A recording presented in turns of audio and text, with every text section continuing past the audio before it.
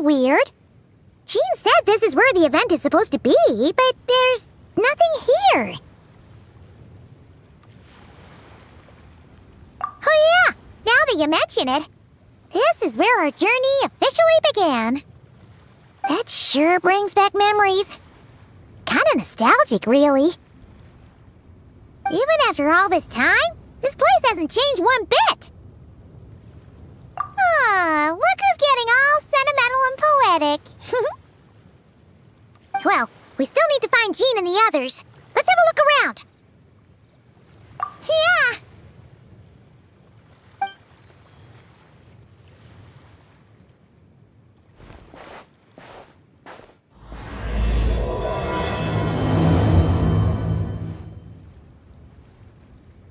Paimon remembers there used to be hydro slime hiding here, but it's gotta be gone now, right?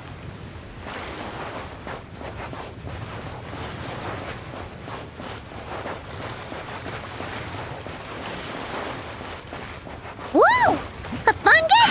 Are those supposed to be in Mondstadt? Not that these are a real threat to us at this point, but still!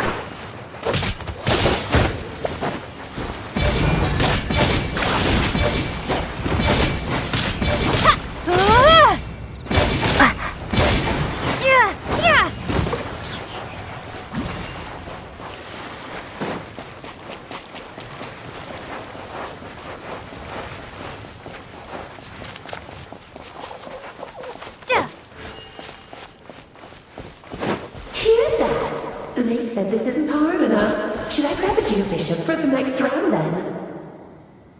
Is this really the time to get competitive? Did you hear that, Paimon? Hear what? Must have been my imagination then.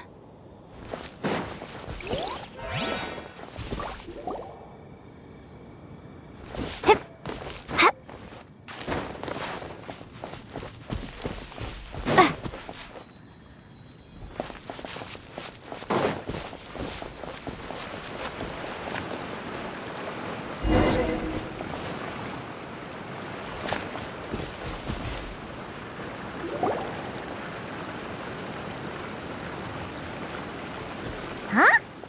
Why did someone hang Jumpy Dumpty mines all over this tree? What? But they don't look alike. You can't even eat them.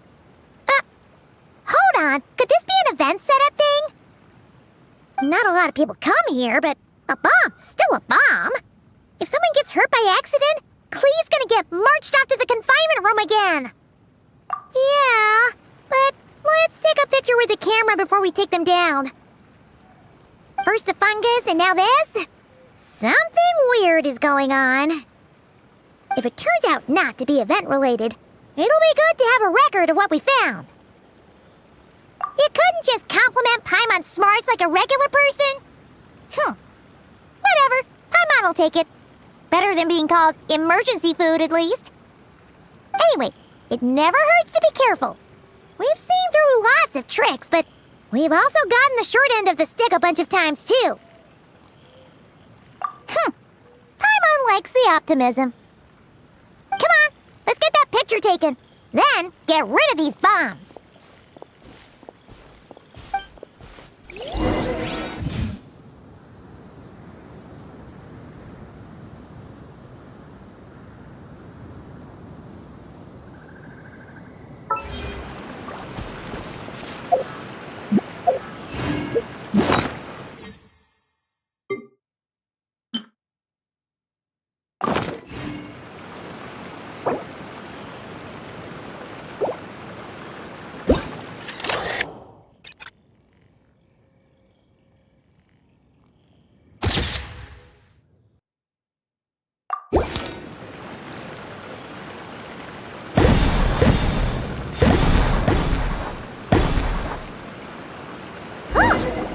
fireworks. Guess there was no danger after all. Were those meant to welcome us or something? Anyway, we should be good here. Let's keep going.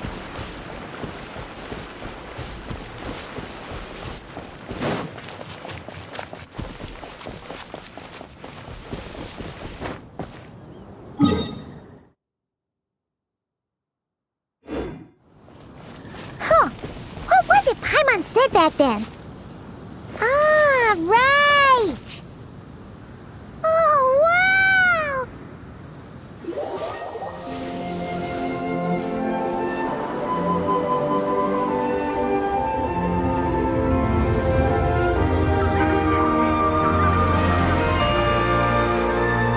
That's a statue of the seven!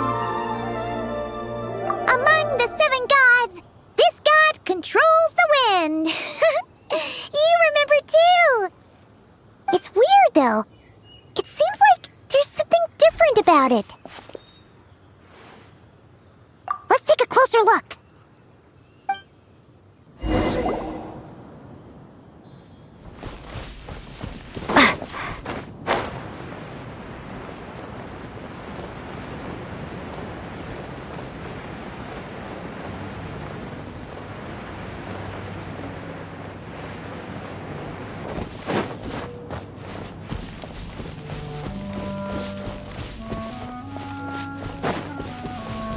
Look!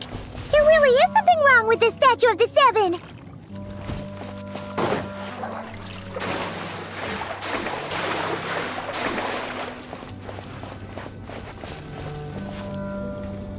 Okay, I'm unsure of it now. This can't be for an event. No one in their right mind would replace that huge statue of the seven with a statue of clay! Yeah, and well made too. But that's not the point! You're not weirded out by this? Oh, you're right. This must be Alice's doing. She could put 100 Klee statues all around Mondstadt and Paimon still wouldn't be surprised. That explains the other weird stuff we saw up till now, too. She must have asked Jean to write that letter so we'd lower our guard. No, wait! Maybe that was Alice just pretending to be Jean. Paimon wouldn't put it past her. Yeah, Paimon's not upset. The surprises were nice, and this statue is pretty cool. Plus, we got to take a little trip down memory lane. Makes Paimon feel all warm and fuzzy, remembering where it all began. What do we do now, though? There's nobody around.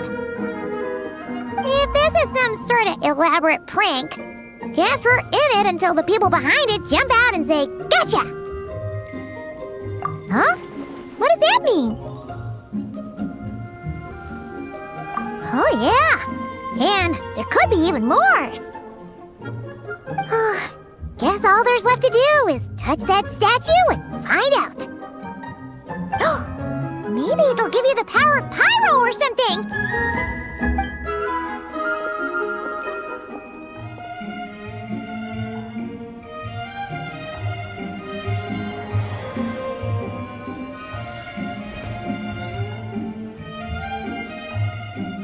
The world opens itself before those with noble hearts.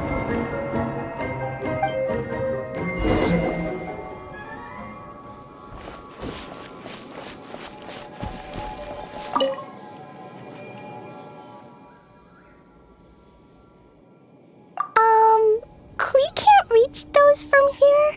And Master Jean says it's not polite to just take people's things. So, pass them to me when no one's looking, okay?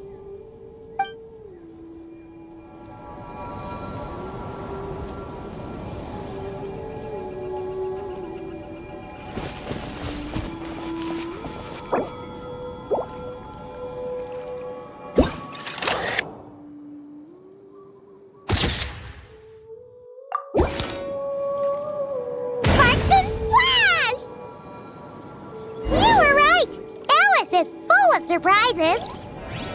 Good guessing on your part. part. Let's keep going and see what else we find.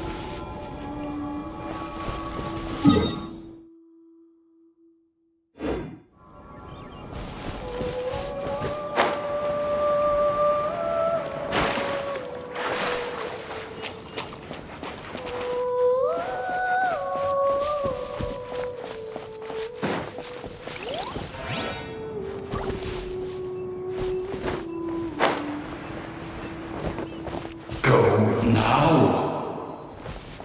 Yes, now why are we too late? Whoa! It's the ball! There's something huge in the sky. Okay, we all remember what Paimon said back then. Anyway, since he's here, that must mean we're about to meet another old friend in these woods.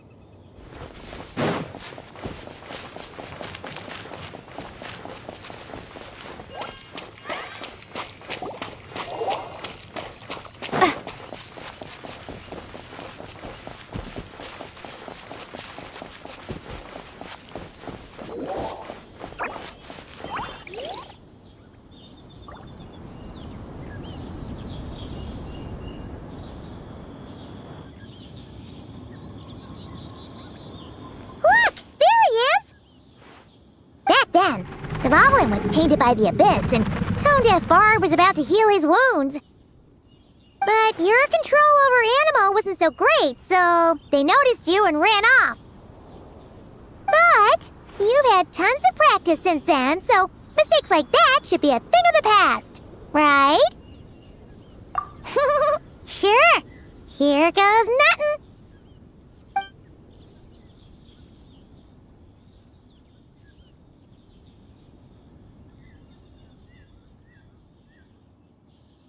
Rah!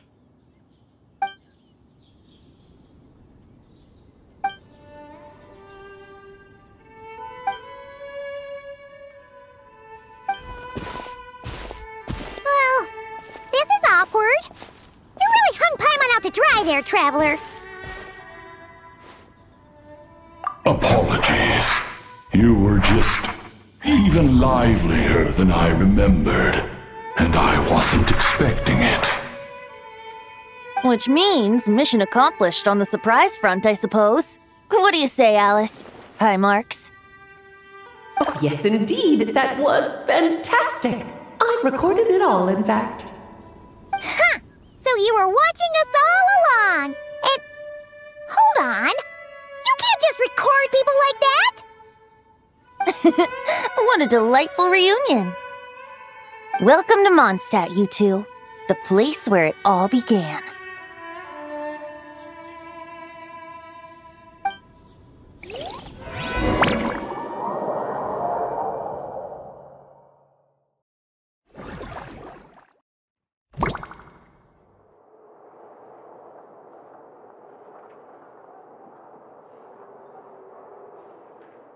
Lovely to see you, dearies. So what's the verdict? Did our special welcome ceremony meet the mark? It was very... you, that's for sure. Paimon can't believe the Knights of Favonius let you go that far. Where'd you move the real statue of the Seven anyway? Oh, gracious me. You still haven't figured it out.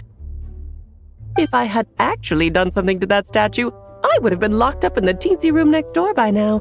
Certainly not my idea of a pleasant afternoon. So, what's going on here? Ah, now you're asking the right questions, Paimon. The answer lies over here.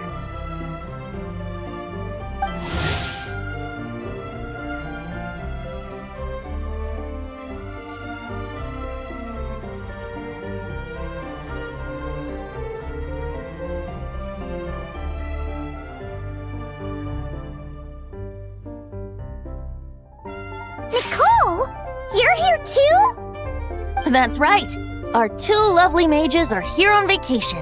In fact, everything you just experienced was their handiwork. But I'll leave the explanations to Miss Nicole. I trust you're well acquainted with her skill at explaining all manner of magic and phenomena. Yep. We experienced that firsthand in Not Cry. This bubble is a new kind of magic Alice and I invented. Inside it is a small world created using a person's memories. When you were busy reading that invitation to Mondstadt, Alice took the opportunity to place you within it. Oh, we didn't even notice! I wouldn't be much of a dodo king if I couldn't pull off a simple trick like that. All that to say, the things you saw weren't real. They only exist within this bubble. Except for Venti and Dvalin, of course. I invited Venti, and he brought the dragon along. It's not every day you get to relive the beginning of your journey. It feels like listening to a verse you haven't heard in a while, right? You might not remember the name or melody, and still, you start humming along in no time. I'm assuming your trip down memory lane was similarly nostalgic. So does Jean know about this or not? I'm starting to think that invitation letter was a fake. Oh, no. Jean wrote that herself, I assure you. I wouldn't dare forge a letter under her name. So you do draw the line somewhere. Not with my daughter in her clutches.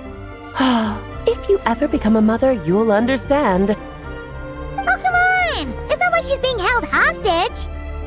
The point is, this magical bubble was created at the request of the Knights of Favonius. With the expedition in Nodcry coming to an end, the Knights will be home before long. Varka thinks it's better to give people time to reunite with their families, so he told Jean to hold off on a huge welcome reception for now. Of course, Jean has her own thoughts on the matter. You can get the details from her soon. As things stand, we're keeping the reception small, but there will be some activities. This magic bubble is one of them. The returning knights can use it to catch up on all the major events that have occurred in Mondstadt while they were gone. Simply put, it's a reenactment of your adventures. Indeed, the ultimate goal is for everyone to have a chance to take part in the excitement. So, what about the parts that took a few, creative liberties? Oh, those were there because the bubble world is still being transcribed and debugged. Memories are easy to extract, and the resulting information density is fine, but it's not exactly a stable medium.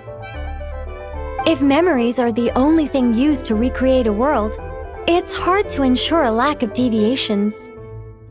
For example, these memories belong to Venti, but even for someone like him, whose memories are quite reliable, there is bound to be some variance.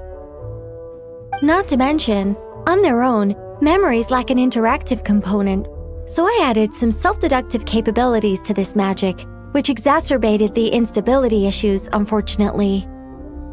Yeah, that, makes sense. For instance, say we're recording memories and Lisa happens to fly into a fury over some overdue library books at the same time. A powerful thunderstorm might unfold in the bubble world out of nowhere. Luckily, there's a simple solution. We just have to send someone to scout things out first. Then we can manually correct anything that doesn't make sense. Exactly. Plus, once the recording is complete, the magic will loop, so there won't be further deviations and we won't need real people to act things out.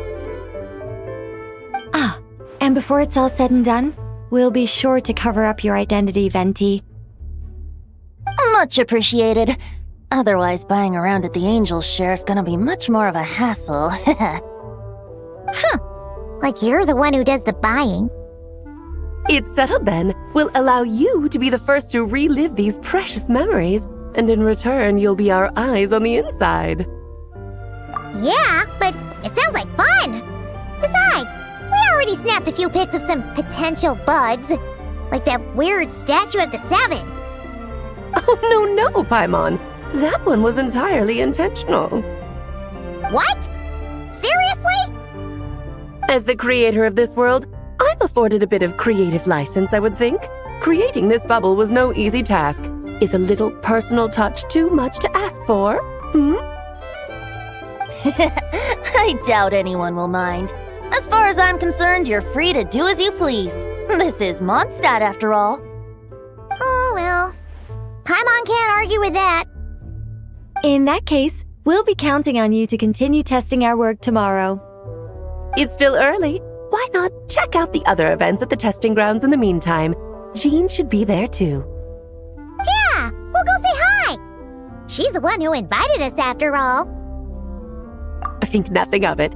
Now that the world is at peace, you two are overdue for a vacation. Best to make the most of it.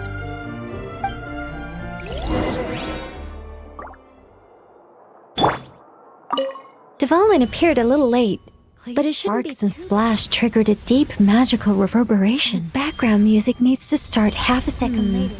I should put another instance if now the diagnostics are failing. I just don't get it. Nicole, dear, stop fretting. You're projecting rather loudly, you know. Every detail is within your control, huh? Color me impressed.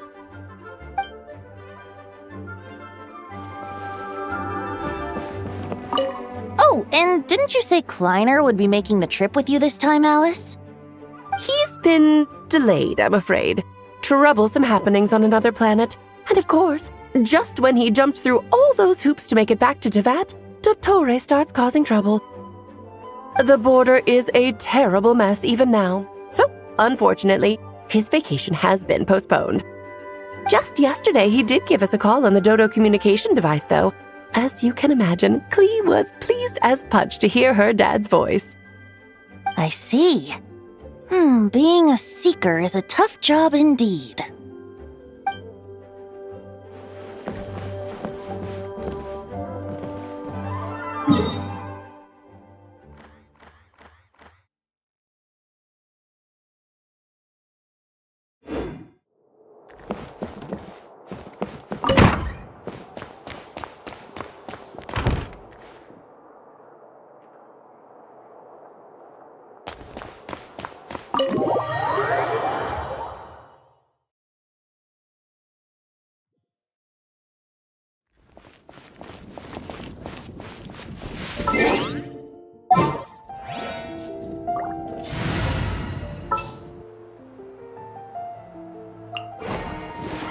Just what will we come across this time?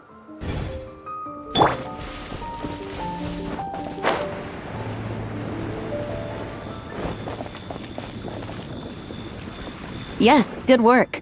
We'll go with this setup. Hey, Jean! We're here! Honorary Knight, Paimon, welcome back. Did you have a good time in Alice's magic bubble? Yeah, it was so cool! Paimon's looking forward to getting back in there tomorrow! I'll be sure not to spoil it then. I imagine you might be interested in what went into the preparation, though. I loved the idea when Alice brought it up, but I knew it would take a great deal of reenactors, not to mention recruiting Dvalin. Luckily, Venti, or rather, Lord Barbados, agreed to help. After that, I opened up recruitment to the people of Mondstadt. Countless volunteers jumped at the chance to reenact your stories, Honorary Knight. It took me 2 days just to read through all the applications. A lot of people have gotten involved, and that includes quite a few familiar faces as well. Are you one of them? Yes, according to Alice, I'm one of the leading ladies. Yeah, there are other activities here too, right? Sounds like there's a lot on your plate. Ah, well, such are the duties of the acting Grandmaster. I'm used to it. For those of us who have been holding down the fort, so to speak, the return of the expedition team is a matter of great importance.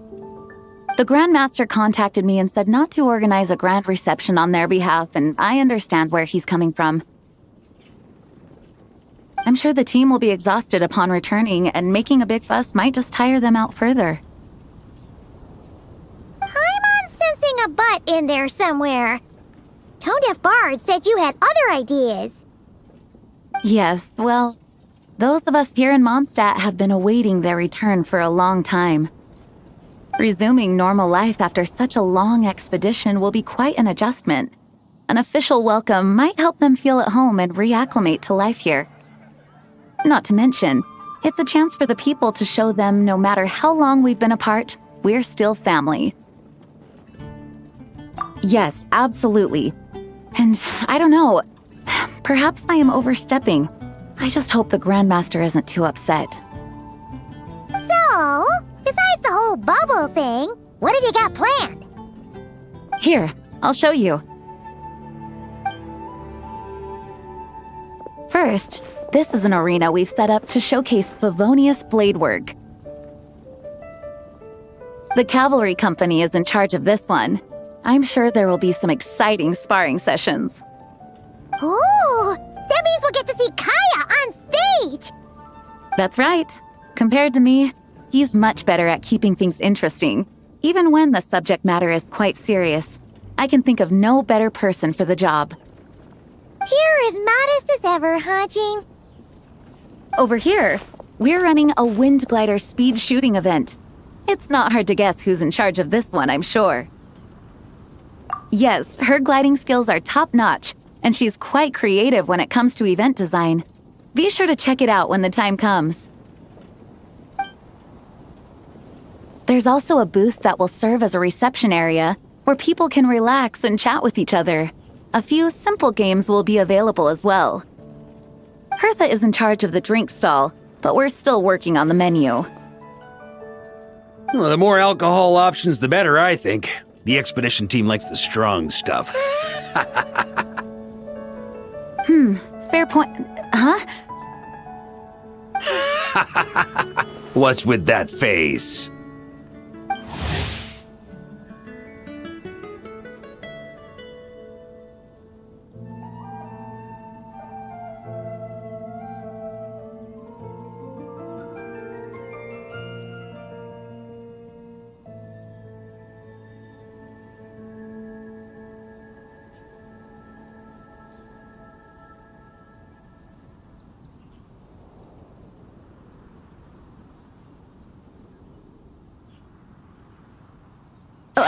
Grandmaster, you're back?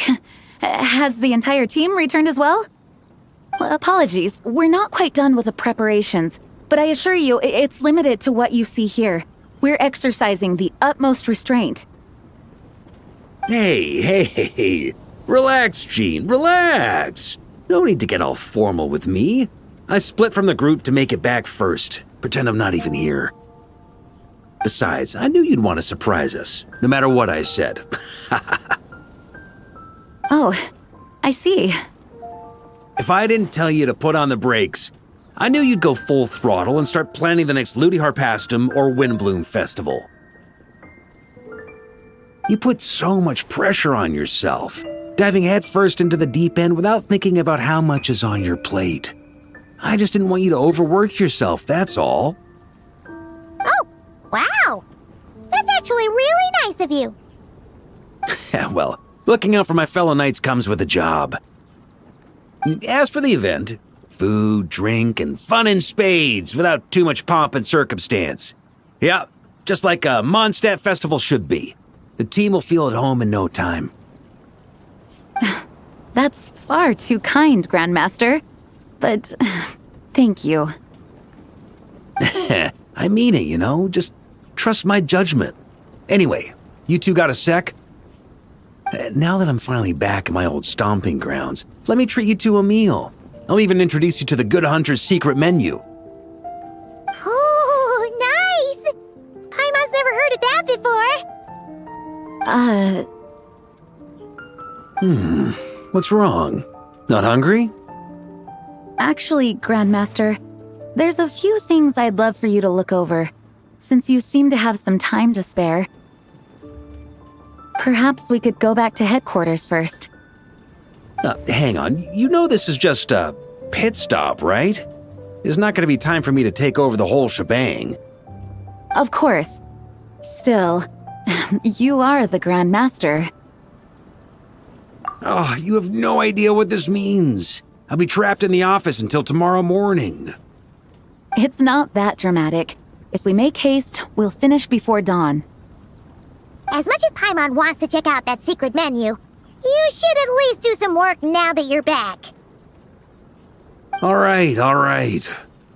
Oh, let's go. Guess I'll see you tomorrow.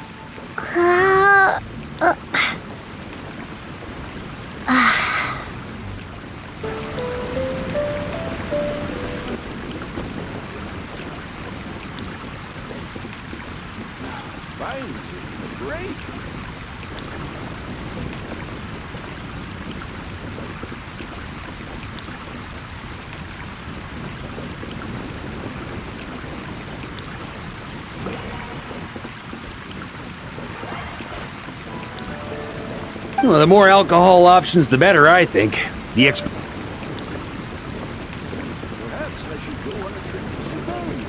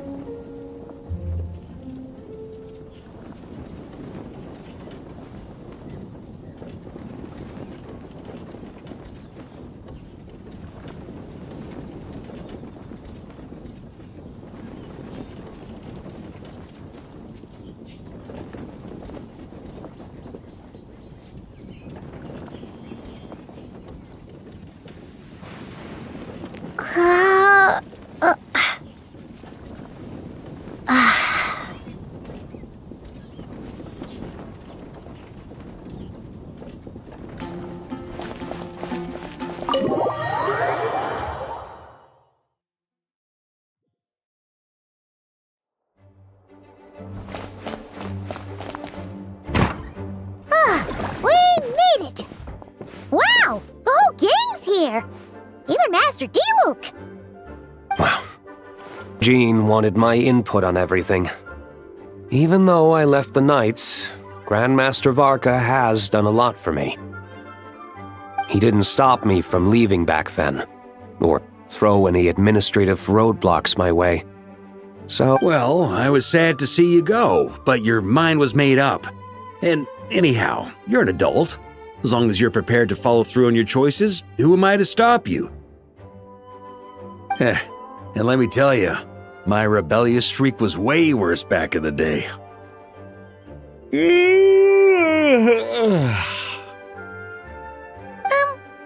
look pretty tired. Late night yesterday? Yeah, didn't get much sleep at all. And now my head's killing me. All my terrible memories of being Grandmaster came rushing back at once. The Grandmaster's wording is somewhat misleading, so allow me to elaborate. We made quick work of our tasks yesterday, much to the Grandmaster's great pleasure, so he hit up his friend Charles for a few drinks. You know how it is. When you're catching up with an old friend, a few drinks turn into a few too many, am I right? Ah, so you're just hungover. Ugh, and Paimon was starting to feel bad for you. I see. Understood. I just received word from the Knights stationed at the venue that the setup is complete. You can start today's story at any time. Ask away. Ah, you mean like how only you could have purified Dvalin's tears? That ability is unique to you. And to be honest, a lot of people might not even know you're capable of something like that. So they might get stuck at that point in the story. Don't worry, I thought about that. The story told within the bubble has some jumps. I've deleted the parts that might complicate things. The remaining content doesn't require the participant to do much of anything, actually. It should be like watching a play, except you get to walk around as you enjoy the performance. Wait, but we ran into a combat encounter yesterday when that fungus jumped out at us. We'll take care of that. Alice and I want this to be an experience even a child can complete without trouble. The parts you're testing today are more stable, so there shouldn't be too many bugs. Of course, when you access the dicier sections, be sure to keep our vision in mind. Speaking of Alice, where is she? Klee demanded some playtime with her mom. And of course, as far as Alice is concerned, nothing is more important than a request from her daughter. Yep, that checks out. Ha ha ha! Well, let's get this show on the road. I'm ready to witness our honorary knight's story firsthand.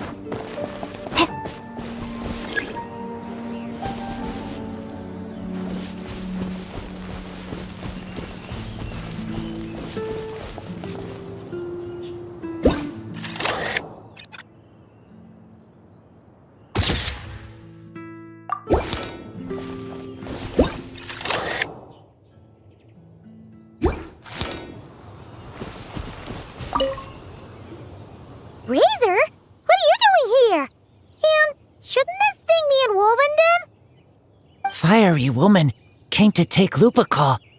I said no. She backed down, but then said I would do just as well. This sword is here, for now. I am here to protect it. Hold on, let Paimon get this straight. Alice was planning to bring Boreas here, but you stopped her. So, she took the illusion of the sword and left you to guard it instead. That would make the trial of Boreas the trial of Razor now, wouldn't it? We fight. I protect Lupacol. Wow! Looks like Paimon's guess was spot on! Don't worry, Razor. No one's gonna take this sword. It's not even real. Not real? Alice's scheming claims another victim, huh? Let's take the photo and get Razor out of here.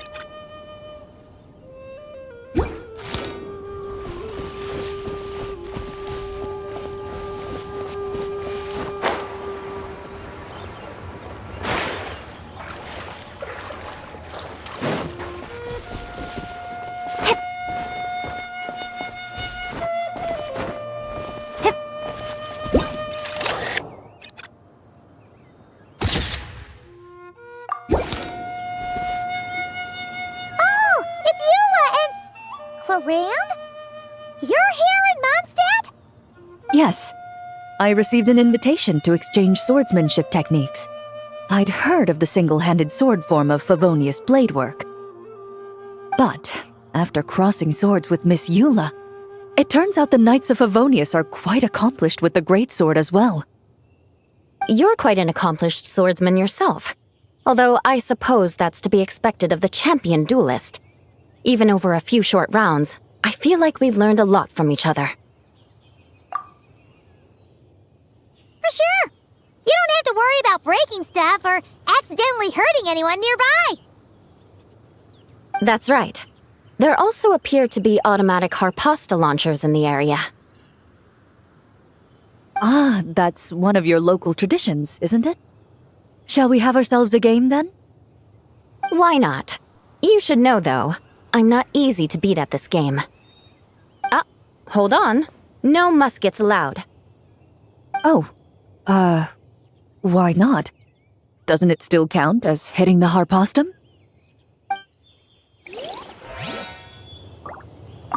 A sword's range is limited, though, so it wouldn't be fair. Ah, of course. Then you should use a gun as well. What? A sword's range is limited, though, so it wouldn't be fair. Ah, of course. Then you should use a gun as well. Voila, problem solved.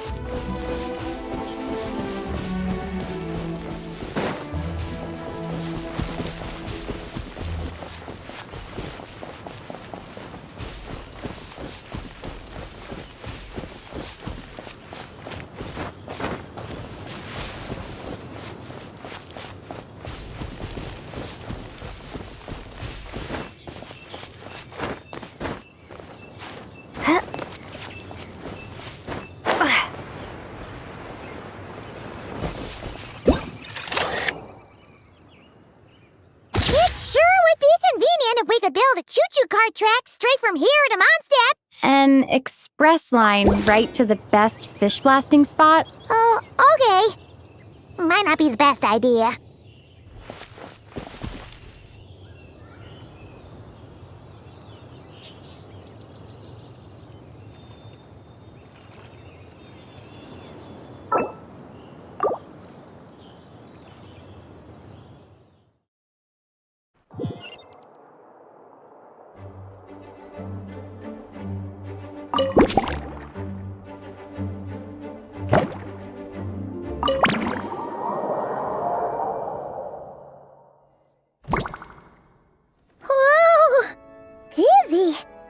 That's gonna take some getting used to. Why didn't that happen the first time? Looks like we've jumped forward a bit since yesterday. We're at the Favonius Cathedral now. Wait, is this the bit where we borrow the Holy Lyre? Yeah, I'm not sure about this. Also, why is Tone Deaf Bard the only one here? What about Varka and the others? Don't worry. I'm sure Nicole has it all planned out. See? Here comes Diluc now. Word from the Knights of Favonius is that the Fatui are planning to steal the Holy Lyre der Himmel. Unfortunately, that intel came a little late. A conflict between the two parties is ensuing inside. If the Fatui succeed, we'll miss our chance to borrow the lyre. Come on. Let's go help the Knights.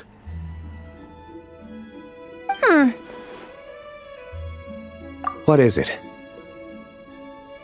Oh, so that's how we're explaining this part. Huh, pretty convincing. It's all thanks to that committed performance from our good friend Diluc. I'm just reading the lines Miss Nicole gave me. You need to play along, okay? The cameras are rolling. Don't worry.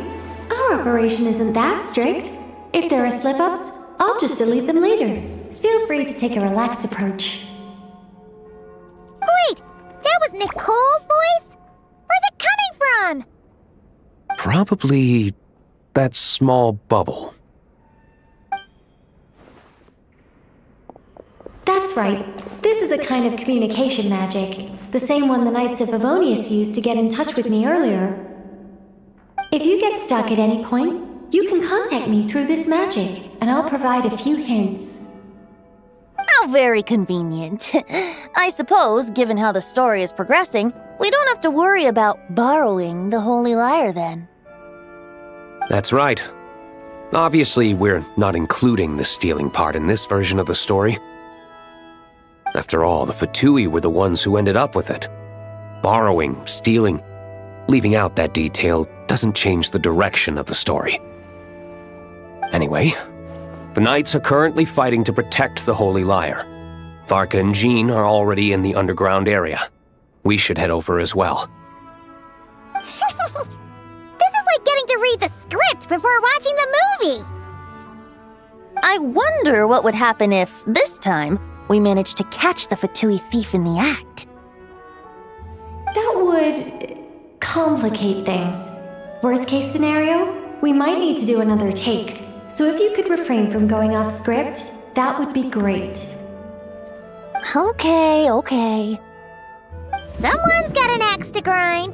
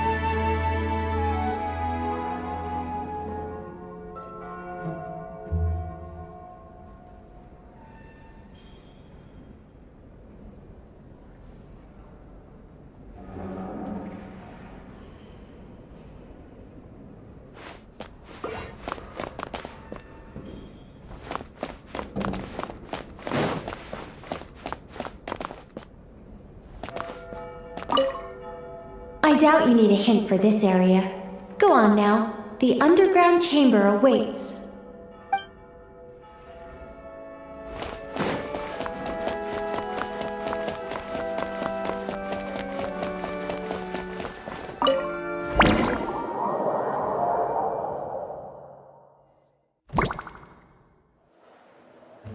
You're just in time. The situation is not looking good at the moment. The Fatui brought much more force than expected. Yeah, it's turned into quite a mess.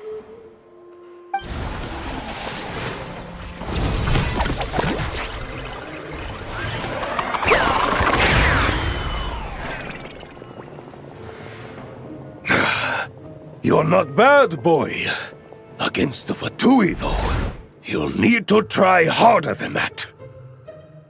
You ain't messing around, huh? Take this! Oh no! If this keeps up, the Holy Liar's gonna be... Oh, sorry. Paimon can't do this. Nicole, shouldn't these people be wearing Fatui costumes at least?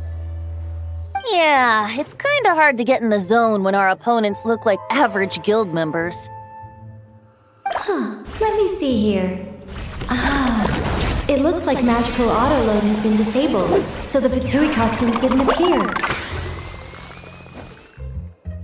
I'll get that fixed. Just ignore the problem for now and continue with the scene. Remember, this is a tense moment. Got it. In that case, I'll evacuate the members of the church right away. All right, thank you. As you see, Traveler, the situation is dire. We need to retrieve the Holy Liar and get it back to headquarters. Looks like the Fatui are tied up fighting the Knights. I doubt they have the manpower to spare to deal with us. Which means, if we rush in, we should be able to retrieve the lyre. You all sure are getting into character. Okay then, let's go!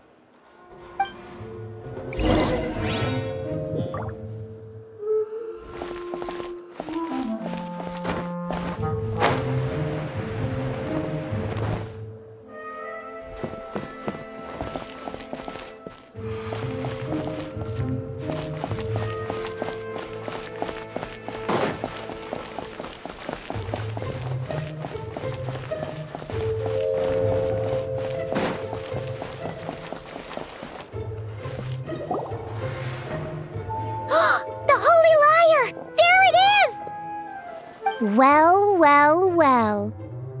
It seems our outer diversions were most effective. The Knights know not that the true danger lurks right beneath their nose.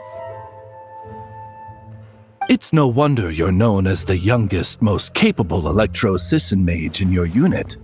You can read our enemy like a book. No! We're too late! Put the lyre down! You heard her! Put it down and put him up! Or this is gonna get ugly! Wait, why are you the only one with a costume, Fischl? Why? Because I fashioned this headpiece myself, of course. How does it look? I am the spitting image of an electro-Sisson mage, am I not? And I suppose I look enough like an electro-Sisson as I am. Hold on. Trying to distract me with conniving conversation, are you? Ha! You underestimate me. To think I would appear before you without full confidence in my victory. Go forth, Oz. Sissons, take care of these pests. The Holy Liar der Himmel belongs to the Fatui. Whoa, that was fast. Mage-powered flight is something else. Fischl is... the Fatus is getting away! After her, quick!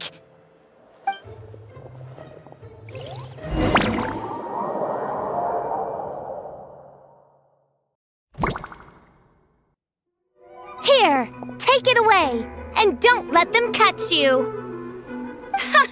That's nothing the gliding champion of the Fatui can't handle.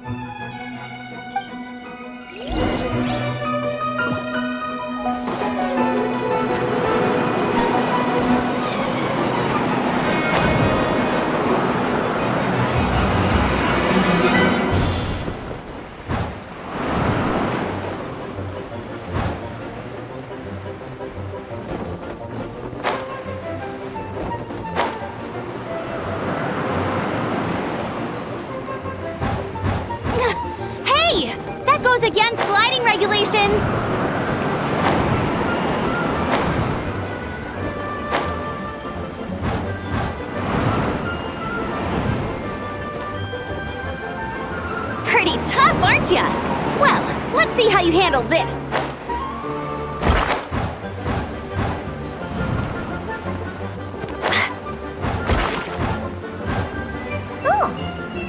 Paimon thought the Adventurers Guild were the only ones role-playing as Fatui. Just thought I'd lend him a hand. Fischl didn't have time to make me a cool hat, though.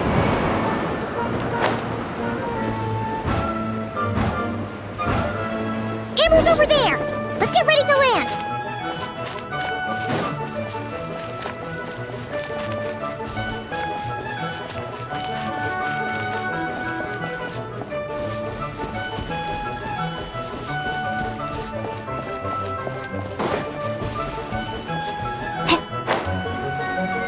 Here they come! Positions, everyone!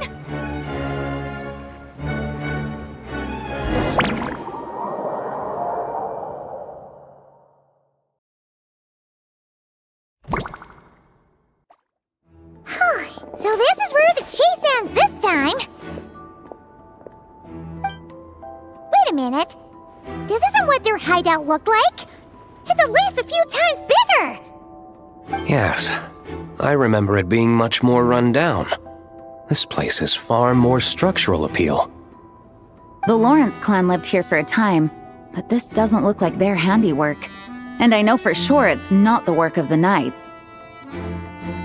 Must be a bit of creative license on the part of our dear mages, then. Alice said the original was too run down and didn't fit her aesthetic taste. So we repurposed some assets from the Golden Apple Archipelago. As you can imagine, Alice has always been a go big or go home kind of person. Yeah, this is go big, alright! Still, our mission remains the same. We're here to get back the Holy Lyre. Yeah, and this time we have a whole bunch of people to help us. Not just you, Luke. Should be a total piece of cake!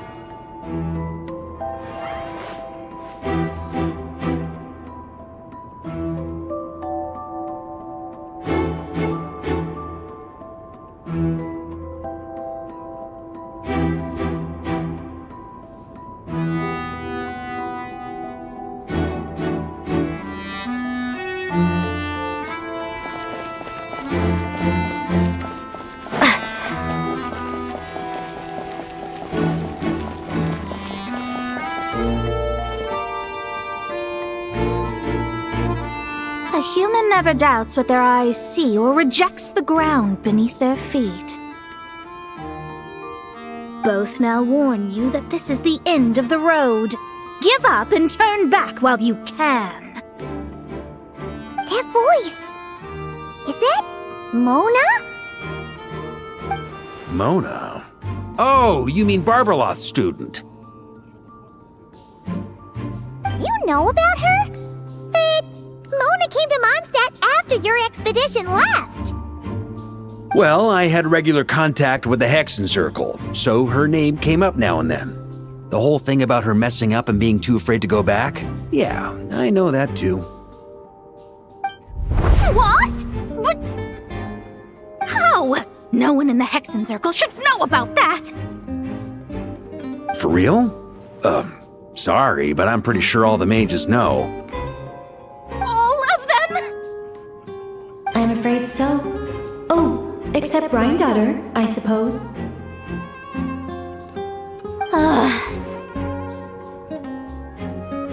Fine. That's just fine. It's not like the old hag's gonna come find me in Mondstadt to settle the score, right? Anyway, how do we cross? I'm not telling. Aw, come on. Don't take it out on us. I'm not. This is unrelated. Besides, I'm playing a fatus whose job it is to issue riddles. You can't just ask me for the answer. All right. Almost forgot about that. If you want the answer, think back to what I said at the beginning.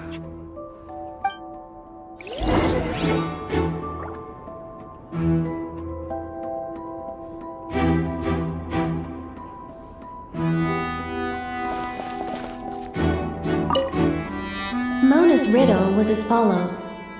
A human never doubts what their eyes see, or rejects the ground beneath their feet. However, things that are taken to be indisputable are often false, so one must shift one's gaze elsewhere. Perhaps upward.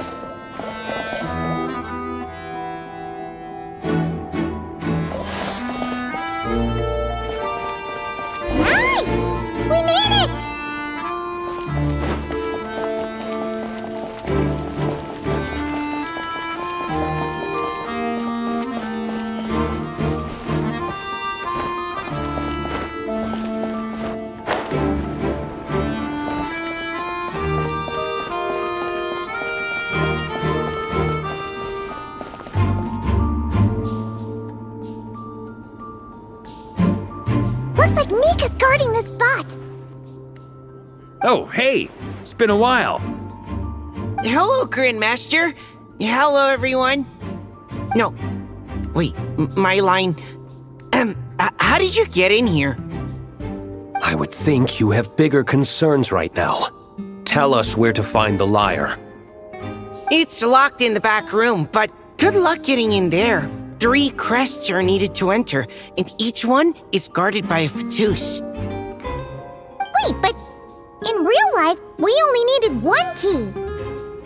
Yes, but there are 3 locations to visit. If there was only one key to be found, there's a good chance the encounters set up at the other 2 locations would go to waste. All our actors worked so hard to memorize their lines.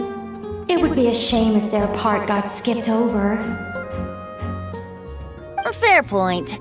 They're playing through the story just like us, after all. To be honest, when I first read my lines, I was kinda confused at how I just give up the intel without a fight. But when I actually had to stand up against all of you, it made sense. I mean, Mr. Diluc practically had me in a cold sweat. Really? I only had one line. Aha! Yet in a game of cards, it's the ones that remain unturned that strike the greatest fear in your opponent. The same principle applies here. That's right! And I've been told you have quite a few tricks up your sleeve, Mr. Diluc. Anyway, you can head in now. Everyone should be ready. One moment. We can't quite end it like this. I believe you have one more line, Mika.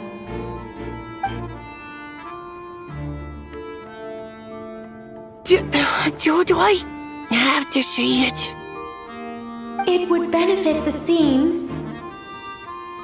All right. I told you everything I know. Now leave me alone. And off he goes.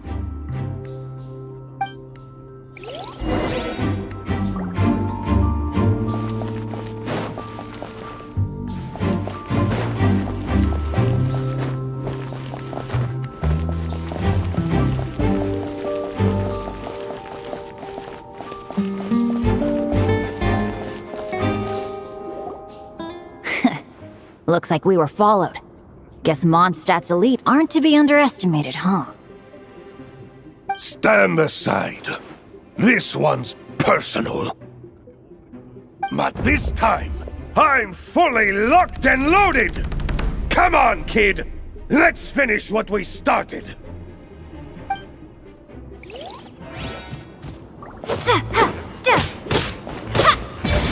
Don't be a killjoy! We've only just begun!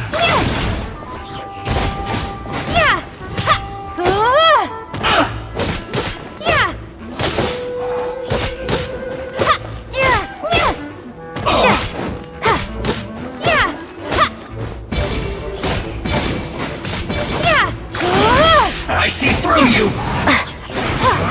You can't run! Well, neither can I. Don't be a killjoy! We've only just begun!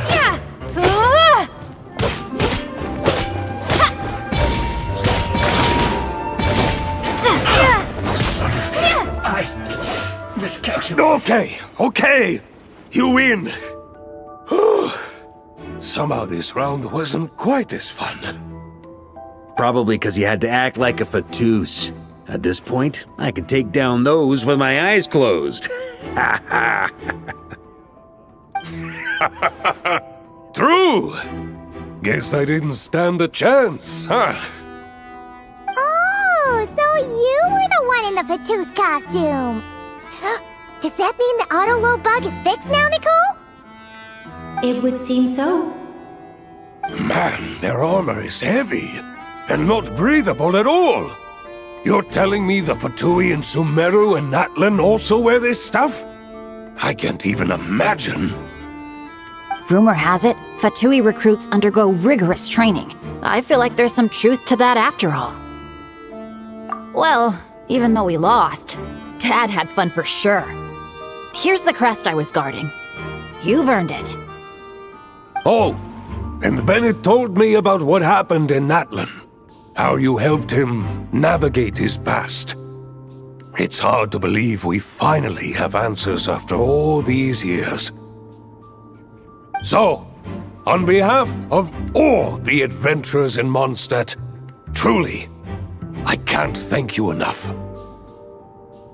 Well, that's what friends are for, right? Speaking of, how have things been since you got back, Bennett? Same old, same old. Bad luck included. But that part's nothing new, so I don't mind. I do miss the Asha, though. I hope I get the chance to show them Mondstadt someday.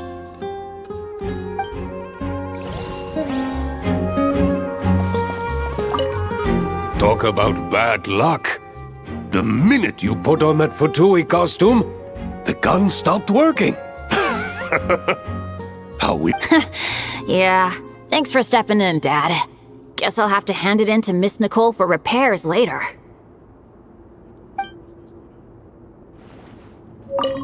Talk about bad luck. The minute you put on that Futui costume, the gun stopped working. How weird is that? Yeah, thanks for stepping in, Dad. Guess I'll have to hand it in to Miss Nicole for repairs later.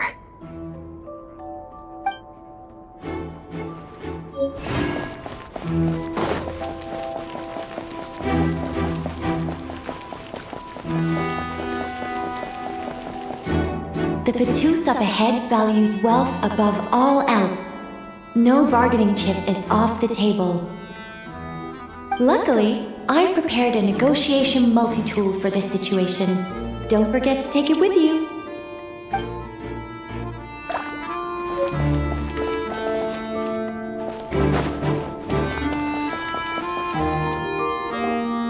Wait, Mona? Again? What? The more roles you play, the more you get paid. That's what Alice said. I was hoping to do even more than this, but it is what it is. Anyway, the crest is with me. All I need to know is how much you're willing to cough up to get it. Let's talk business, shall we?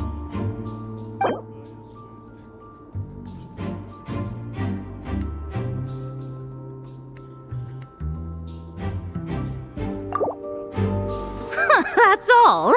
You have to at least make it worth my while.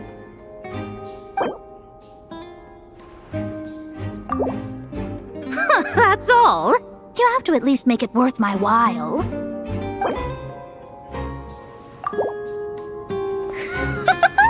I would have thought there was this much more to be made in a dump like Mondstadt.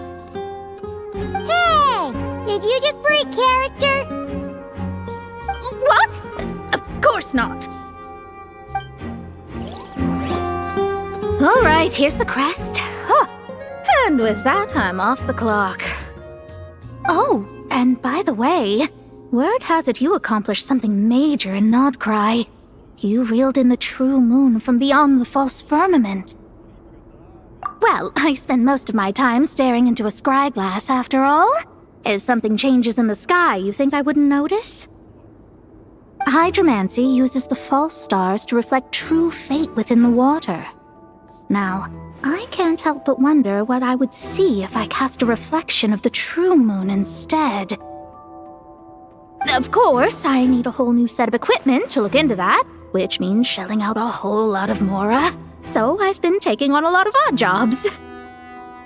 No wonder Alice gave you quite a few parts in this. Generous compensation, minimal manual labor. It's been a good gig. Plus, the Hexen Circle never promises an amount they can't deliver.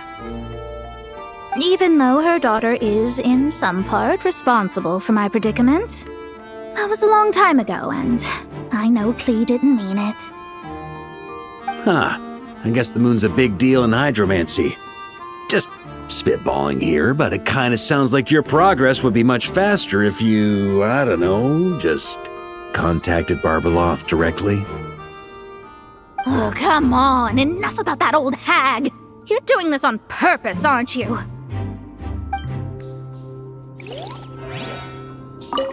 Oh, come on. Enough about that old hag. You're doing this on purpose, aren't you?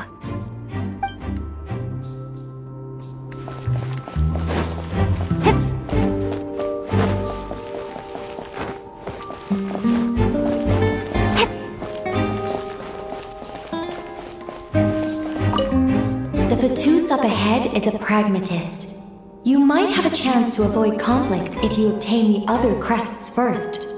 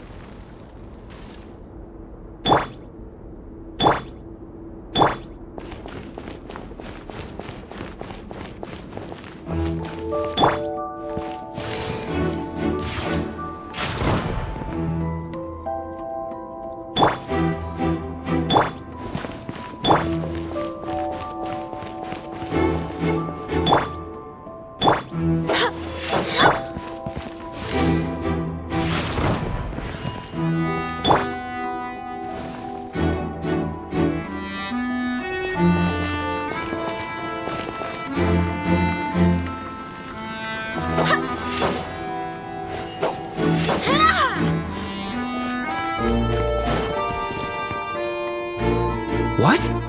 They handed over their crests? Looks like the decision has been made for me then. Further resistance would be foolish.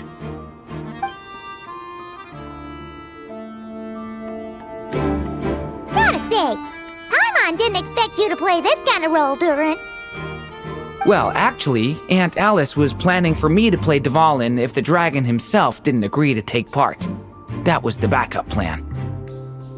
Apparently, there's a spell like the one used to make Simulanka that could change me back into an evil dragon. That does not sound like a good idea. I have to agree. That sounds like a disaster waiting to happen. I don't think I'd be very good at playing the evil dragon anyway. I'm not intimidating enough. Luckily, Dvalin agreed to take part after all, so my role was switched to Timid Fatui Guard B, and I got to wear a costume instead. Wow, that's a pretty huge change. Why B, though? Oh, because Mika is Guard A. As expected, Alice has got it all planned out. All right, we've got all the crests. Let's head back and look for Mika. I'm just glad I didn't have to play the evil dragon in the end.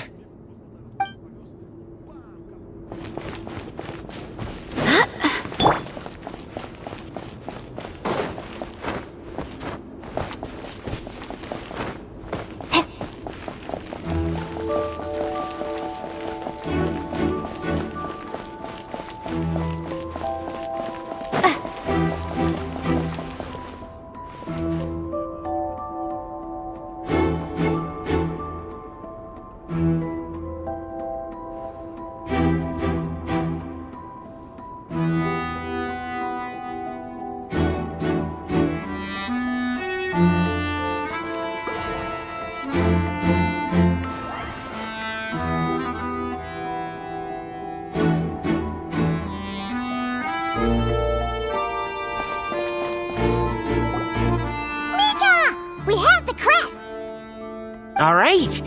This elevator's a bit complicated to operate, so Miss Nicole asked me to help activate it. Just one moment.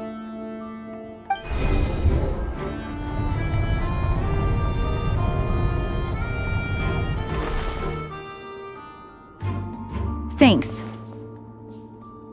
No problem. Best of luck up there. Huh. I don't remember Fatui being this nice. Where's the fun in that? Of course you want to make things difficult. Come on, let's get out of here.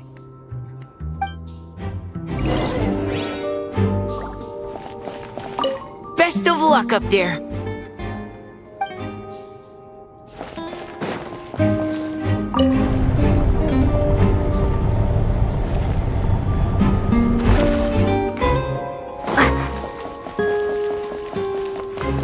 Security's tight around here. I hope this is safe.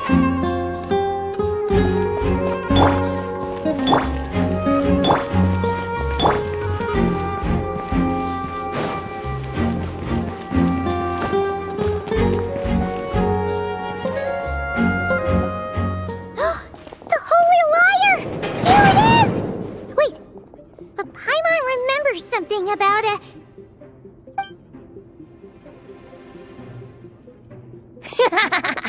Hot-blooded, careless, and reckless heroes! Despair, for you have stepped into my trap! Wait, what? All it did was lock the lyre up!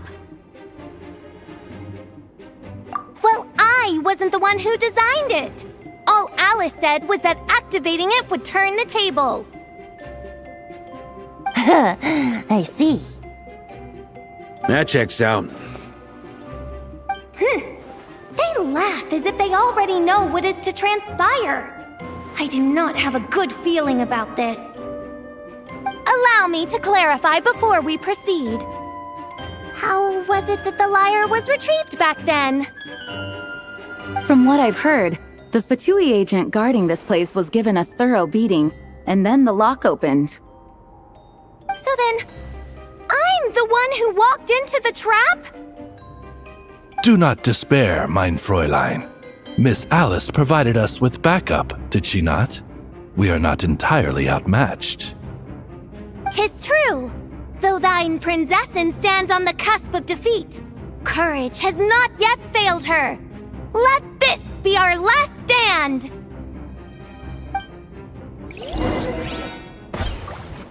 Come forth, my loyal servants! Smite all who stand against us!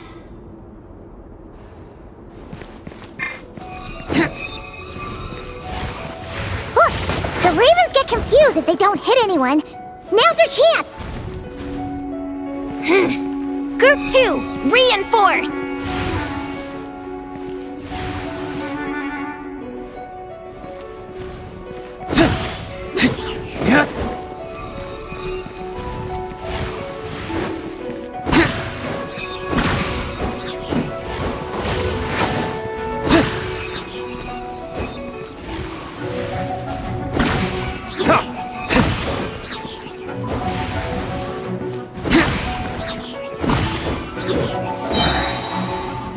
Group 3, Group 4!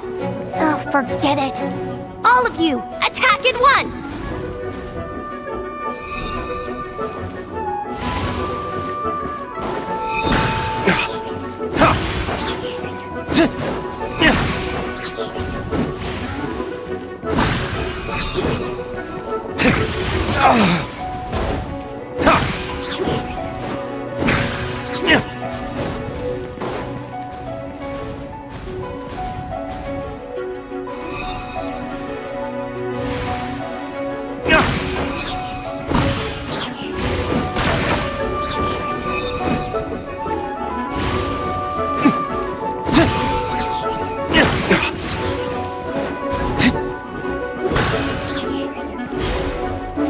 Well, it seems I must send forth my most capable servant of all.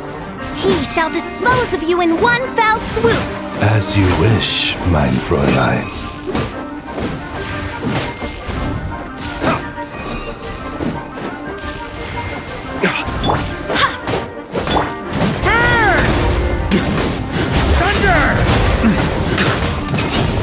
Our situation is dire, mein Fräulein. It seems this is the end of the road.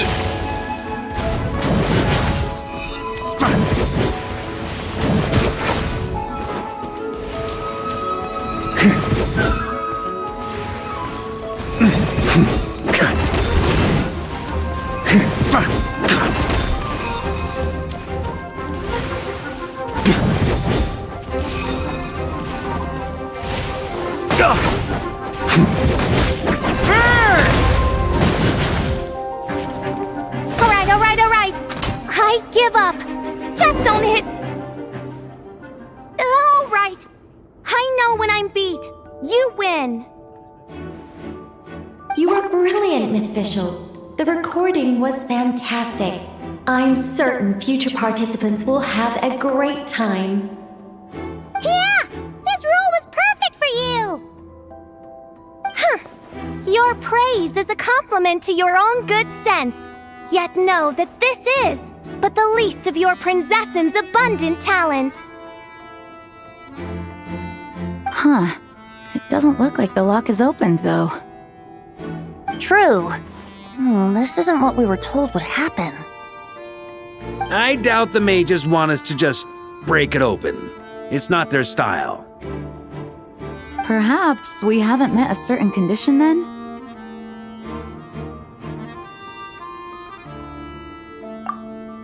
Oh, wait! Does that mean the beating up part has to happen for this to proceed? You dare place your Prinzessin in such a scene? 'Tis an affront of the highest order! I'm afraid it may be the only way to end this, mein Fräulein. But not to worry. It's all pretend, after all. Very well. I shall allow this trespass, if only to bring this to an end.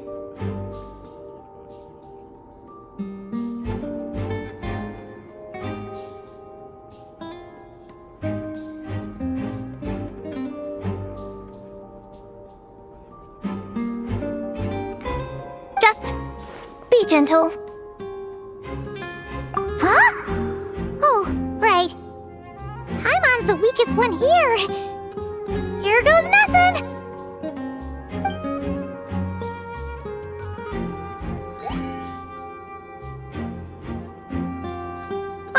It's open!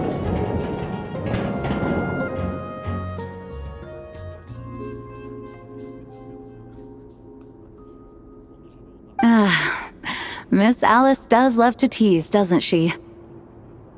Congratulations on obtaining the Holy Lyre der Himmel. That's a wrap for now.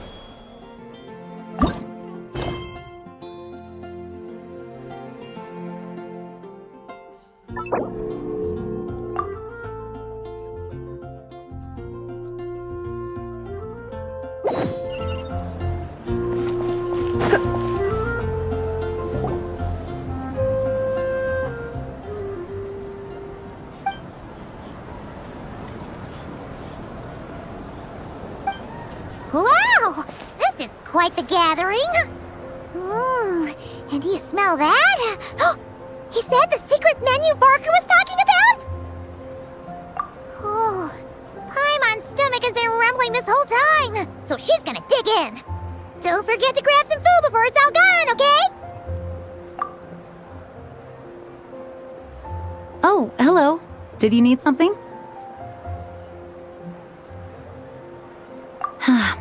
You know, we often threw banquets like this when I was little. But then, as more and more of our ranks left on expeditions and I was left in charge, the number of celebrations decreased. I'm not the most natural entertainer after all. Now, seeing a gathering like this after all this time, I can't help but feel a bit regretful for not keeping up the tradition. Well said, traveler. Barbara? You told me you wanted the expedition members to feel at home. But in my eyes, the feeling of home isn't something you can force. Home is... what happens when we're all together like this? Oh, you're right. And you know what? I've been coming to the same conclusion. The location isn't the most important factor. No matter how far we get from Mondstadt, home is wherever we're together.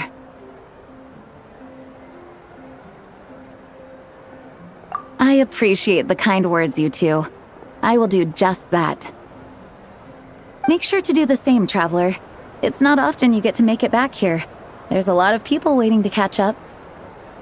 Now that we're outside the bubble and no longer in character, there should be plenty of time.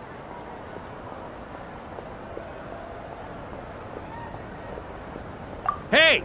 Honorary knight! Look up! Pretty stellar view from up here, and the breeze is nice too! Care to join me? Oh, of all the places to sit, it just had to be there.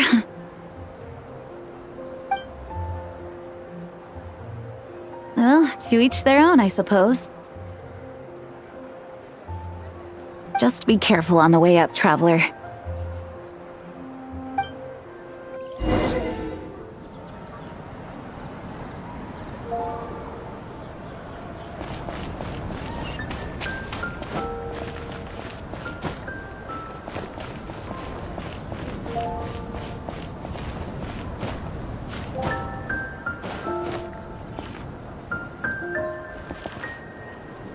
Have a seat. I come bearing drinks. Booze free, of course. You're welcome. Ah, well, That's what being home is all about, right? Letting go, feeling at ease. Figure we both deserve that after all this time. You think so? Glad to hear it. There's no place like home. That's what people say, right? The expedition took me far and wide, and still, little alcohol in my system, it would all come back. The cathedral, the statue, the windmills in the city, the pigeons and dandelions in front of the gate. The further away you get, the more you miss it. I might be biased, but it means a lot that you care about this place.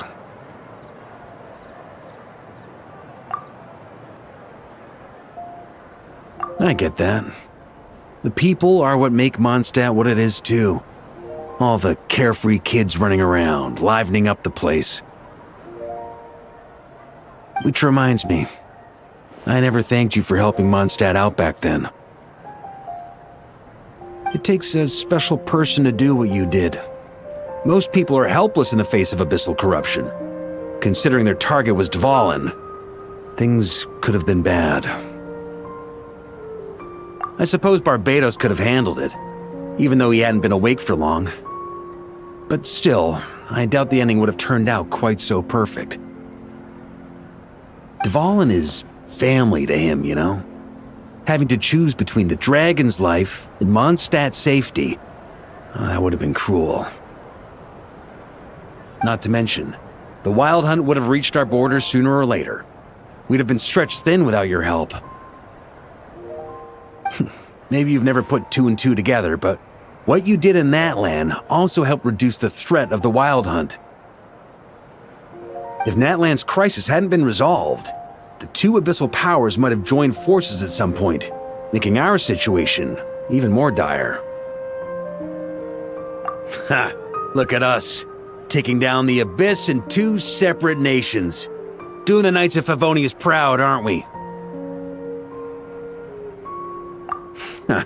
I guess not. In any case, for a knight, honor is something you get to define for yourself, no matter what the outside world thinks. And that's the question, isn't it? Why do we do what we do? But I think it's safe to say you already know the answer. Ah, so this is where you've been hiding. You know, I don't think this was designed for sitting. Ha! When did you become such a stickler? Come have a drink with us. There's plenty. Don't mind if I do. Grape juice? Again? You know, Charles would never let me hear the end of it if I started drinking without him. Disappointing, but understandable. Oh, I almost forgot. Since this banquet is also for the actors, I invited Dvalin. All right. Might hike up the bill a bit, but who cares? Haven't seen him in too long. Yeah, well, he turned me down. He never did like being the center of attention. The city is a little too small for him to spread his wings. Even if no one is afraid of him, he could still take out a windmill or two. Guess it's better not to risk it. Huh. Maybe it's time to draft a proposal to build him a landing pad. The Traveler's right. If this is what makes him comfortable, might as well let him be. In the meantime, I propose a toast to our honorary knight. To our honorary knight.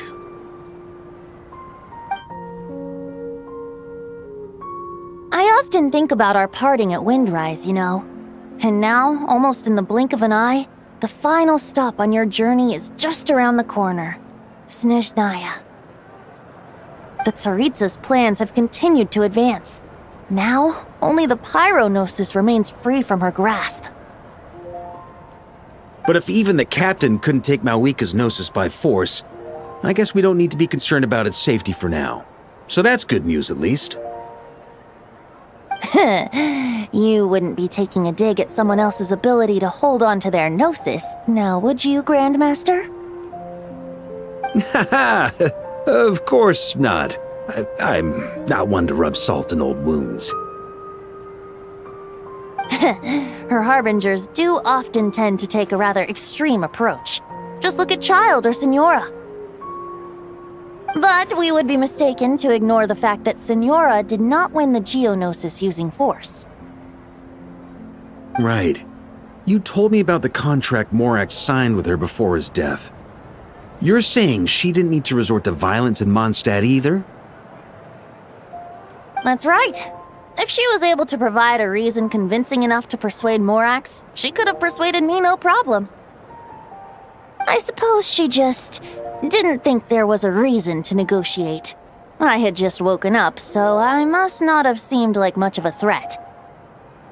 Honestly, the Gnosis was of no use to me. I didn't care who it belonged to or what means were used to take it.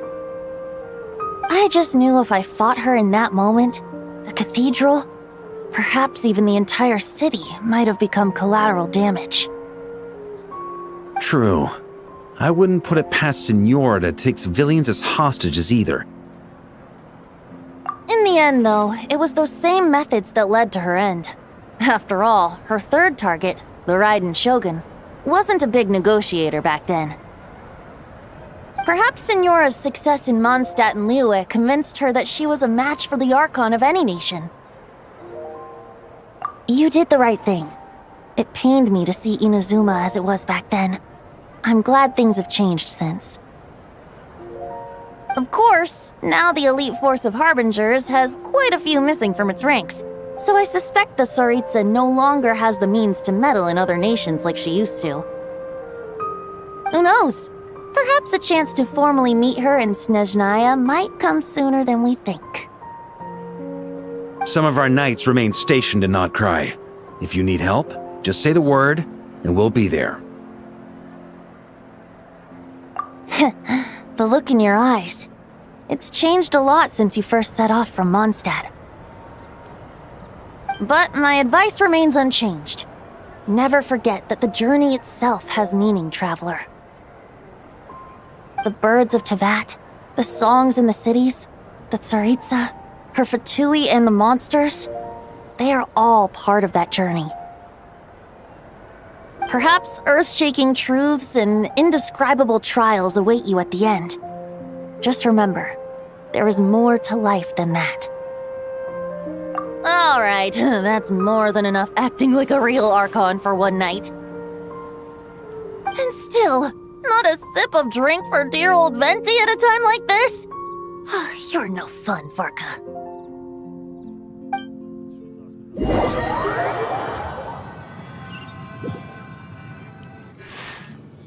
Dun dun dun! Dun dun dun!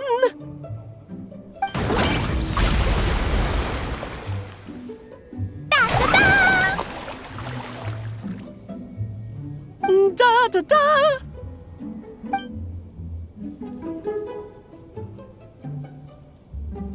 This is so fun, Mom! I think so too. Come on, let's blow them all up! Mom, when can I play with the magic toy you made me? Very soon, darling. In fact, it should be ready tomorrow. I just know you're going to love it. Yay! Can we play together? Why, of course! We'll have ourselves a splendid time.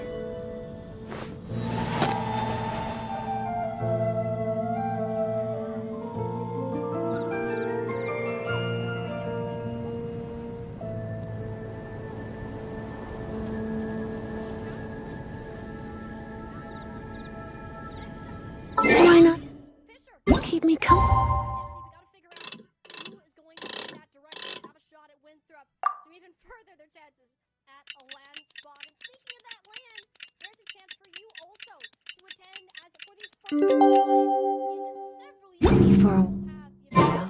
years. There'll be plenty of time for work later.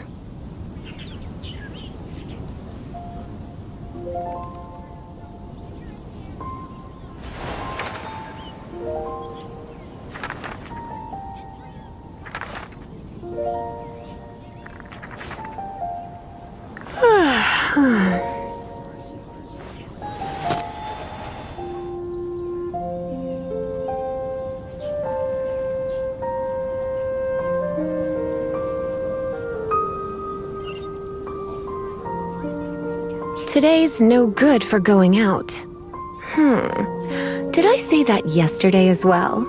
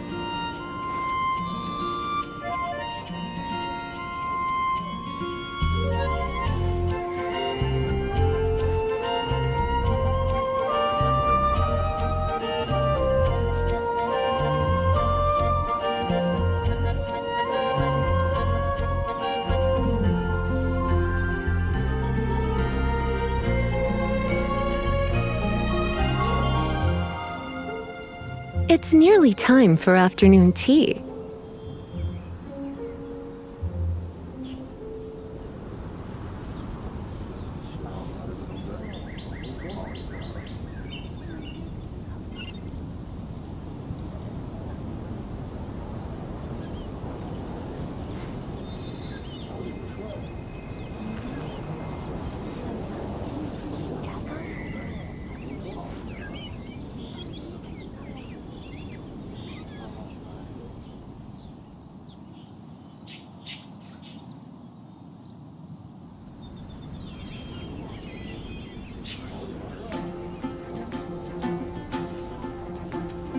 Why not keep me company for a while? There'll be plenty of time for work later.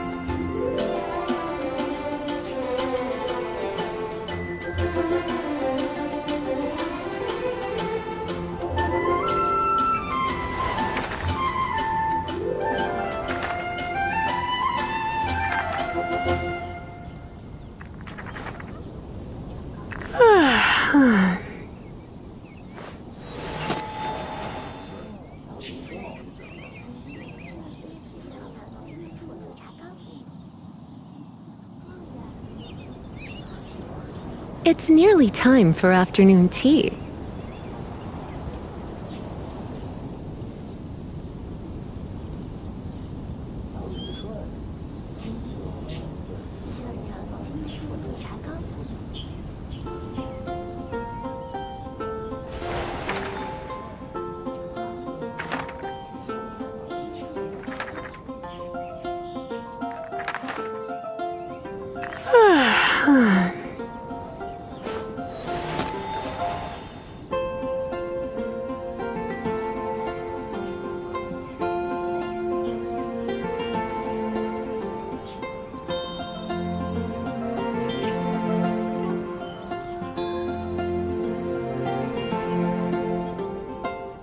Why not keep me company for a while? There'll be plenty of time for work later.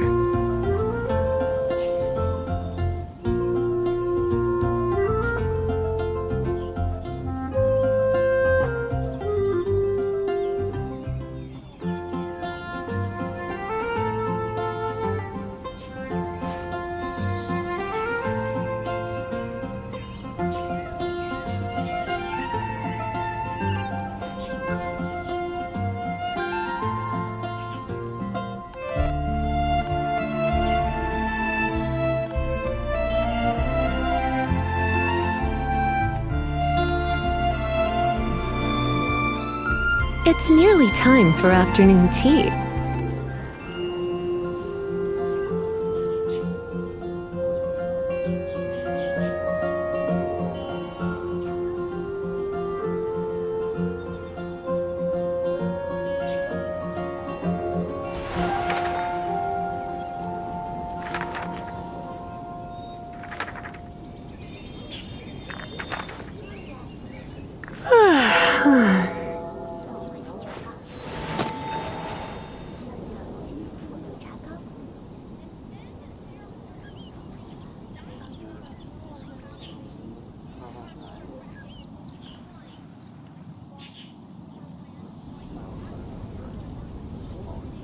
Today's no good for going out.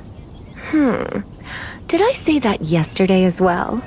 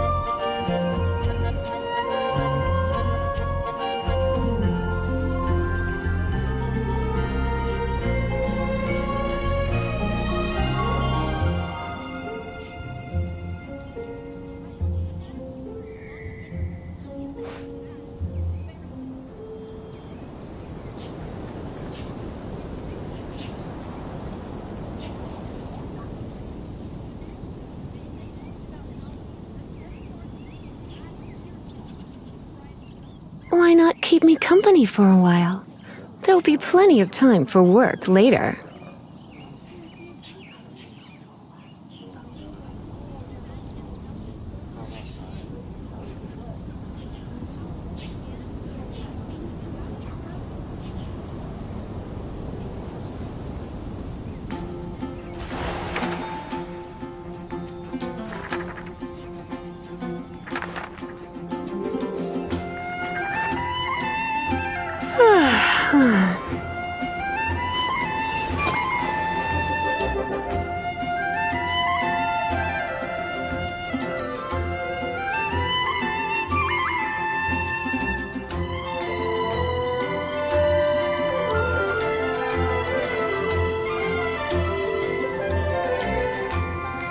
It's nearly time for afternoon tea.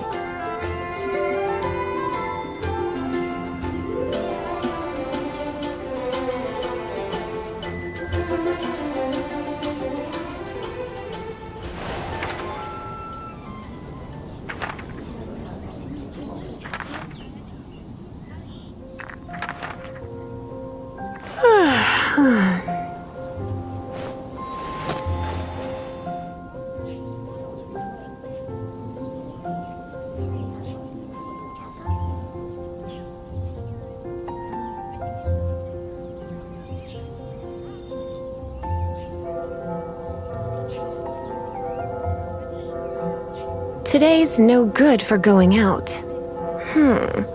Did I say that yesterday as well?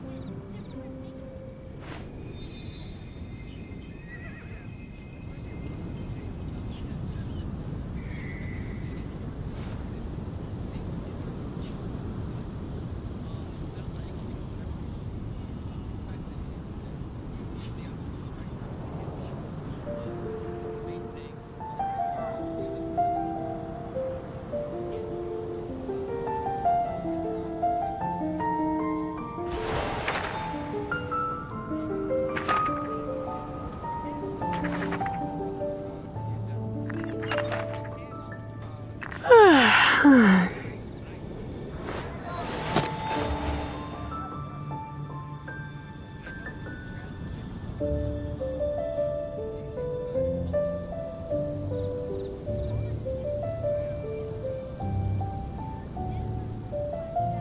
not keep me company for a while?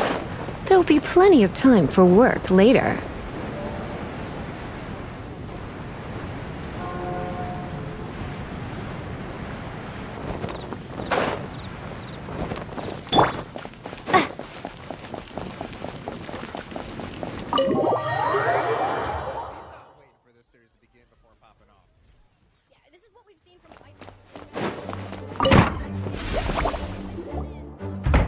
Alright, we made it! Time for round 2! Huh? Was this bubble this color before? Is something wrong? I'm not sure. It was like this when I came to check on things this morning. Oh, what? That can't be! How would the power of the abyss even get in there? You sure know your stuff, traveler. That's where my head went too. But I don't know. Something is different about this power. What does that mean? It seems to be in an embryonic state. Like an egg that hasn't hatched, the dark clouds before a storm, or an omen before disaster strikes. Of course, the world within the magic bubble is imaginary, so the same should be true of this abyssal power. At least for now. You created this magic, right, Alice? Do you have any idea what's going on here? Ooh, new magic does often come with its issues, so I can't say I'm entirely surprised something like this would crop up.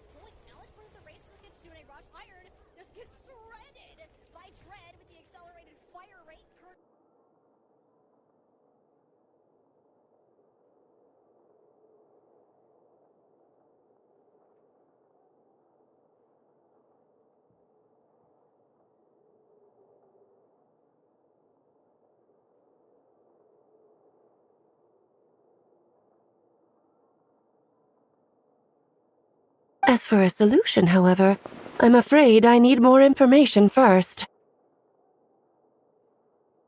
One thing is for certain, at least. Given the current threat, we'll have to close off the bubble to event participants. My apologies, Miss Alice. I know you've made a promise to Klee, but I'm not sure you'll be able to keep it. Have we ever seen Alice look this serious? Unprecedented crisis notwithstanding, it's too soon to just throw in the towel. What we should be focusing on is how we're going to fix this.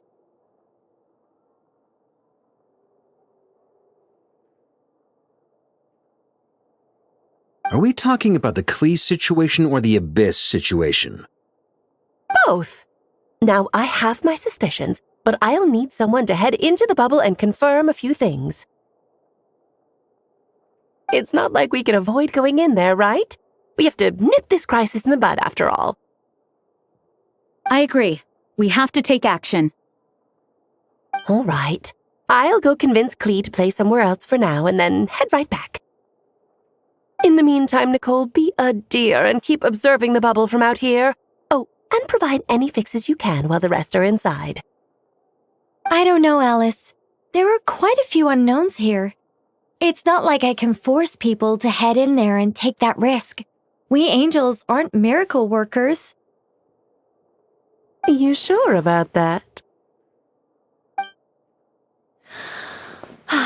Fine. I'll do what I can.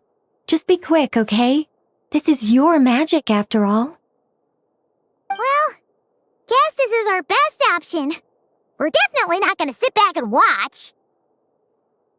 The part where Barbados uses the lyre to summon abyss-corrupted Dvalin. Then, everyone joins forces to fight him inside Storm Terror's lair, purges him of abyssal influence, and there you have it. Happy ending.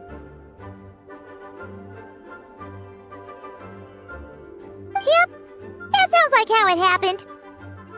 Well, we've got the gang from back then all here. Let's go in and find out what's happening. Count me in too. Potential threat or not, if there's even the slightest chance Mondstadt is in danger, I need to get to the bottom of it. Jean? It's nothing. I was just feeling a bit, nostalgic, getting to work together like this again.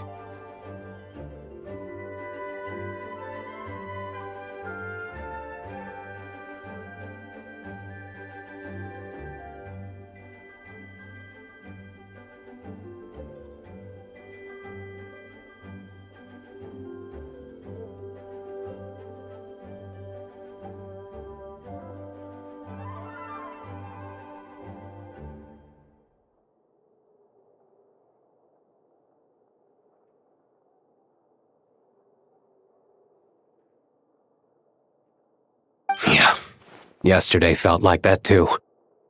Yes, but that was for fun. That which confronts us now is a real crisis. So I suppose the memories just came back to me all at once.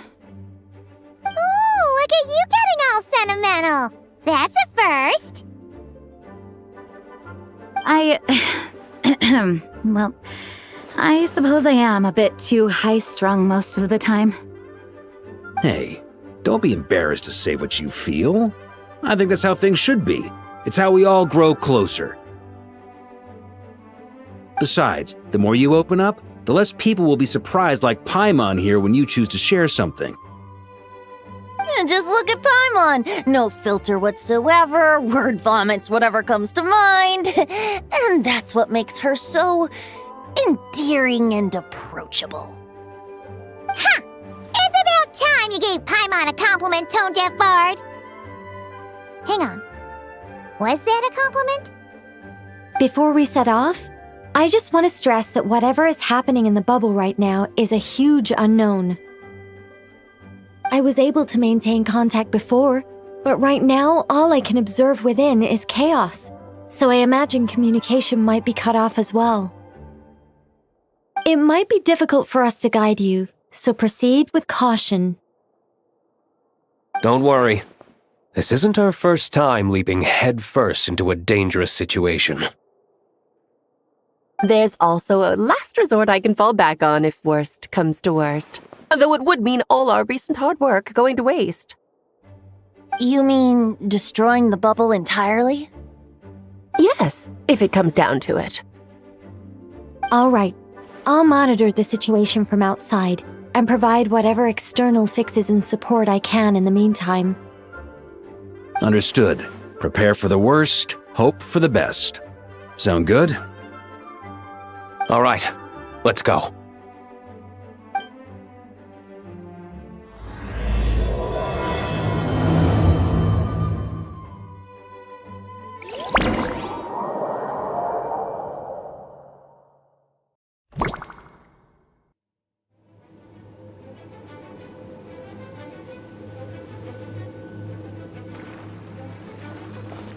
Whoa! Is this Mondstadt?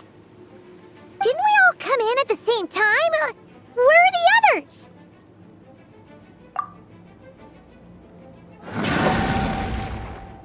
Look! There's Venti! Surrounded by a whole bunch of monsters! Yeah! Ah, perfect timing. Come on, let's show these unwelcome guests the door.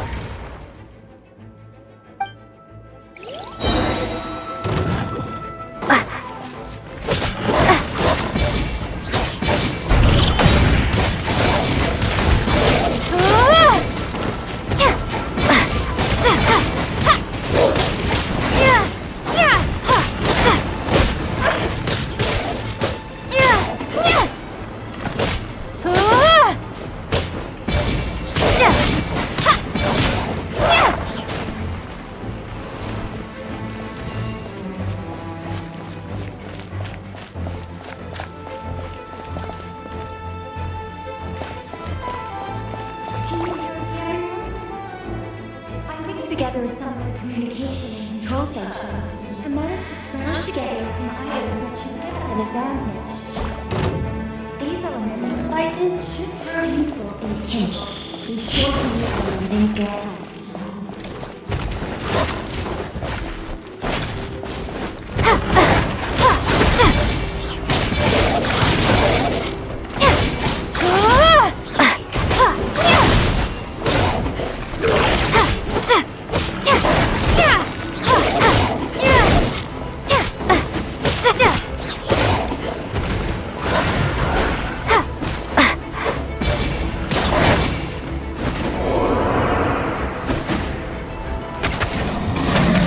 ready for takeoff. Yahoo!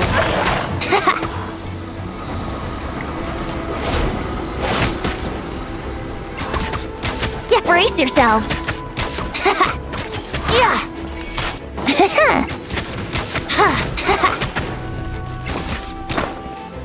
Let's play. Yeah.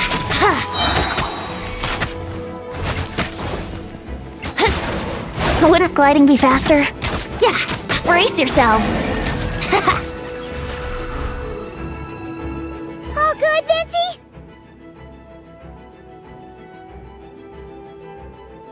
Very much so, thanks to your timely arrival. But Mondstadt looks like it's in bad shape.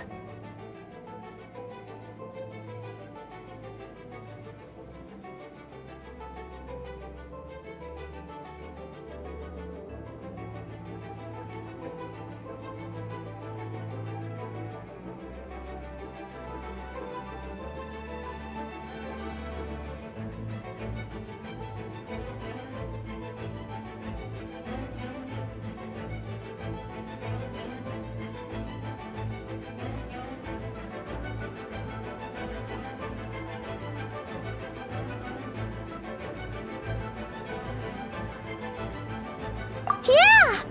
The city's crawling with abyssal monsters. It's almost like we've already lost. I'm not sure what happened, but the rest of our group might need backup. Let's find them first. Good point. Let's go!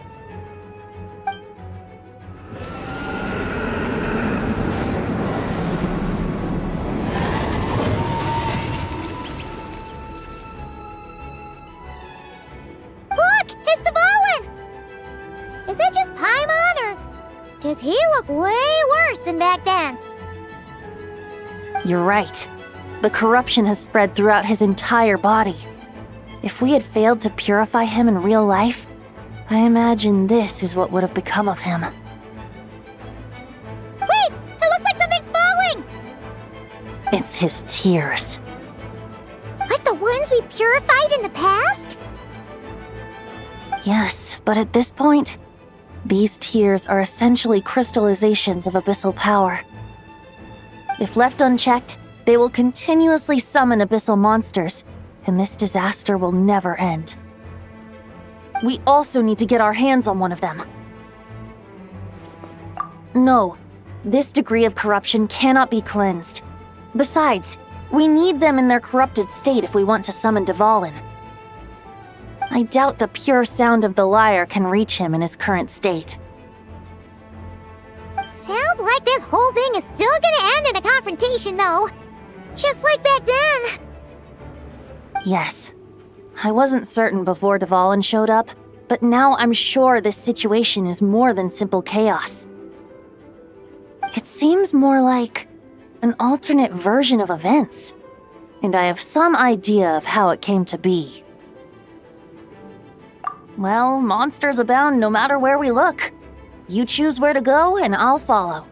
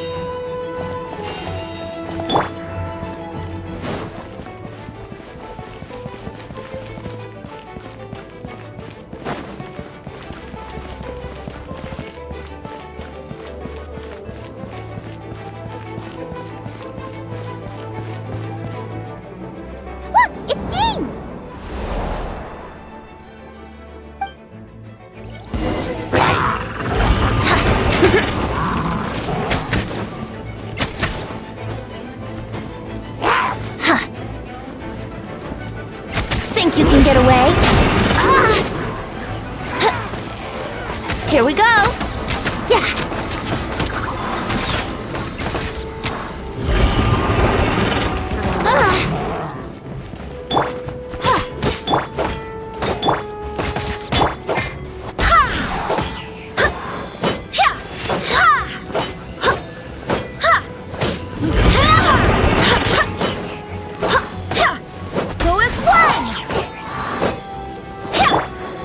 Time for takeoff.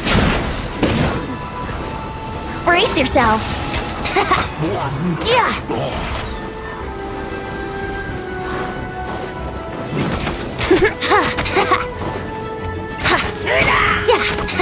Yahoo! Think you can get away? Barbados, guide us.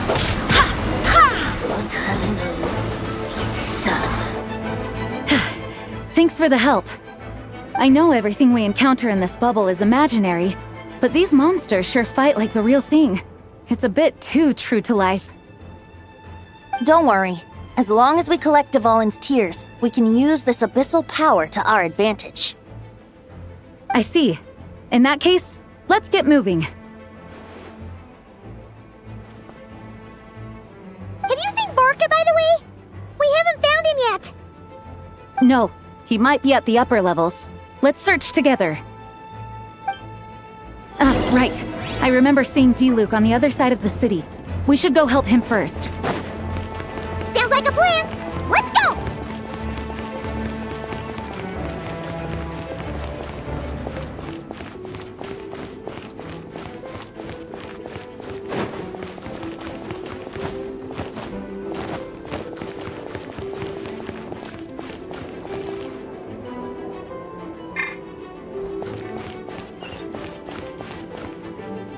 Hey! D-Luke is over there!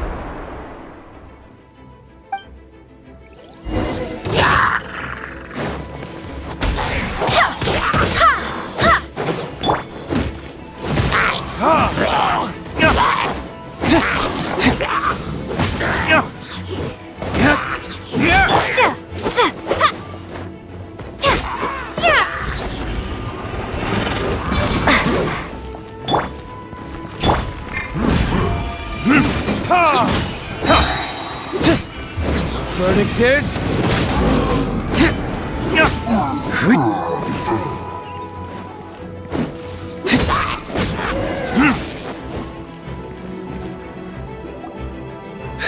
Made it. Thanks for the assist. It looks like Mondstadt is in dire straits. Did you see any knights or civilians on the way here? Then my initial suspicion could be right. The knights have abandoned the city and evacuated all civilians to a different location. Abandon the city? In the face of unrelenting abyssal attacks, it's possible they had no other choice. But none of that matters now. An empty city has its advantages. We won't need to divert our attention to protecting civilians, for one. Oh, and this thing. It looks like one of Dvalin's tears. I don't feel good about just leaving it here. That happens to be just what we were hoping to find. Let's take it with us. Wait, what about Varka? Have you seen him? No, I'm not sure where he is. We'll just have to keep looking. Better to find him soon than later. The Grandmaster is an exceptional warrior, but this is the abyss we're dealing with. You can never be too careful.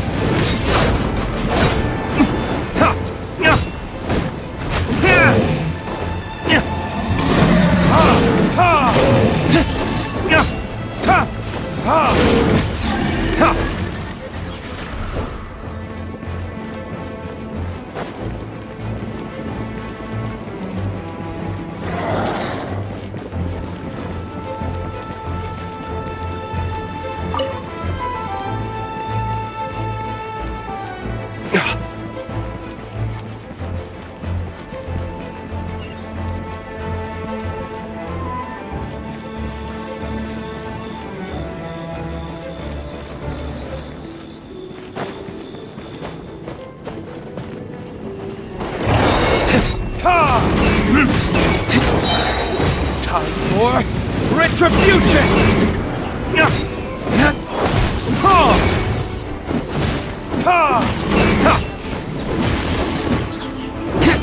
Let's play! Yeah!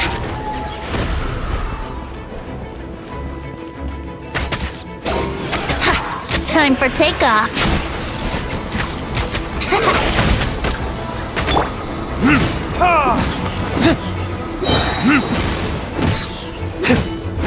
Furnicus?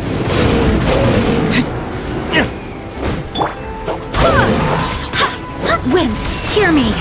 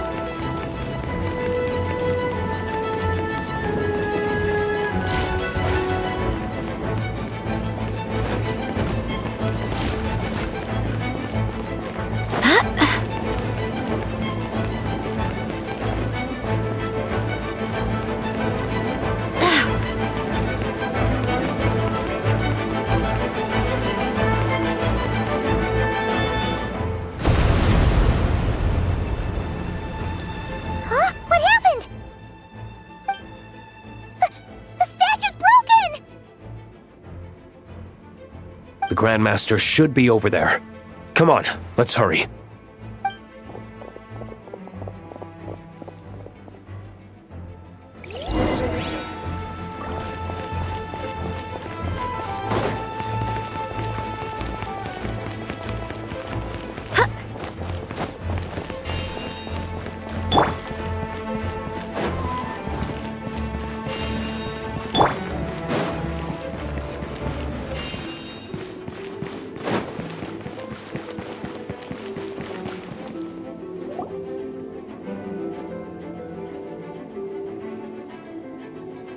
We're here to help. Perfect timing. Let's do this.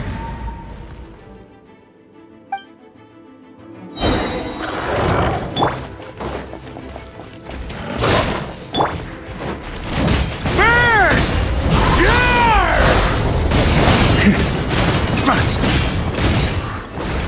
Up the ante!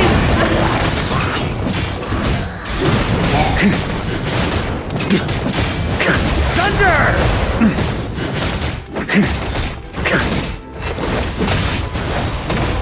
Huh? Warrior sweeping in!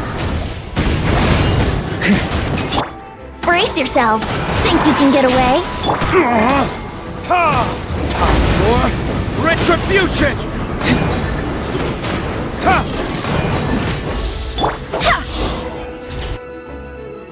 Looks like we're all back together. Everyone in one piece? Yes. The honorary knight arrived just in time to help us out. Now that we've collected Dvalin's tears, the monster attacks appear to be easing up too. I'm sure you've noticed, Varka, but the city is pretty much a ghost town at this point. Yeah, we should get out of here. No sense wasting our strength.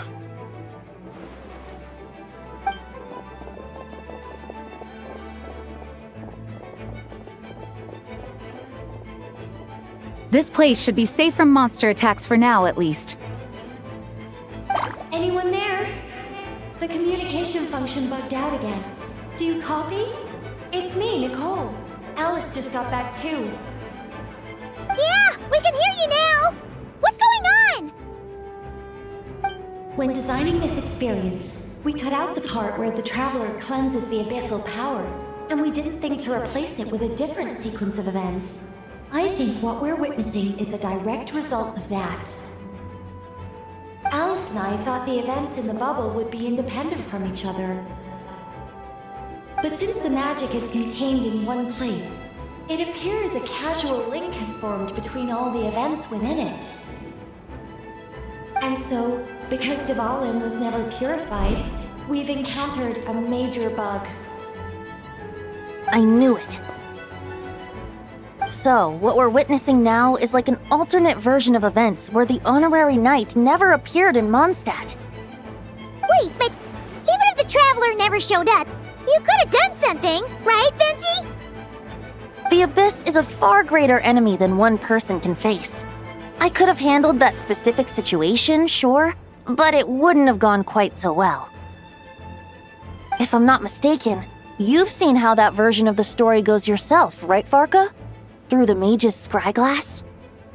Yeah, it was a kind of prophecy. It felt so real, I doubt I could ever forget it. In the end, you were able to seal Dvalin away, but you were wounded in the process. But if Dvalin was sealed, how did things get to this point? Because a seal doesn't solve the root problem. Over time, the Abyss would just grow stronger and stronger, deteriorating Dvalin's consciousness until there was nothing left. Wait! Does that mean what we saw earlier was... The aftermath of Dvalin breaking free from the seal, that's right. He is in dire straits. The power of the Abyss has fused with his flesh and bones. Purifying him now in this state is no different than sentencing him to death. So, if we want to resolve this crisis... We have to kill Dvalin. I know that sounds intense, but remember, this is a fictional world. The real Dvalin is right as rain and a lot more mellow than this one, that's for sure. We have our solution, so let's hop to it. Should be a piece of cake for a group like this. No time to lose, right? We've got Klee waiting for us after all. She's playing somewhere else right now, so we do have some time. Of course, the sooner we resolve this, the better. You're right. This is the only way. I know Dvalin means a lot to you. If this is too hard, you can leave it to us, you know? No need to scar yourself over a game, right? I'll be fine. I was prepared for that possibility back then, too. Let's go. Storm Terror's lair awaits.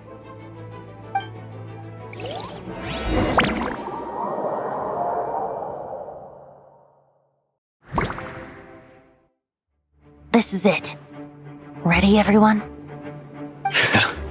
More than. Of course. I just hope I learned a thing or two since the first time around. Ha! Guess I'm the newbie, huh? Good thing I'm a quick learner then. What about you, Traveler? This was your first big fight in Tibet. Were you nervous back then? How about now?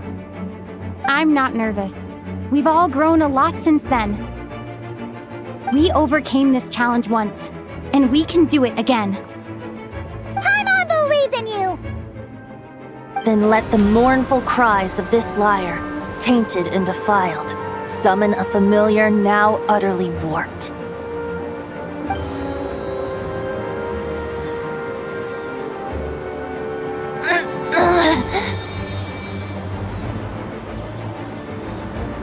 You alright, Barbados?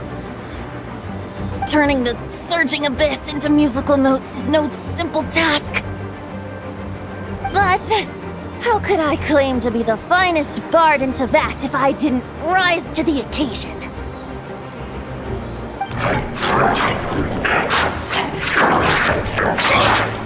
I have heard enough.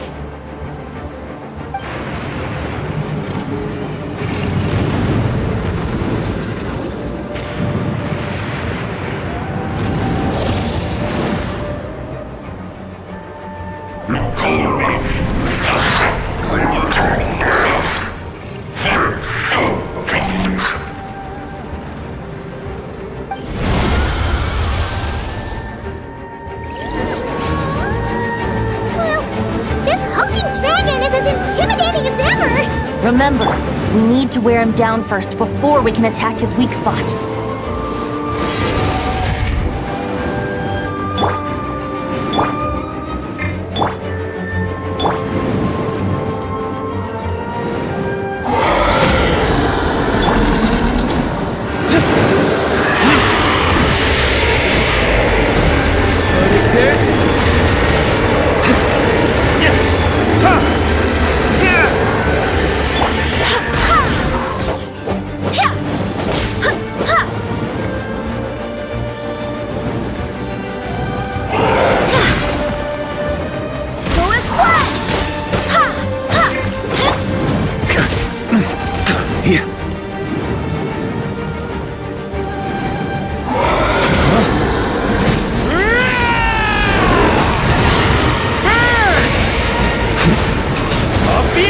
Now's our chance.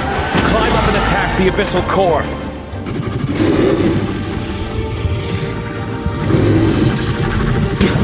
Up the ante!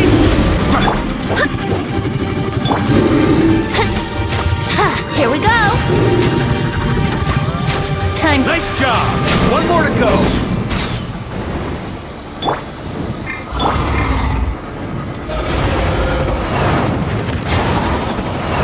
On me!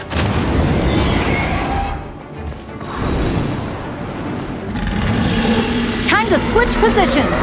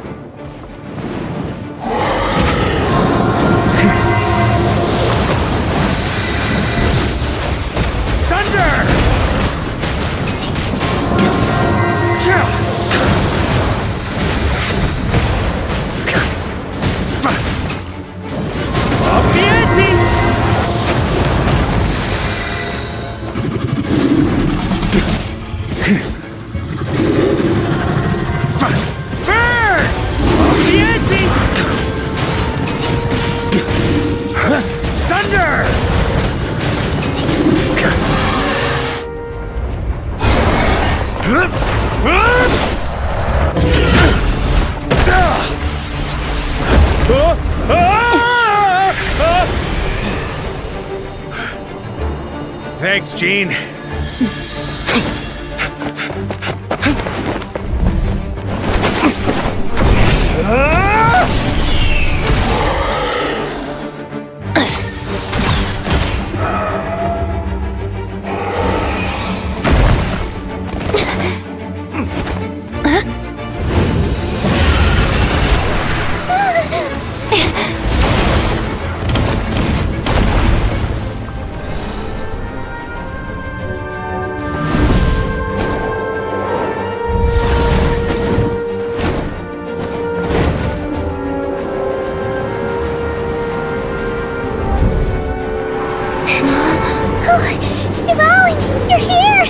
I follow the lyre's song, wherever it leads.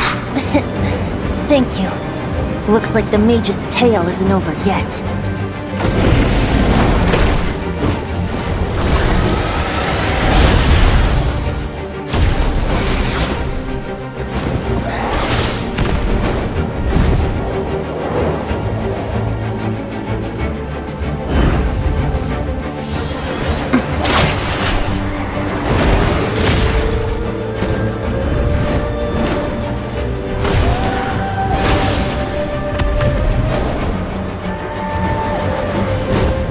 Might not be a happy ending, but someone's got to strike the final blow.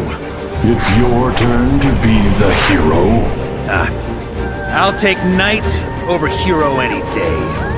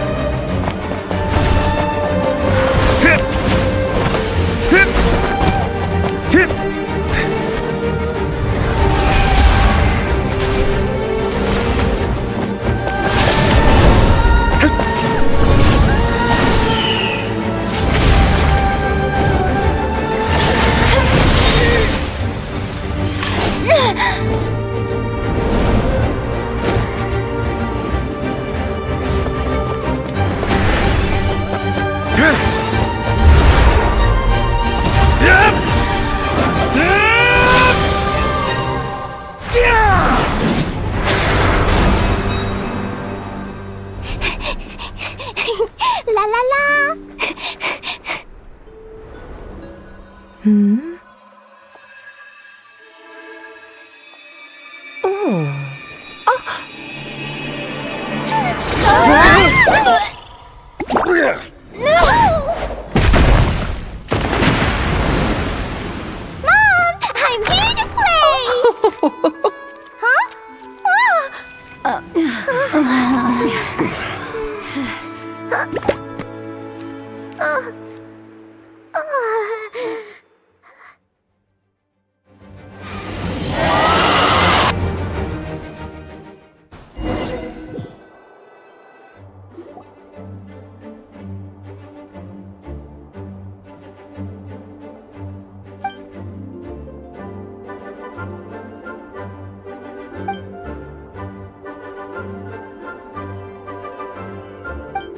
Looks like it was a happy ending after all. It was kinda like a choo-choo cart ride. It had its fun moments and its thrills. All in all, Paimon had a great time. Guess it wasn't without some collateral damage, though. Sorry about the window, Gene. It's fine. As long as the building itself is intact, I consider that a win. I'll arrange for the window to be replaced at a later date. In any case, we were lucky Dvalin arrived when he did. It would have been tricky to deal with a flying opponent otherwise. I suppose I could have created a gust of wind to whisk us up, but I'm not sure our gliders would have survived the process. Honestly, after everything we faced, I can't believe Alice still decided to bring Klee in there to play. She's a daring one, that's for sure. I mean, can we be certain there aren't other bugs that just haven't cropped up yet? I suppose that speaks to the confidence the mages have in their magical mastery. If I know Alice, the whole bubble could have been blown to bits, and Clee still wouldn't have had a single scratch. Her abilities do speak for themselves, I suppose. So, what now? Anyone down for a drink? My treat. Sounds like a great idea. But tonight it's on me. I happen to have a bottle of fine wine set aside just for the expedition team. Haha, even better. Count me in. Say no more! You had me at fine wine. All right, let's head over to my place then. You're coming too, right, Jean? I'm afraid not. There's still a lot of work to do. So what? The world's not gonna end if you push it off? Come on, we never get a chance like this. I suppose that wouldn't be a problem if you head back to headquarters with me after we're done and help make up the work. On second thought, how about you just join us when you're done with that? What about you, Honorary Knight? Gonna tag along? Okay, all's well that ends well, am I right? To the bar! Alice loves going to the library. Let's wait for her there.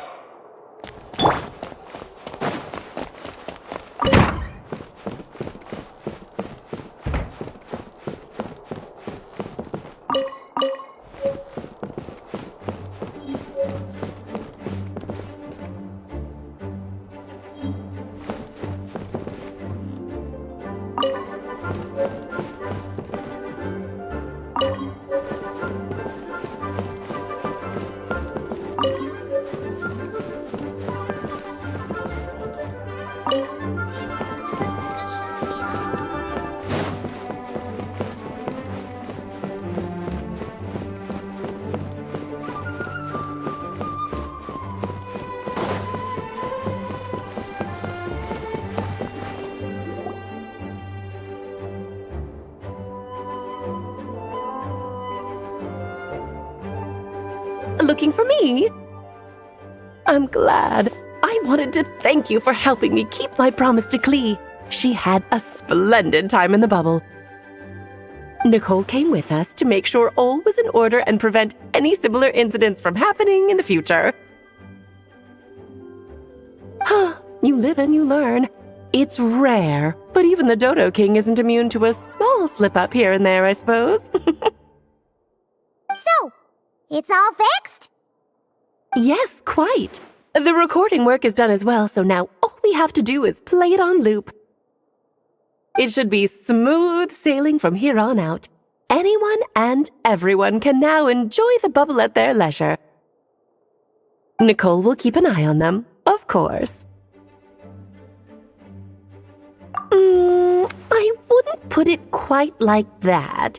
It was more like a fate that will not come to pass. Huh? What's the difference between the two? Let us not forget the courageous dragon slayer in the story. Well, in real life, he had already left on an expedition to Nodcry at that time. Of course, that doesn't mean Dvalin would have escaped his destined death, for another hero would have come along and paid a painful price for victory. But what we saw in the bubble was what happened after Dvalin broke free from the seal. So, couldn't Barca have been back by then? Dear Paimon, you're free to ponder such questions yourself, of course, but it's of little use to ask them aloud. Word to the wise, do not lose sleep over all those what-ifs, over the fates that will not come to pass. It's an exercise in futility. Those who can observe fate see both the good and the bad of what could have happened. But all that matters is what did happen. Those alternate fates are nowhere near as important as the world that exists in the here and now. Alright. Ah, you're saying it was as if the bubble itself had become contaminated. I suppose some gunk could have stuck to my luggage while I was wandering the border and got mixed into my magic without me noticing. Just kidding. I would never be so careless. Your intuition is spot on, Traveler. What developed in the bubble was a nascent form of abyssal power that, if left unchecked, would evolve into the real thing. What? So it didn't come from outside? It just appeared out of thin air? The abyss is perilous, cunning, dangerous, obsessive, and most infuriating of all, a complete and utter mystery. I'm sure you've seen for yourself how complex it can be. The Hexen Zircle has been observing its energies for a long time, and I think Barbalot's interpretation is the most accurate. The essence of the abyss lies in the hatred carried by all the fates that will not come to pass. This world is filled with conflicting elements. That one thing should happen signifies that a different possibility has been eliminated. These events can be small, almost trivial. I had Sweet Madame for lunch today, for instance. That means the Alice who chose tea break pancakes instead is no more.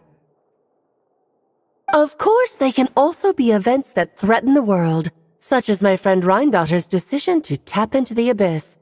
In that instant, the tale of a future in which she remained pure was gone forever. So then, the question at the heart of it all is this. Why must these fates be the ones to disappear? Ah, Paimon gets it! It's hatred that stems from not being chosen. Precisely. The magic we wove this time involved recreating the past. However, some of the variables we added allowed a certain amount of these unchosen fates to come very, very close to reality. And thus, the abyss showed its teeth. Of course, much like always, it is not existence that it seeks, but the destruction of all. In the end, though, it wasn't a huge issue. Things like this happen on the border all the time. It has quite the victim complex, that's for sure.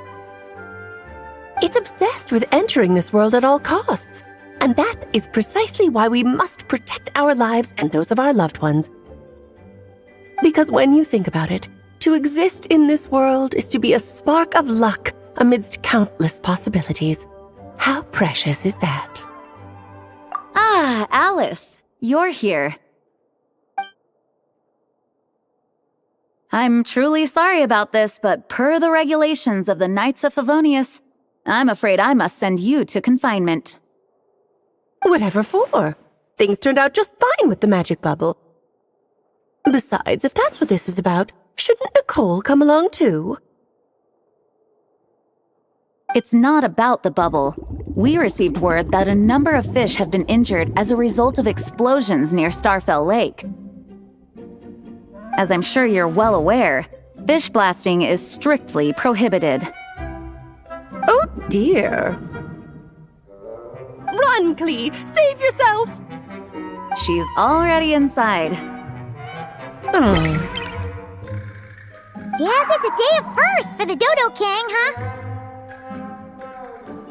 Oh, farewell, forever traveler. You shall never see me again.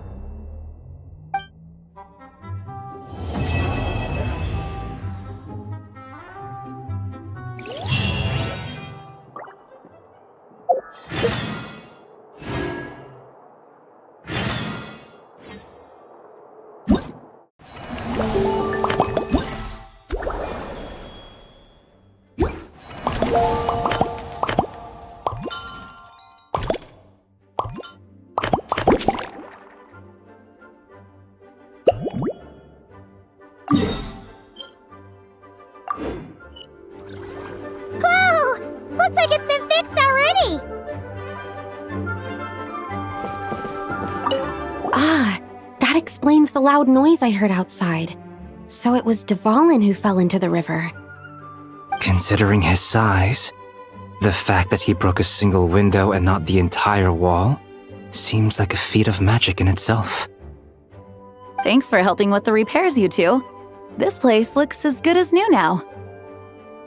Does that count as a great feat of alchemy, then?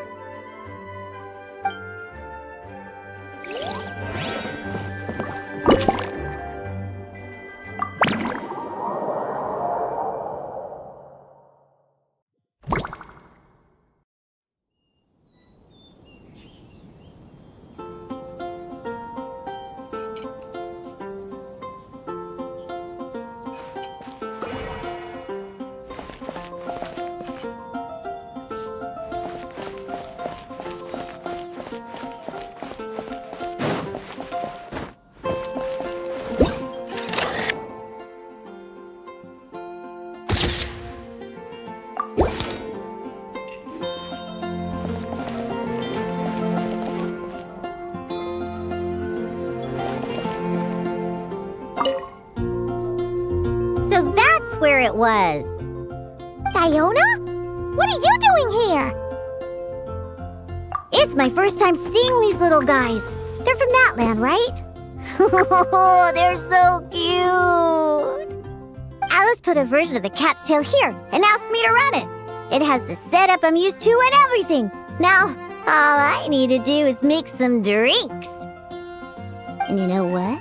This is the perfect chance to change all the ingredients to super weird stuff. I'll get people to lose interest for sure. Looks like your campaign is going strong, huh? Even out here. Of course, the only thing missing is the cats, actually. They seem to prefer the real cat's tail. But that's not a huge surprise. Cats are sensitive about where they live. Even if the place looks exactly the same, they'll know something's off. So, Alice said she would find different staff instead. And then these little saurians appeared. Aww. Bennett gave me a few pointers on how to get along with them. Turns out, there's not a huge difference between them and a cat or a dog. Hey!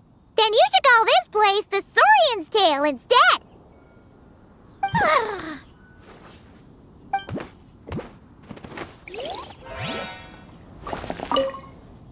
Huh. I think I've seen saurian-shaped cookies somewhere before, too. Maybe I should bake some to sell around here.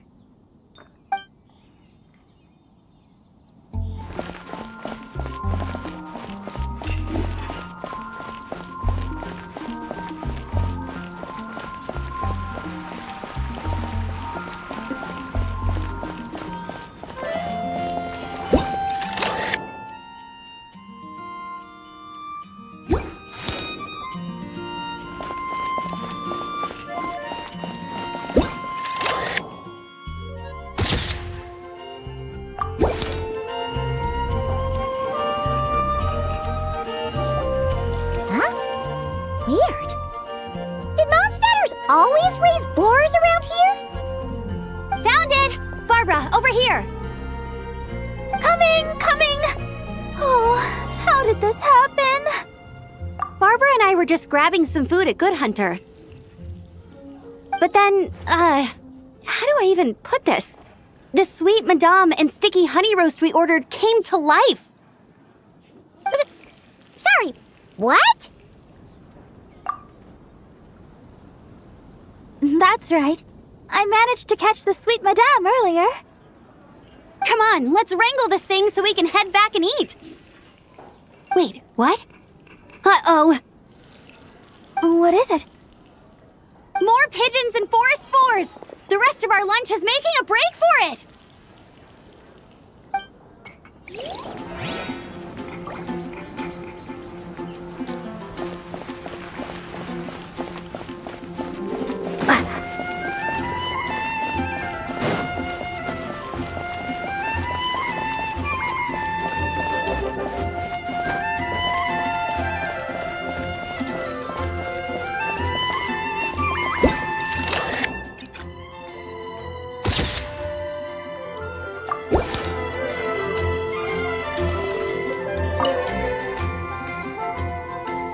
Hey there, friend.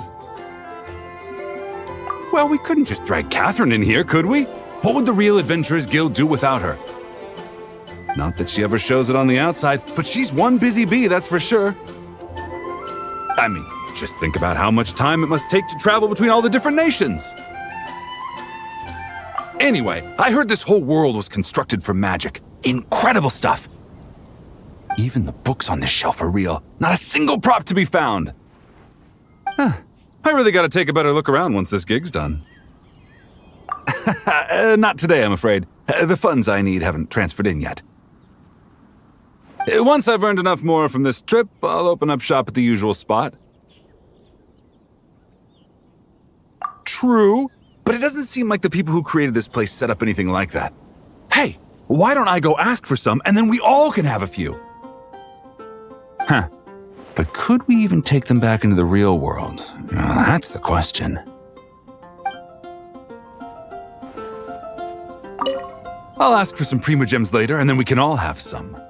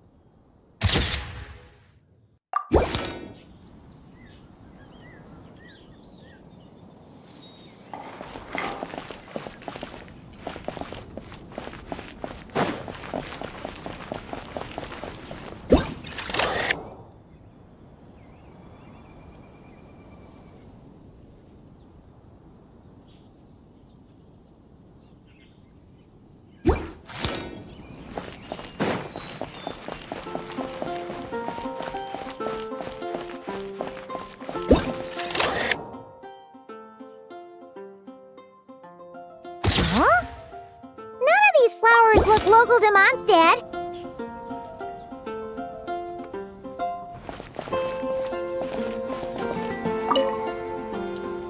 Wait, Emily? Huh, it's been a while. Hello, you two. Looking to buy some flowers? Yes, I came to Mondstadt to collect a few samples for new scent ideas, but I wasn't finding anything. Then, this lady who called herself a mage told me she had a bunch of rare plants she was sure I'd never seen before. All I have to do is manage this flower shop, and I get to research these plants all I want. Nice! That should help you come up with something new for sure. If there's one trait they have in common, I think it would be the feeling of summer. Refreshing and clear, cutting through the full-bodied and dreamlike floral notes. I certainly have a lot to research, so I think I'll be here for a while. Did you need anything? We're looking for things in here that are different from the real Mondstadt. Do you mind if we take a few pictures of these plants? Hey, since you like them so much, why don't we ask Nicole if you could preserve them in some way? Really? That would be amazing. This is my payment after all.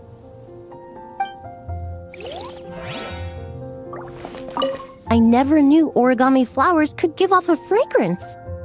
Fascinating.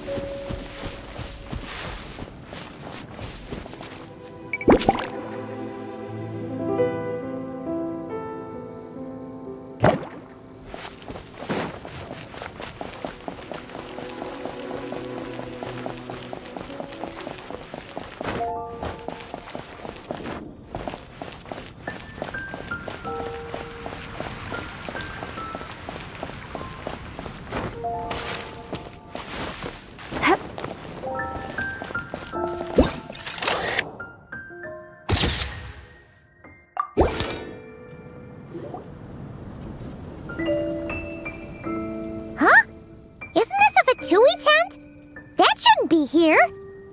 Wait! But there are always those two Fatui around here chatting about stuff. You've noticed them too? I've been watching them for a long time. Not that I've overheard anything useful. Guess it's just my luck. Well, actually, they seem to get information a bit slower than the Knights of Favonius. So they usually end up discussing stuff that hasn't been secret in a long time. Have you guys ever wondered why they don't just go home? Their mission's gotta be over at this point, right? Maybe their names got skipped over on the mission roster, so they never got new orders. That's happened to me before. I suppose, but your experiences tend to be quite unique. It's possible the Fatui stationed them here long-term to keep an eye on things. Or maybe they volunteered for this position because they don't want to go back. Either way, we should have Nicole take this tent down.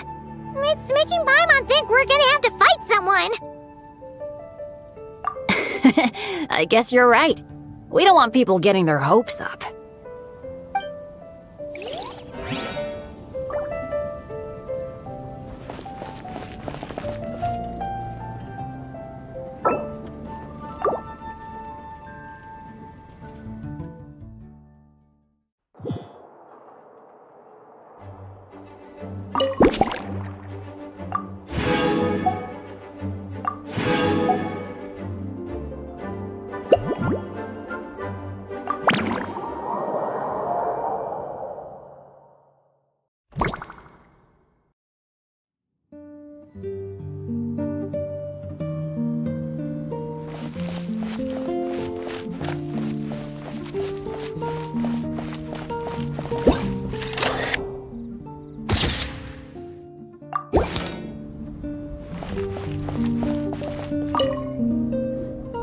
Such a succulent fragrance of grapes. Ah, this place is heaven. Had I a mouth that could move, I doubt I could resist eating them right off the vine.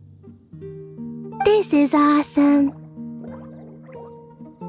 Whoever lives in here must be a person of means indeed. Even in a storybook world like Simulanka, we could never afford such a big estate. Wait, but this is a world inside a story too, isn't it? Oh, hello! Is something wrong? My apologies, but the event taking place at Dawn Winery is not open to the public quite yet. Allow me to show you around a different area. Ah, I see. That's unfortunate. Oh, it's Noelle! Hey there! Oh, hello, you two. Well, Miss Alice thought things might get complicated around here, so she said she needed someone capable who could get the job done. So she flattered her way into dumping a bunch of work on you? Stuff that isn't even related to the Knights at all? Oh, no. Mr. DeLuke was there too. He said he would appreciate some help guiding the tour groups from different worlds that are here to visit. Tour groups from different worlds? Oh, right! The Golden Apple Archipelago, the Valurian Mirage, Simulanka. The gang's all here! Oh, it's all right. I'm happy to help. Please head this way, everyone, and we'll get the tour started. Greetings. My name is Ask Me for Directions Arnold, and I am searching for the whereabouts of a certain lovely lady.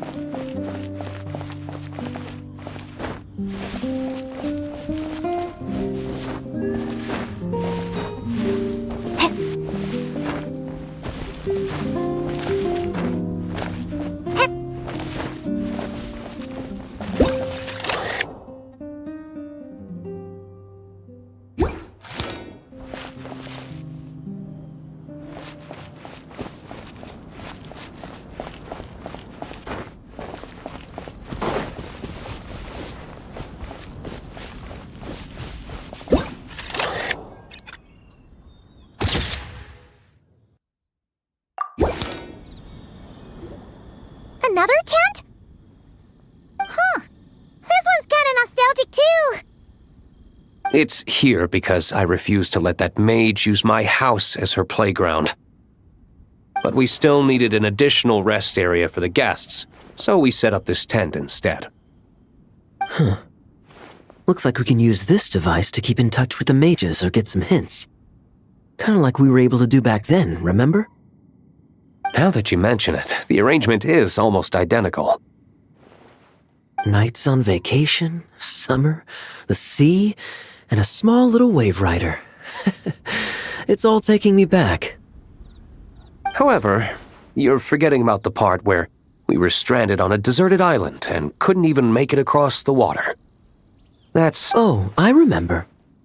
At least I wasn't dead weight in that situation. Fun times, huh? So, the mages prepared this stuff then. Guess we should take a picture and go check in with them. Be my guest. You know, the expedition in Nodcry is coming to an end, but knowing Grandmaster Varka, I imagine there will be another chance to set off in the near future. Not that I'm extending an invitation, I'm just mentioning the possibility, that's all. That's our honorary knight. No matter the mission, you always have a place among our ranks. Come talk to me when you do have an official invitation, then. I have other things to do in the meantime.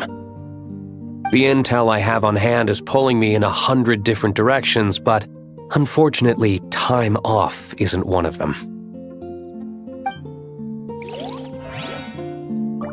That's a shame. I take vacation whenever I can get it, and it's still never enough. I'd visit the Golden Apple Archipelago again in a heartbeat. For once, I feel the same.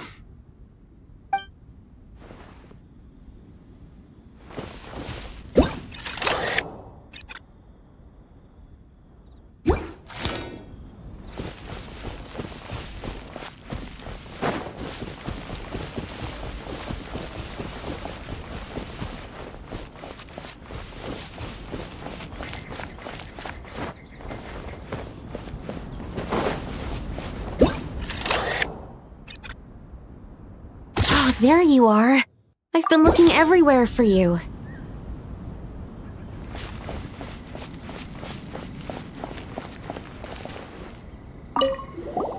Something wrong, Sucrose? Oh, no. I was just looking for a piece of alchemy equipment we needed for the event. Master Albedo has always been careful with our costs. We maximize the use of every piece of lab equipment we have. So if something hasn't been used in a while, it's usually pretty old. Take this, for example. We've used it a few times before, but we found the effectiveness and ease of use somewhat lacking, so it was sidelined quite quickly. According to the mages, it was meant to be placed in the city, but it went missing after being tossed into the magic bubble. Luckily, I found it. I just don't know why it ended up here of all places.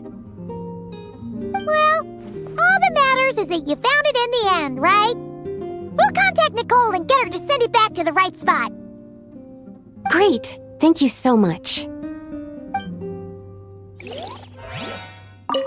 At least I managed to track it down.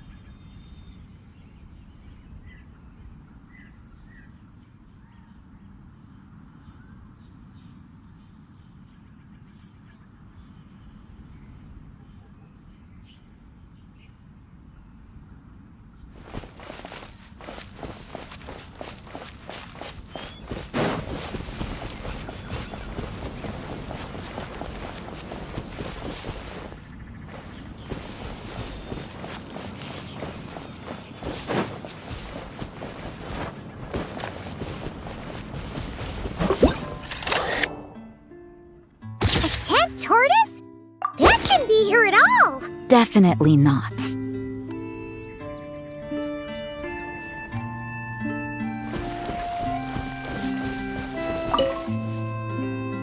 Wow! I've never seen such a large turtle in my life!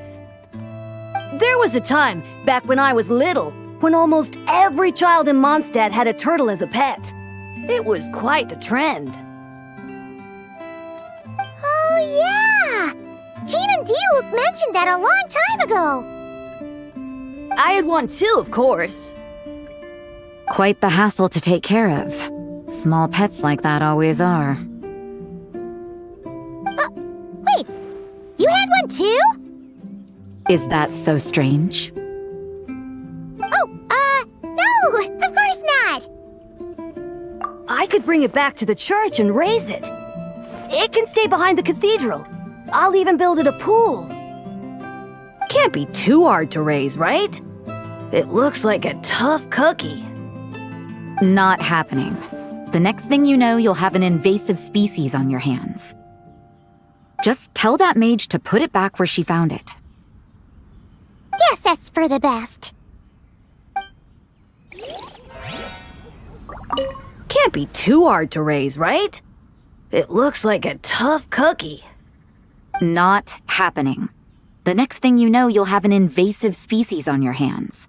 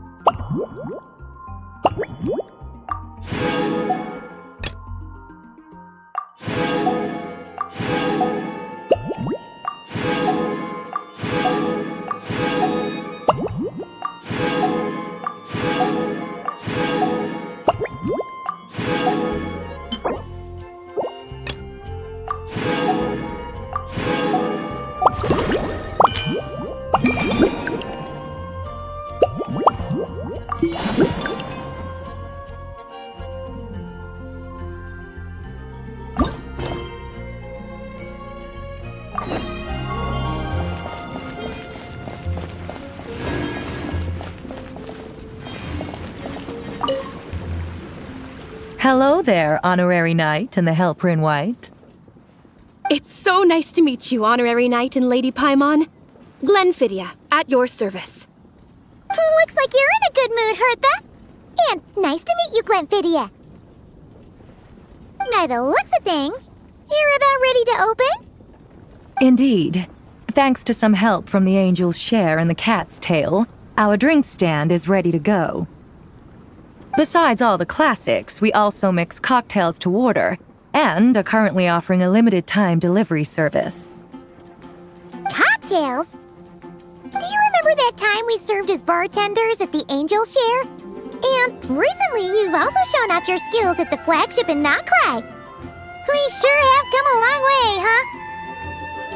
The only thing is, our current drink selection is quite traditional, and it stopped feeling fresh long before the expedition began. To offer everyone some more exciting choices, we're planning to revamp our menu. But I need to get back to handling resident requests, and Glenfidia doesn't have much experience mixing drinks. Plus, we've got a whole bunch of outstanding delivery orders on hand. Honorary Knight, if you're free, could you maybe help us out for a while, just until my other squad gets back from the Stormbearer Mountains? You'll be amply compensated, of course, plus double pay for overtime, depending on your performance metrics. Paimon's not sure what performance metrics are, but she's happy to help with deliveries. As the best guide into that, Paimon needs to keep up with the changing times. Besides, this'll give her the chance to explore the city and stay up to date with all the recent goings-on. Working with you two is always such a breeze. I'll do my best to support Lady Paimon in any way I can. I'm very skilled when it comes to things like portioning out drinks. All right. Well, if you're ready too, then let's get to work.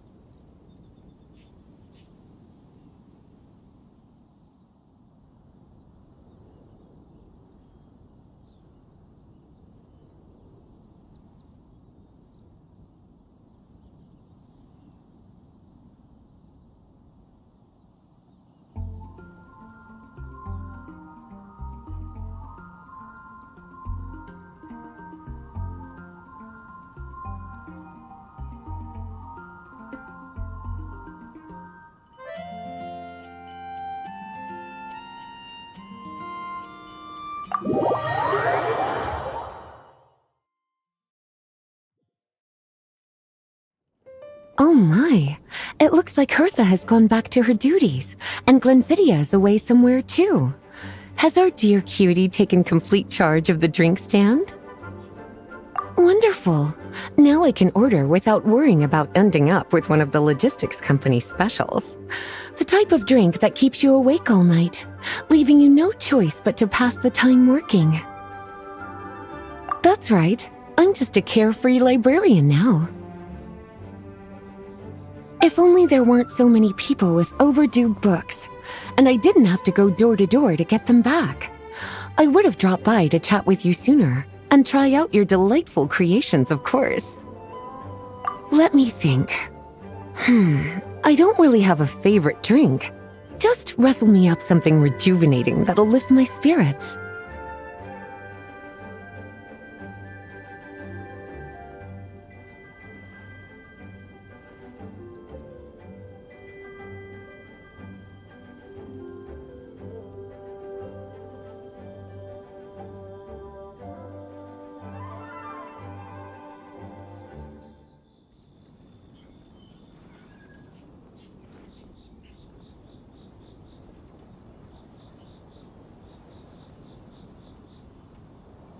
And if it could help me nod off to sleep later, that would be even better.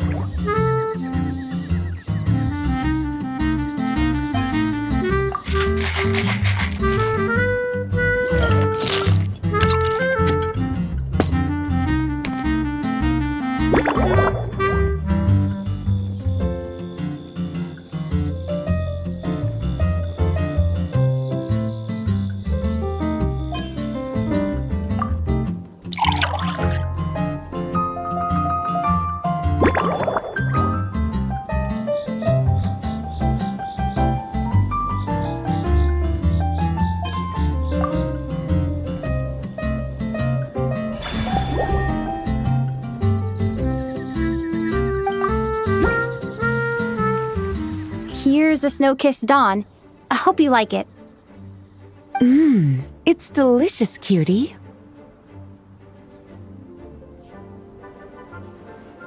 Pleasantly tart, sweet, but not cloying, smooth on the palate, with a refreshing aftertaste. If anything, though, I seem to be feeling a little more energetic than I'd like. Perhaps you've unwittingly unraveled Glenfiddia's secret and concocted an even more effective pick-me-up? Don't worry, there's no rush. Your eyes are aglow with curiosity, as though you have many more questions to ask. Let's chat for a while. Take your time. Inspiration will come soon enough.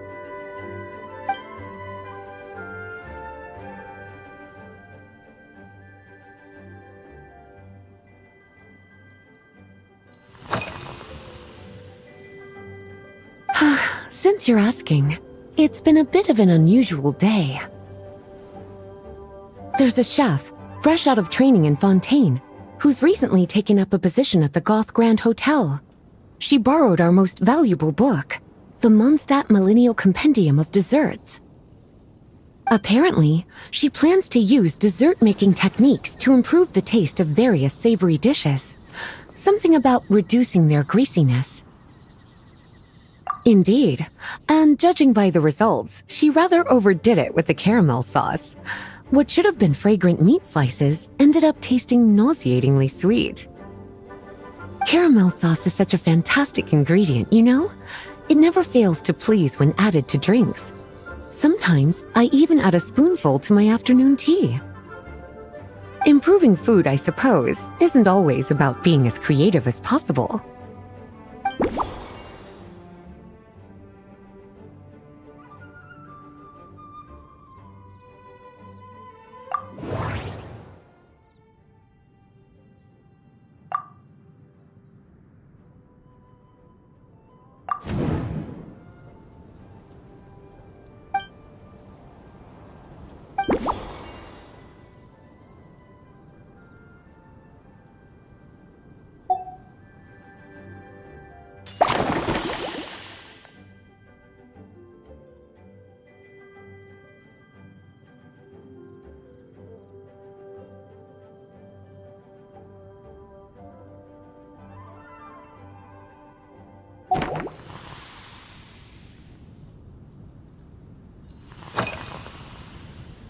Oh, this? That was for another of today's little errands. A large contingent of the expedition team will be returning to Mondstadt soon. They've been away for such a long time, so there's a good chance many of their tastes have changed. Jean asked me to visit some of their families to try and get a better understanding of what new ingredients might satisfy our knights' changing preferences. Well, they've all devoted their blood, sweat, and time to protecting Mondstadt. They deserve some care and respect in return. Based on what I gathered, the most requested ingredient was cacahuatl from Natlan. It seems like our knights have developed a taste for cocoa. In their letters, many of them mention that they rely on cocoa to keep themselves energized. I've tried hot cocoa myself, and I must say, I find it just as effective as coffee when it comes to staying alert.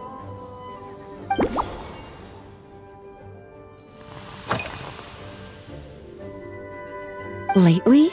So careful with your wording, cutie. Is that because you think that I, too, might have changed since we last met? Or simply because you can't remember? Not bad at all. A flawless answer. Back in my student days, I might have been drawn to every new and exciting ingredient I read about, constantly expanding my horizons and stepping out of my comfort zone. But now, I've grown accustomed to a life of comfort and routine. To paraphrase a certain Leewed legal expert, my life is fast approaching a state of living out one's golden years in peace and comfort. I'm no longer so easily moved by adventure and excitement. I'm sure you remember, a few years ago, when we were adventuring together, you found me that sweet-tasting alchemical ingredient. Well, my tastes haven't changed a bit since then.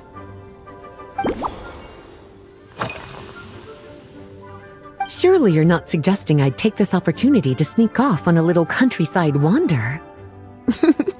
You caught me.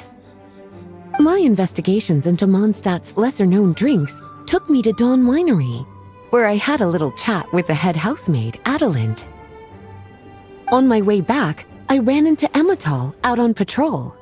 She'd encountered some monsters she didn't know how to deal with, and in her desperation, asked for my help. I accompanied her on a detour to Wolvendam to teach some raving hounds a lesson. It's been a while since I've had such an invigorating workout.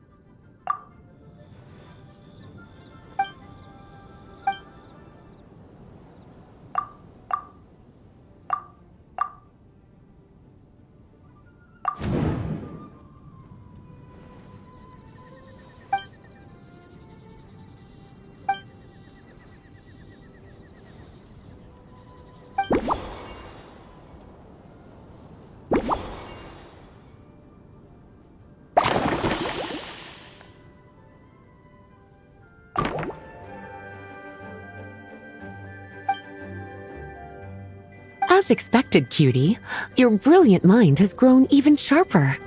Just a few gentle hints were all you needed to light that special spark of inspiration.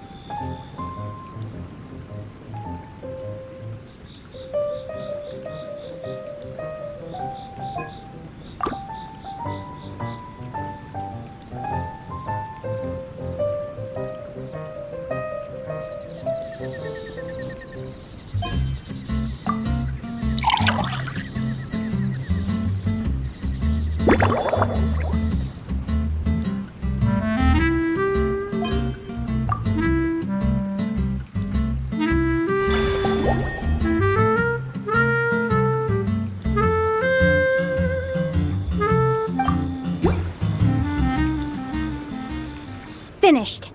A new creation, custom made for you. This should help you fall asleep quickly and guarantee you peaceful dreams. It's called a slumbering rose. From the colors to the choice of glass, everything's been carefully crafted. You've turned it into a completely different drink. Based purely on appearance, it's exactly my style. Time to see how it tastes. Full marks.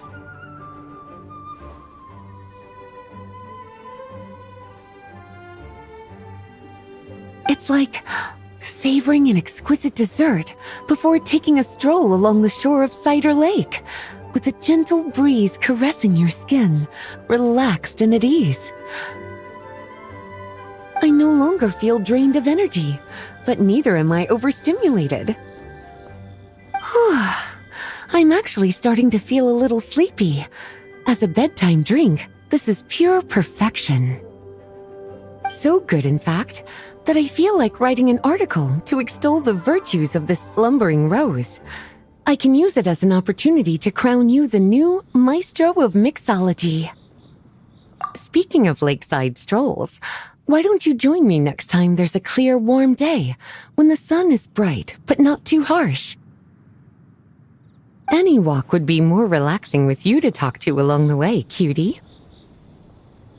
Then, when we get back, you could fix me up another glass of slumbering rose. And I'll make just as sure to hold you to that.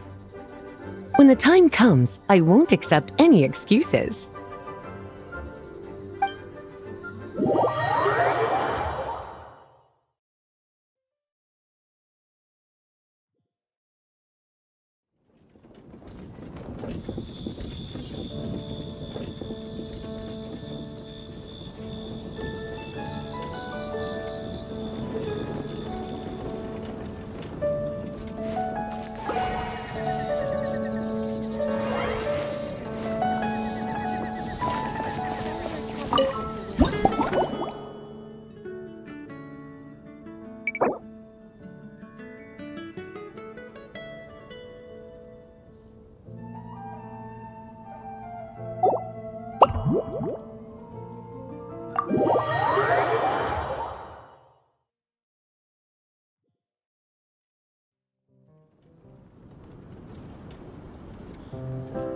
Good afternoon, traveler.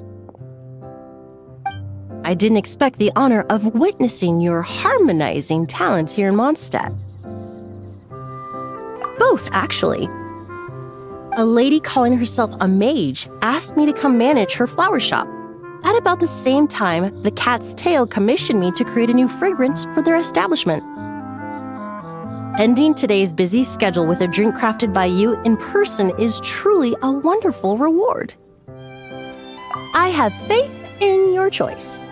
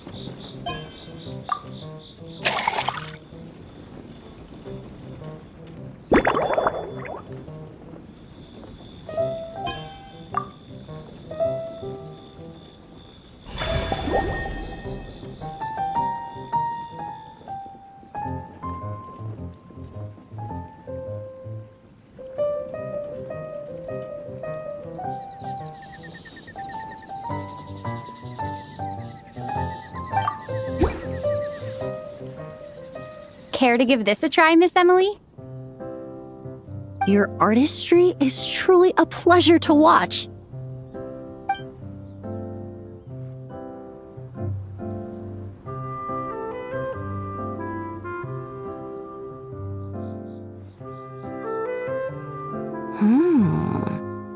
This tastes like a local variant of a Lumiduce Twilight.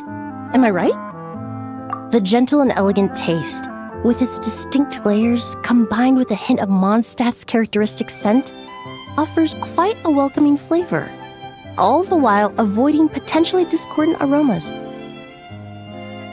Though in reality, there's no need for you to be so conservative. I have quite a high tolerance for flavors that stray outside the boundaries of conventional wisdom. Your drink was nice, but it would be perfect if you could make one with a little more depth. A cocktail that shows off your unique understanding and enhances my impression of Mondstadt. If you need time to mull things over, perhaps you might find inspiration in a little light conversation?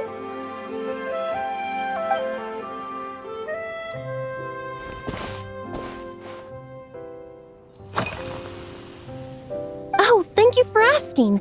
It's been going well, though this trip to Mondstadt has presented some unexpected challenges.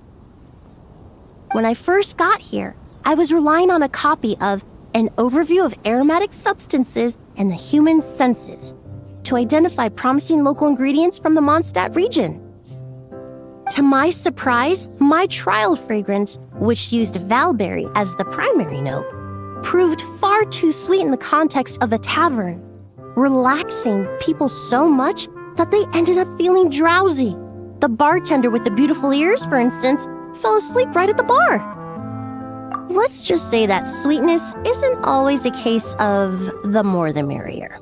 Maintaining an appropriate balance is beneficial for both body and mind. Even in daily life, I rarely eat sweet food, and I try to avoid fruits like berries that have a high sugar content. In the end, I completely eliminated Valberry as an ingredient and turned instead to Windwheel Aster, with some success, I might add.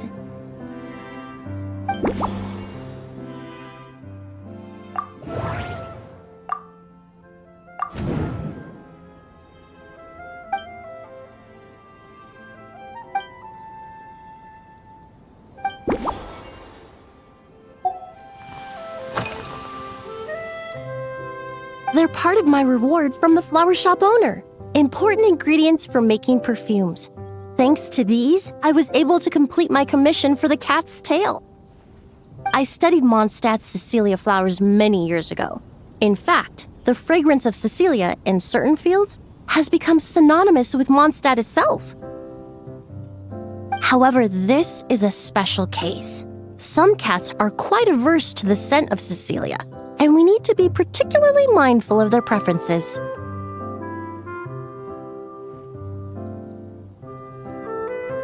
Windwheel aster. The various parts of the windwheel aster plant can be ground into a powder to extract their essences. I then blended the scents from its petals and leaves. The result carries the intoxicating sweetness of mead, while still emphasizing the fresh notes contained within the flower's stems and leaves. I just took it for a little trial run at the cat's tail, and the cats seemed to really like it, while the clients themselves found it comforting and invigorating. Extracting exquisite fragrances from ordinary overlooked ingredients? Oh, that's what truly brings me joy.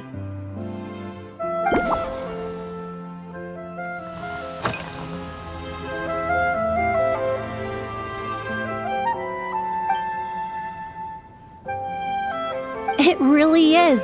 A while earlier, I watched a whole run of fair weather clouds float by, fluffy as pillows. It's not overly humid either, and the wind is gentle too. In such conditions, one's sense of smell is heightened, but not to an excessive degree. When scents are blended well, they naturally combine with the ambient context, leaving particularly powerful impressions. It seems something similar is true for mixology. As long as you choose a base of appropriate strength, the various flavors will blend seamlessly together. When mixed properly, all the ingredients work as one to create a most wonderful symphony for your taste buds. Yes, that's it. Now I think about it, layering distinct flavors doesn't really suit my personal preferences.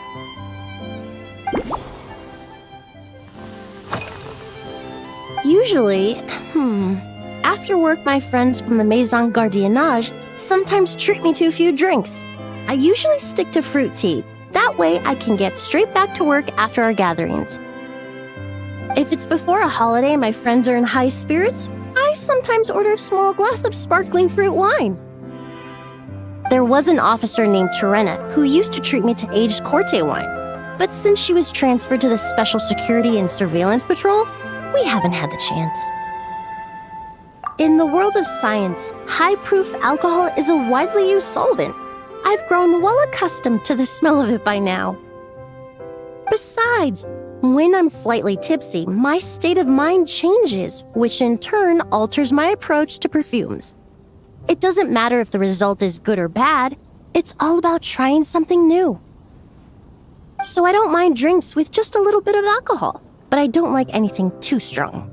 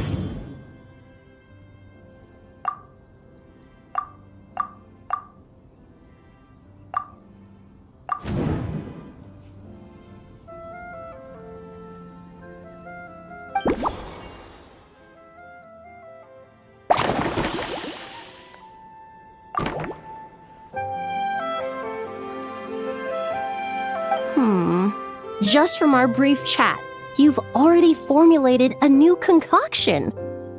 Perhaps you possess a natural talent for this kind of creative work.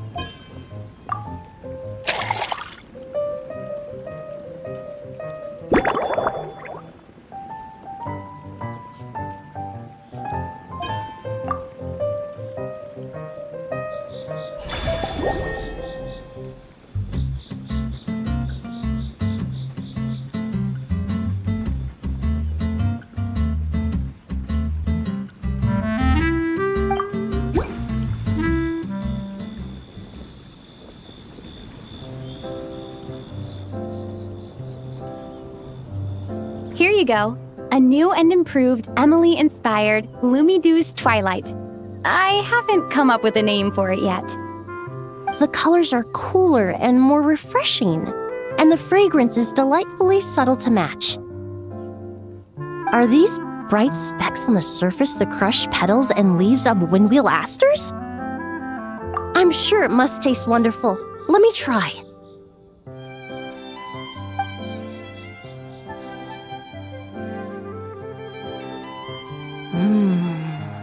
In the language of flowers, the windwheel aster represents the visible winds. Your cocktail not only captures their form, but also the fragrance they carry. Therefore, I suggest you call this drink Windborne Bouquet. The winds and clouds of Mondstadt swirl together in the glass, leaving behind enchanting traces of fragrance. Really? Perhaps it's just a habit of my profession. I'm glad you like it. Now it's time to slowly savor this masterpiece.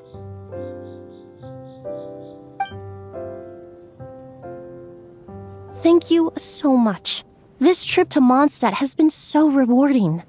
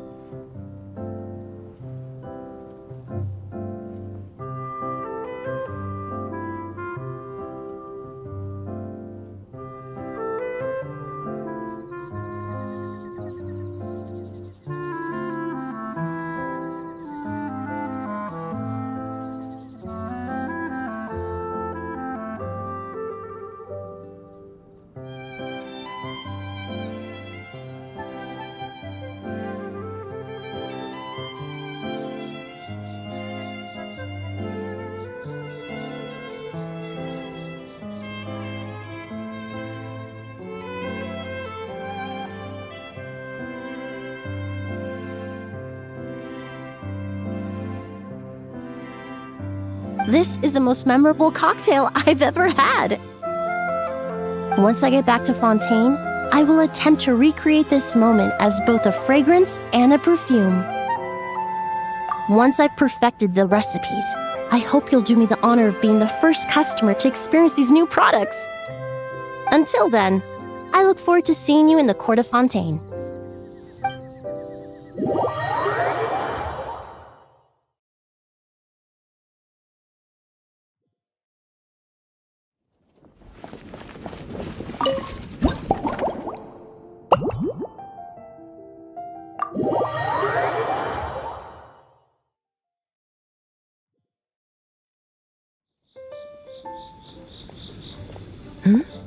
So you're looking after the drink stand now. If I'd known sooner, I would have stopped by this morning.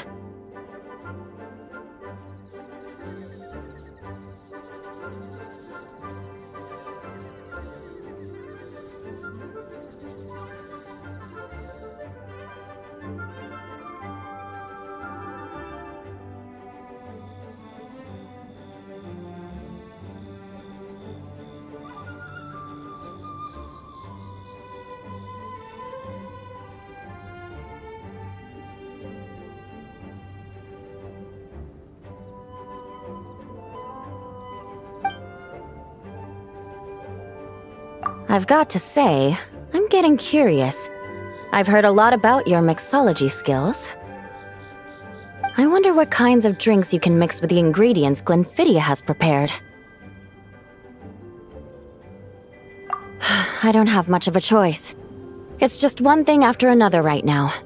First off, the Knights of Favonius annual combat assessment is coming up. And this year, the standards are higher than ever. As the captain of the reconnaissance company, I have to lead by example. At the very least, I need to rank as one of the top 3 captains in the practical portion. So, I've been intensifying my training lately. Being a descendant of sinners means I have to work hard to maintain my position.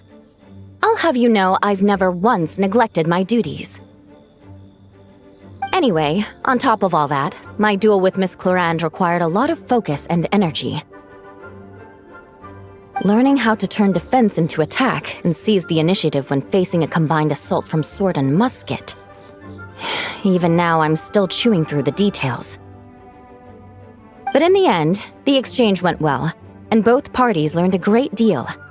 Never mind writing reports from 6 different perspectives, I feel like there's enough worth mentioning to write 24 of the things. Oh, I sure could. Anything that'll perk me up would be welcome. I'll leave the details to you.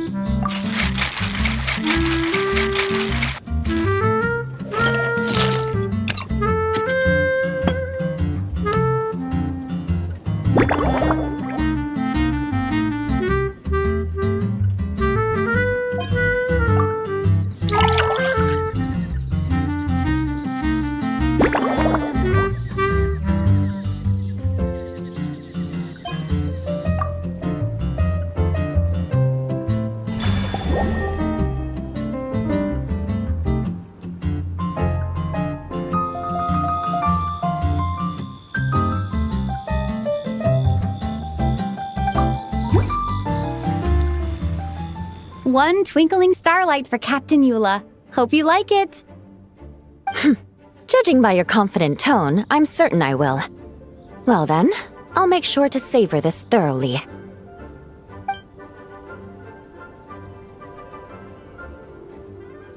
Huh, not bad.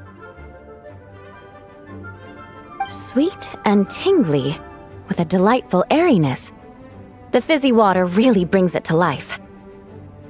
I suddenly feel full of vim and vigor, but just one glass doesn't quite scratch the itch. How about something with a bit more bite? Don't hold back. You don't need to worry about putting me on the floor with nothing but a couple of drinks. Works for me. The first company hasn't assigned me any paperwork for tonight, so I'm free to catch up and try your new creations at my leisure.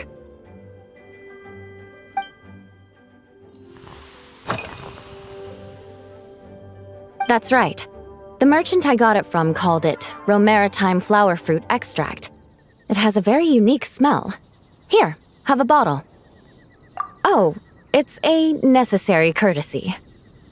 In that book Miss Magistus lent me, The Blade Dancer, 20 Years On, it says, after a duel, a Fontanian swordsman will politely invite their defeated opponents to a banquet. To properly play host to Miss Clorand, I searched for quite some time to locate a rare goods merchant in Dorman Port who sold this juice. I had my doubts at first, too. But Amber said something that makes a lot of sense. She said that even if this custom doesn't really exist, following it still shows I've made an effort to understand Fontaine's cultural heritage. Besides, who doesn't like trying new things, right? When I gave it to her at our post-training banquet, Miss Clorand really did enjoy this juice.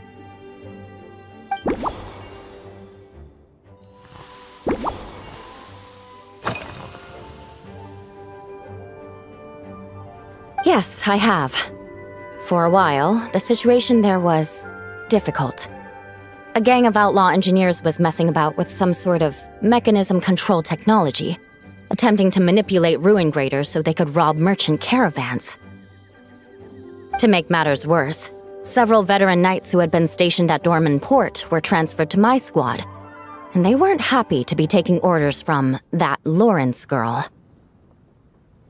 Leading them on this mission was quite eventful. It took 3 weeks of stealth operations in the snow, with no fires to keep us warm, before we finally located the enemy's stronghold. Those veteran knights faced the bitter cold and were almost taken down by the enemy's smuggled battle mechs. Fortunately, the battle went our way, and they had no choice but to acknowledge my abilities. Me? I'm completely fine. But thank you for your concern. It was mentally tiring for sure, but fortunately, the operation wore them down far more than it did me. They won't be questioning my authority again anytime soon. If any new recruits try to make my life difficult, I'll just have my veterans give them a few friendly pointers. I guess you could call them a permanent solution, huh?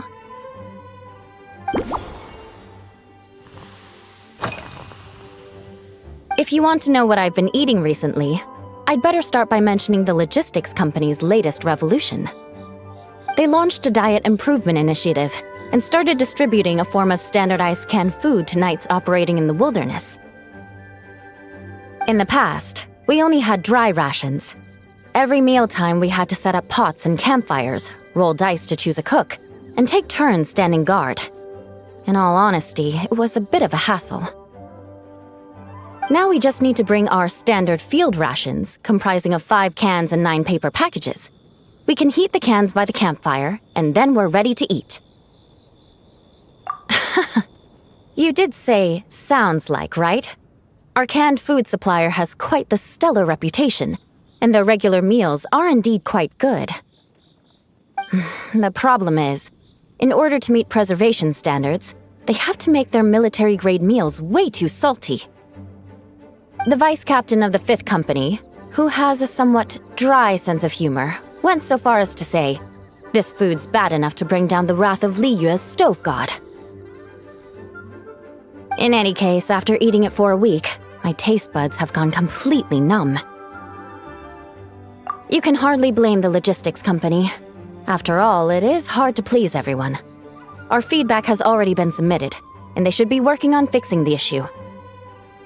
Of course, having fresh meals prepared in camp by a dedicated company chef is still the best option.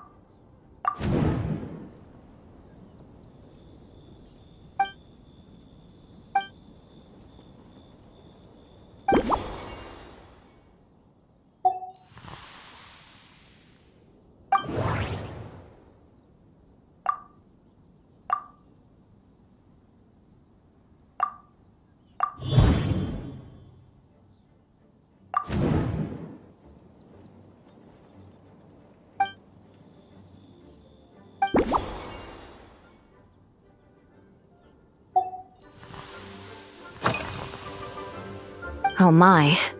To be honest, before we crossed swords, I was feeling eager, but also a little nervous.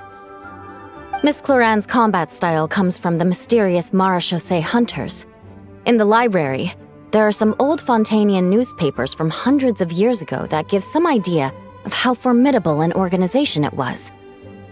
A more recent newspaper claimed that Miss Cloran was an orphan from an underwater kingdom, and that before battle she would perform rituals inviting spirits to possess her sword. Certainly, from my own experiences, Miss Cloran's abilities more than match those descriptions. Incorporating elements of swordsmanship into a drink? Huh. Certainly a creative idea, I'll give you that. A commemorative cocktail at a time like this sounds nice, but how do you plan to express something like swordsmanship with a drink?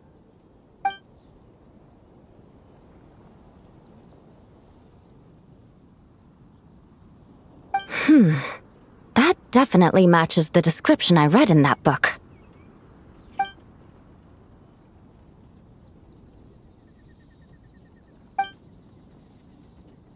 That's right. You really know your stuff. I doubt there's anyone else in all of Tevat who could come up with such a perfect metaphor.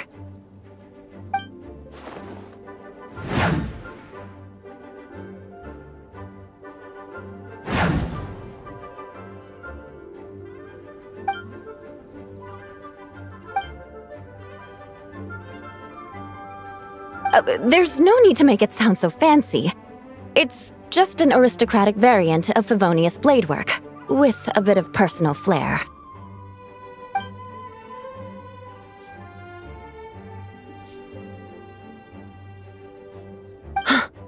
Firewater! In recent years, firewaters gained popularity the world over, following in the wake of prosperous Snezhnayan merchants. These days, almost every tavern has a signature drink that uses it as a base. You really are good. Why don't we try replacing the fruit wine with firewater? As for the alcohol content, that's not a problem. Plenty of the expedition team may have drunk themselves senseless with firewater. But me, I'm full of confidence.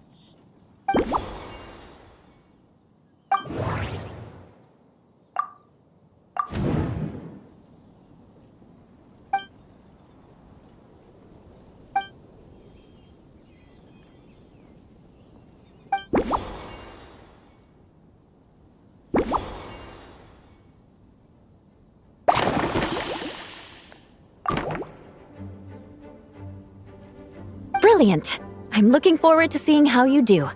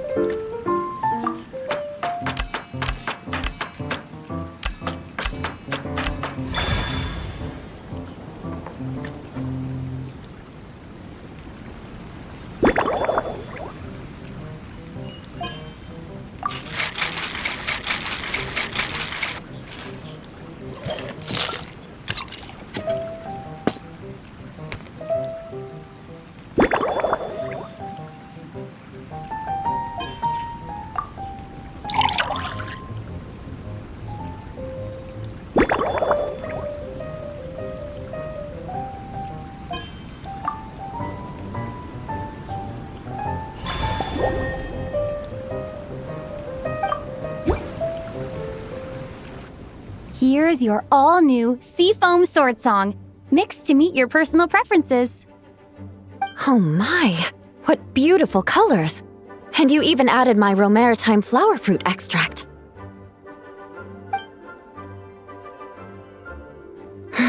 The aroma is perfect, and I can smell the alcohol, but it doesn't stifle the fruity fragrance.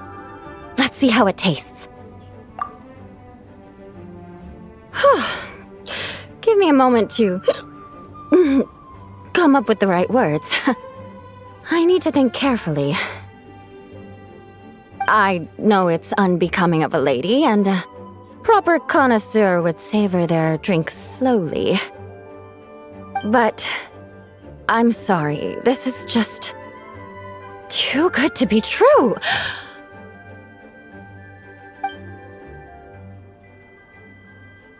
Can you mix me another?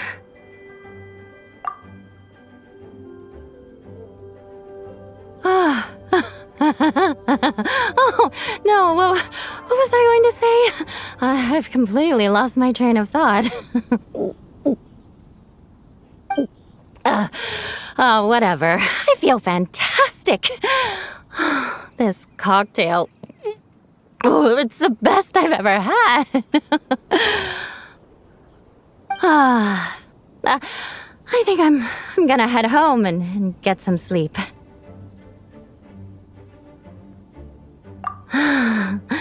Don't worry about me. This is the happiest tipsy I've been in years. I'm still far from being drunk. By the time I've written up those reports for my exchange with Miss Clarend, I'll have been on duty for 3 months straight.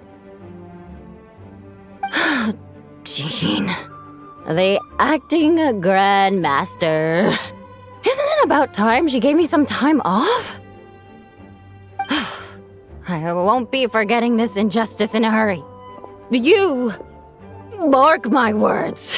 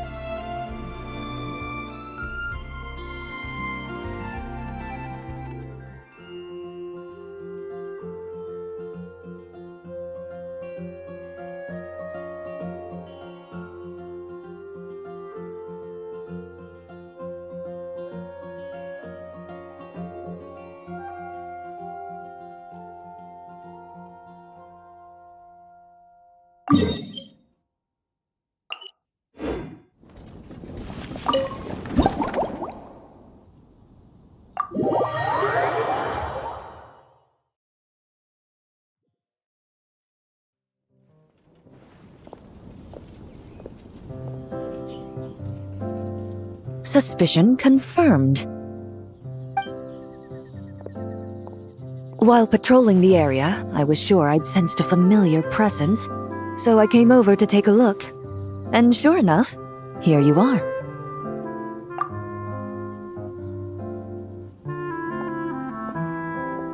If Miss Charlotte were to see you like this, I'm guessing she'd take 100 pictures and write up a report.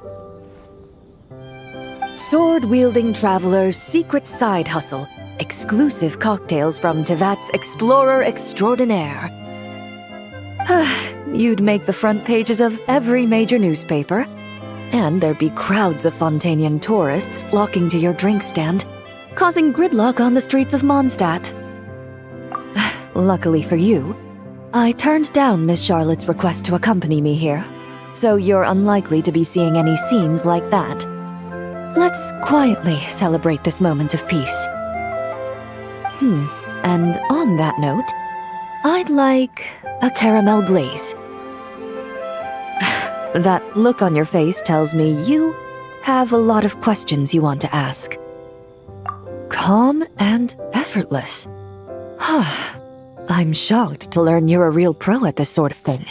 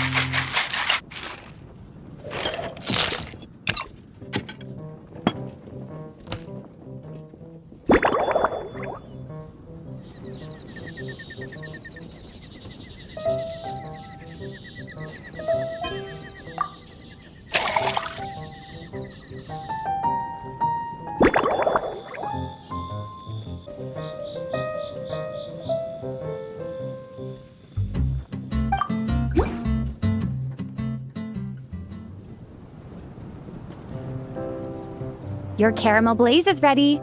Try not to drink it all in one go. It sure lives up to its name. The color reminds me of a raging fire, while that aroma really hits you head on.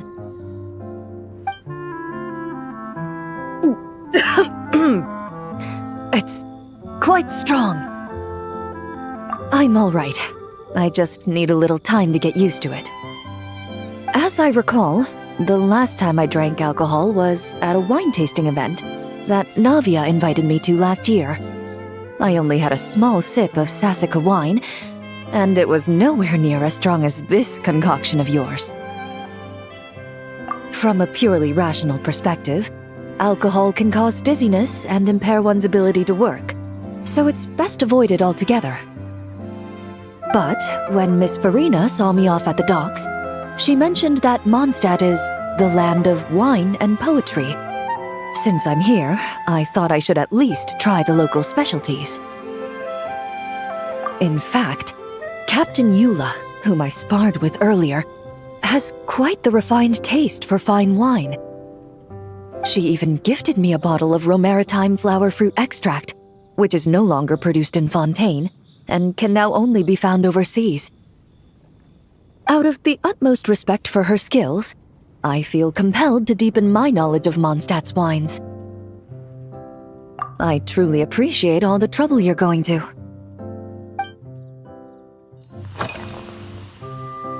Huh? Does that mean she's already finished her commission? Well, she's certainly efficient. Once I return to Fontaine, perhaps I can let Sigewin know that I'd be happy to purchase her latest perfume. I'm not sure I'd say that. On my way to Mondstadt, we happened to take the same boat. Naturally, we got to chatting. I've often heard Sigewin praise her work. After conversing with her on the journey over, I must say, she is indeed a rare and refined individual. She's gentle and composed, yet keeps others at a distance. Perhaps it's due to her profession. I find this approach ideal. It allows one to maintain a lasting sense of inner peace. Oh, thank you, but there's really no need to set anything up. Our work rarely intersects, and our social circles hardly make for a Venn diagram, if you know what I mean. Best to just let things take their natural course.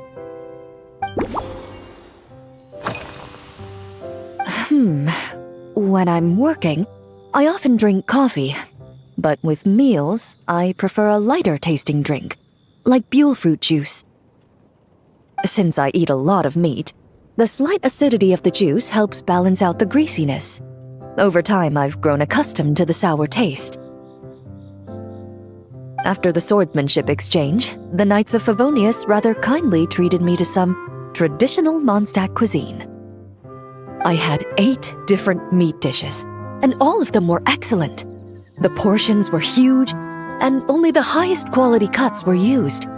Everything was cooked to absolute perfection. Of course, there was still room for improvement. When catering to tourists, the sticky honey roast and pile 'em up might benefit from a slightly lighter sauce. I've certainly tried all the red meat dishes. I think I've had enough calories to sustain 3 days of vigorous work, so I've had to decline all subsequent dining invitations. To be honest, I can still taste the grease. There must be a way to cleanse my palate.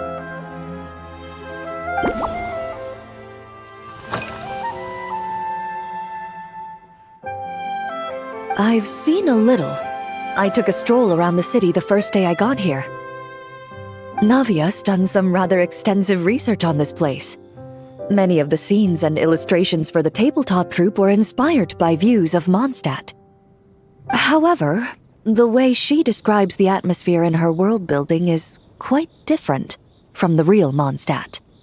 The deepest impression I've got since arriving here is one of swords and shields. Perhaps because I've mostly just visited the blacksmith and the training grounds. Recently, the newer weapons and armor produced in Mondstadt have been created using a completely different heat treatment process from those in Fontaine, with a higher carbon content in the surface layer. While this has slightly reduced their overall toughness, their impact resistance has greatly improved. These newer weapons give off a smell like overbrewed coffee. Perhaps it's because that scent gave me such a positive first impression. You see, Fontaine's signature metalwork is often coated with a protective agent that contains Marcotte. Over time, the faint fragrance becomes overly sweet. And for some reason, it makes my teeth feel funny. I don't imagine the scent of Mondstadt's swords and shields would cause the same level of irritation. Of course, there is a solution to this problem. The next time you find yourself in Fontaine, there's another protective agent I can recommend. One that's as neutral as water, without any excess fragrance. If you also dislike being bombarded with sweetness, this protective agent should suit you well.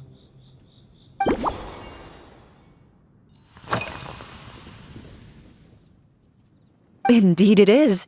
The knights codenamed Hazelnut 3 and Hazelnut 5 gave me this crest. I must say, it's exquisite. They told me the design has only just been finalized. Apparently, it's only presented to important guests. They said they're making a badge for you, too, but it hasn't been finished yet. You're not wrong. I guess it's similar to how I can't remember the name of every clerk in the Palais Mermonia. But I'm certain you'll get to know them in time. They're clearly seasoned veterans. Even though they work desk jobs, they still turn up in full armor. After handling my affairs, they headed to the tavern for a gathering, saying they wanted to continue last night's duel and determine who had the highest alcohol tolerance. Drinking barrels of beer the night before, yet being able to work with clear minds the next day. Whew. So what you're saying is, while Mondstadters may seem carefree, they actually have an admirable ability to know their limits when it comes to drinking.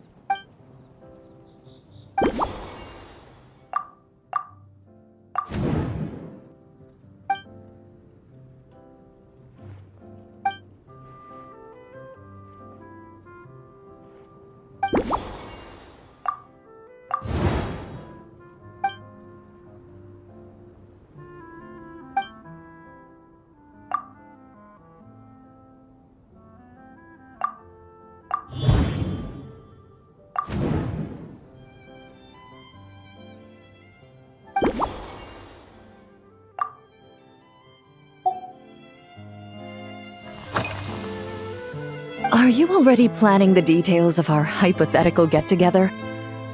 Based on my previous experiences with alcohol, I guess my tolerance is similar to Emily's.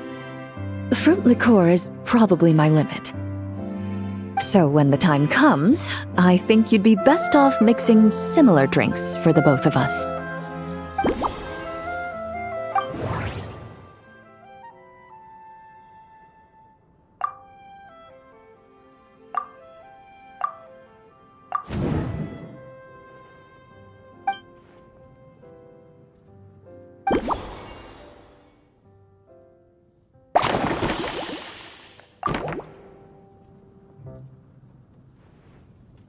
All right, I'll make sure I'm mentally prepared.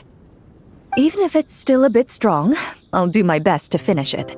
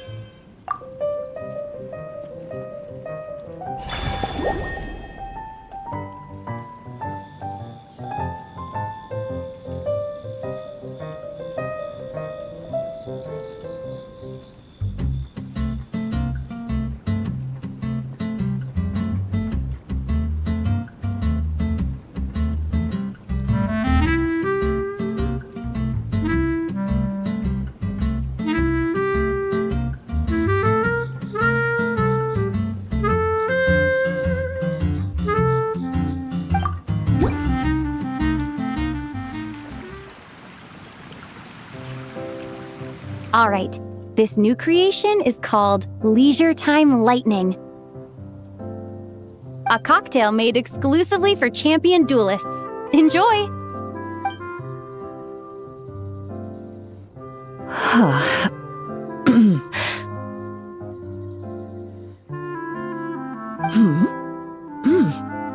Have you added fruit wine? It tastes wonderful. This is ideal for me. There's a subtle saltiness that combines well with the tartness of the fruit and the sweetness of the caramel. Each sip balances delicately on the edge of perfection. The color of the wine also fits well with the name, and the lightning imagery contrasts with the fiery nature of the caramel glaze. But where does the leisure time part come in? I see. That certainly matches the impression this cocktail gives me. Its unique aroma and taste will hold a special place in my memories of Mondstadt. Do you think, if the chance were to present itself, you'd be interested in mixing drinks somewhere else? A cafe, for instance, or the Hotel de Boer? Mostly for Navia and Miss Farina's sake. Though obviously I'd be more than happy to try more of your masterpieces myself.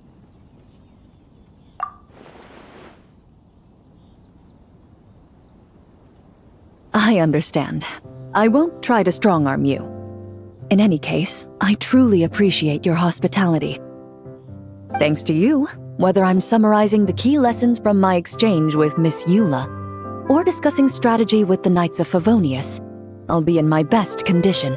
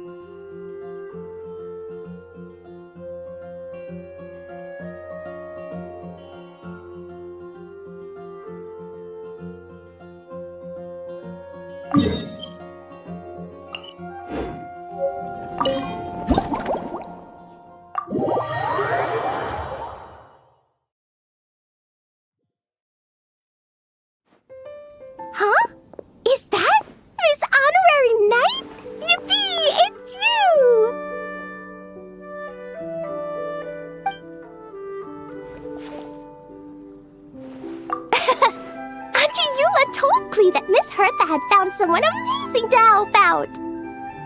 Seeing you here, Miss Honorary Knight, Klee knows this must be the best drink stand in all of Teyvat. You mean this stand isn't already the best? Well, out of all the drink stands Klee's ever visited, Miss Honorary Knight's is easily the best. And no matter what drinks Miss Honorary Knight makes, Klee will definitely think they're yummy.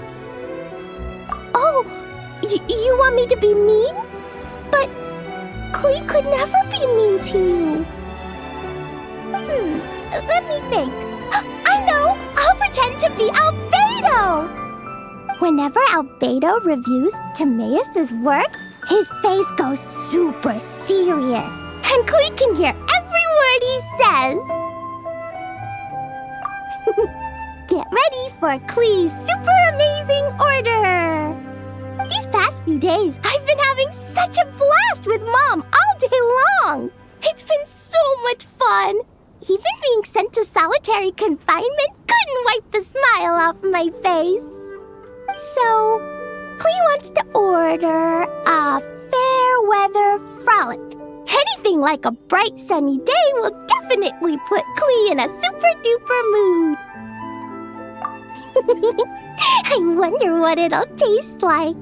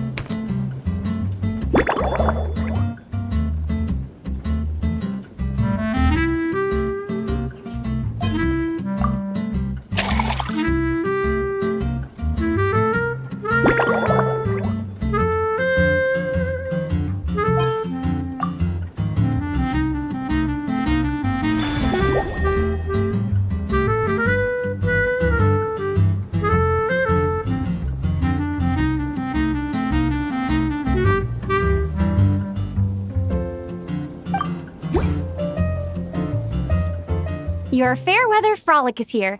Go on, give it a try. Wow! So, a fair weather frolic is this color? Purple sky. Is it supposed to be a bright, shiny night? Klee will take a sip first. Then you can think about it more carefully.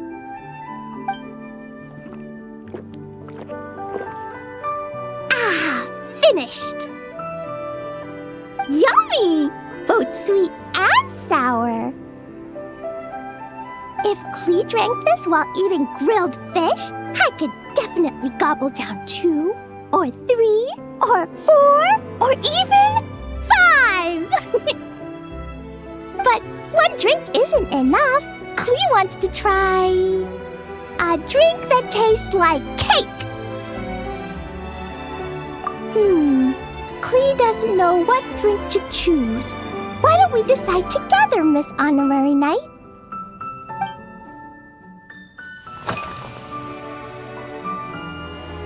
Three square meals? Klee often eats 5 meals a day, sometimes even 7. Adventuring takes a lot of energy, and if I eat too much at once, I can't run so well. So, it's better to eat lots of smaller meals. Albedo used to prepare all Klee's meals, and my lunchbox was always arranged so neatly, just like a pretty painting. When Albedo's busy at Dragonspine, Klee goes to eat with the other Knights of Favonius. Kaya's camp is usually the neatest, while Amber sometimes camps in the trees. It's so much fun. Oh, and Auntie Hertha makes the best food. When my mom comes back, there'll be even more yummy food to eat. There's this one dish where she takes loads of different fish and makes them into little pudding cubes. It's called rainbow fish jelly. Her Chocogo Crunchy slices are fantastic too. It's her newest creation made with chocolate and cookies. They're a little bitter, but they're crunchy. They smell scrumptious and they have a really sweet aftertaste. Whenever I eat them, I feel so full of energy. Next time, Klee will have to bring some for you to try.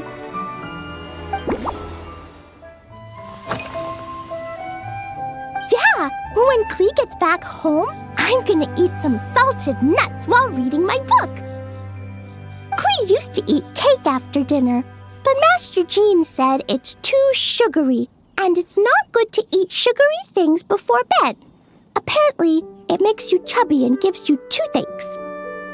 So, Mom got some advice from Auntie Barbie, and now she gives me nuts instead. She says they help my brain remember things better. Nuts don't have much flavor. It's like chewing on grass, but they're okay if you add a little salt.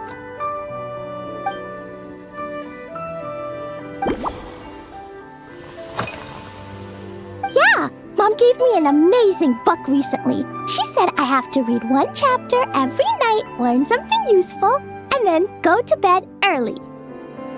That book taught Klee how to make something called propellant.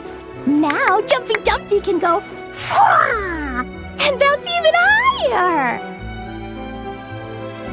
It's not hard at all. In fact, it's a lot like making bombs. You just have to be careful when trimming it down. It's like sharpening a pencil that could suddenly go boom. Bedtime's an important part of Klee's schedule, too. Mom sits by my side and tells me all kinds of wonderful stories. She has a lamp made of gemstones, and when she turns it on, it goes kabling and lights up the ceiling. Yeah, when something happens in the story, the lights on the ceiling make pretty pictures. Sometimes Mom falls asleep before the story ends, so Klee has to tuck her in instead. As soon as Klee learns how to use the lamp, I can come tell you stories, Miss Honorary Knight. Klee has memorized so many wonderful stories, enough to make everyone happy every day.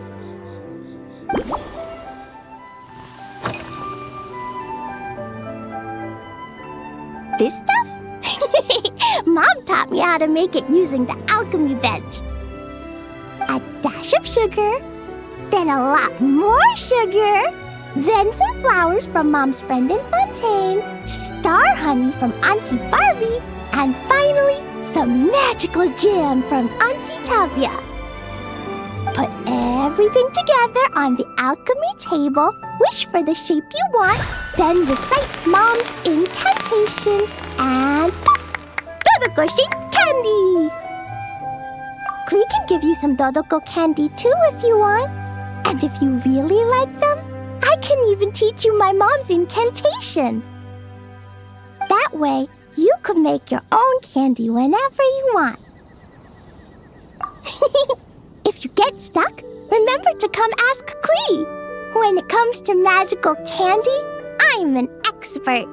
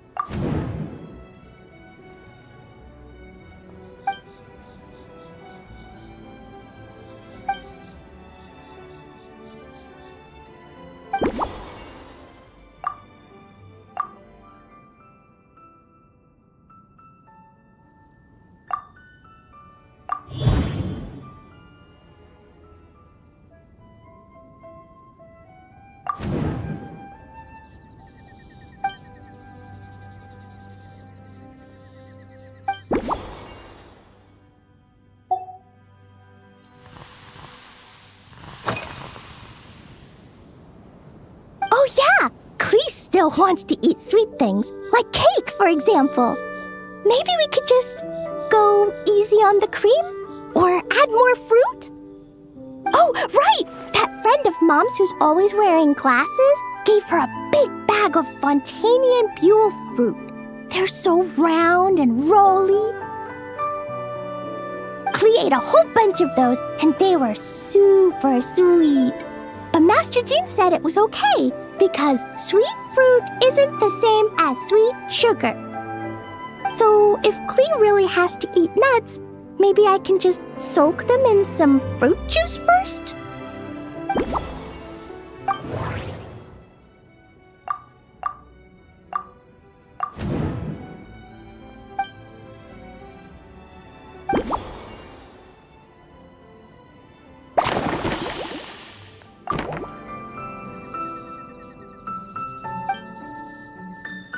Yeah, that was quick. Klee's looking forward to finding out how tasty your next concoction is.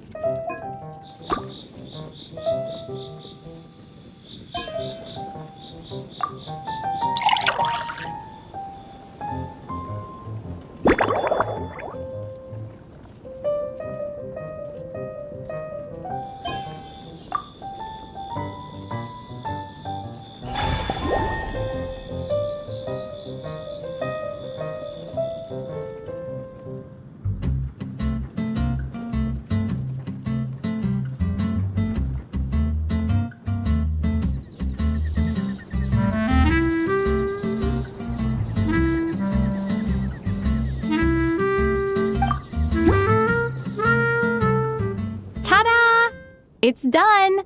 I just know you're gonna love this new creation. Wow! There's Dodoko candy on top! There's so much orange in this cup, and Dodoko looks like he's lying on top of white fluffy clouds. And the weather inside looks much better, too. Yummy! It's so delicious! Klee has to drink slowly. I can't just gulp it down, or I'll miss all the yummy flavor. Miss Honorary Knight, this is amazing! It's like you mixed sunshine with juice. Klee was so tired from playing, but now I feel refreshed. And warm. And peaceful. Ooh. You're the best, Miss Honorary Knight. Really? Let me think. When the weather's nice and Dodoko's happy, Dodoko will want to sing, right? And when Dodoko sings, Klee wants to sing too. So, let's call it Dodoko's Duet. Thank you! And thanks for making such a yummy drink for Klee. Klee's gonna go tell Mom that the best drink in Mondstadt right now is Dodoko's Duet. Klee's gonna write down Mom's incantation and give you a copy, Miss Honorary Knight. Then you should learn magic too, so you can make all the candies you want. See you next time!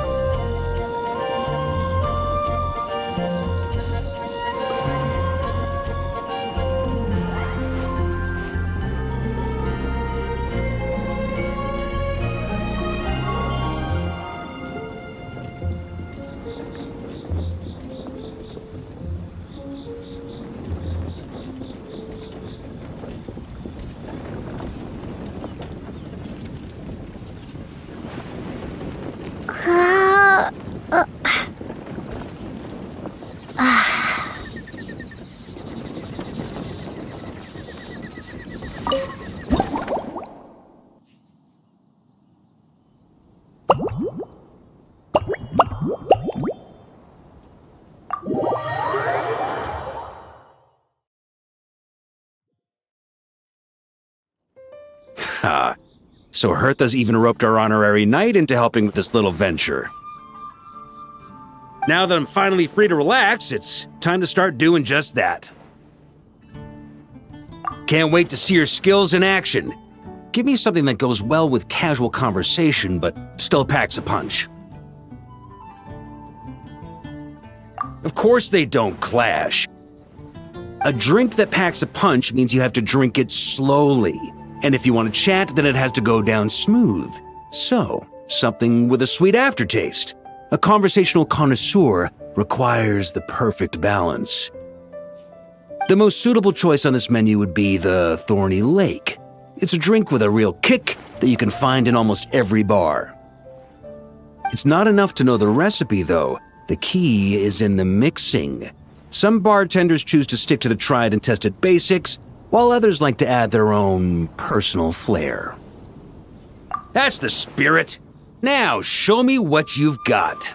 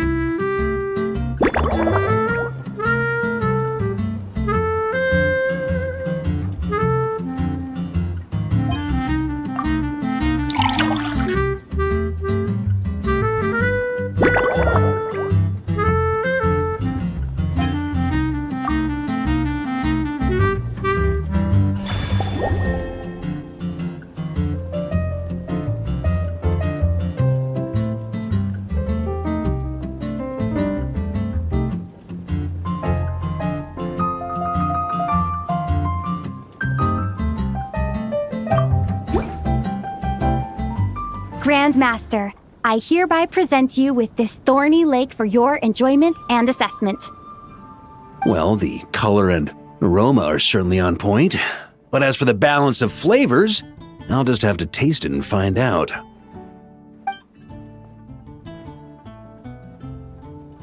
Not bad. You haven't overdone or skimped on any single ingredient. Though, unfortunately, it's a little too, polite for my tastes. Perhaps I should have said modest. You followed the formula to a T, but if anything, you've played it a little too safe. Were you worried that deviating just a little might disappoint me? Hey, we fought side by side and dealt with things that even gods were loath to meddle with. Ours is a friendship forged in the margins between life and death. That said, if you ask me, you can ditch the nerves and work your mixologist magic. I'm looking for something that shocks the senses. Mull it over, there's no rush. We can chat while you think. Who knows? You might just find some inspiration to mix in with your magic.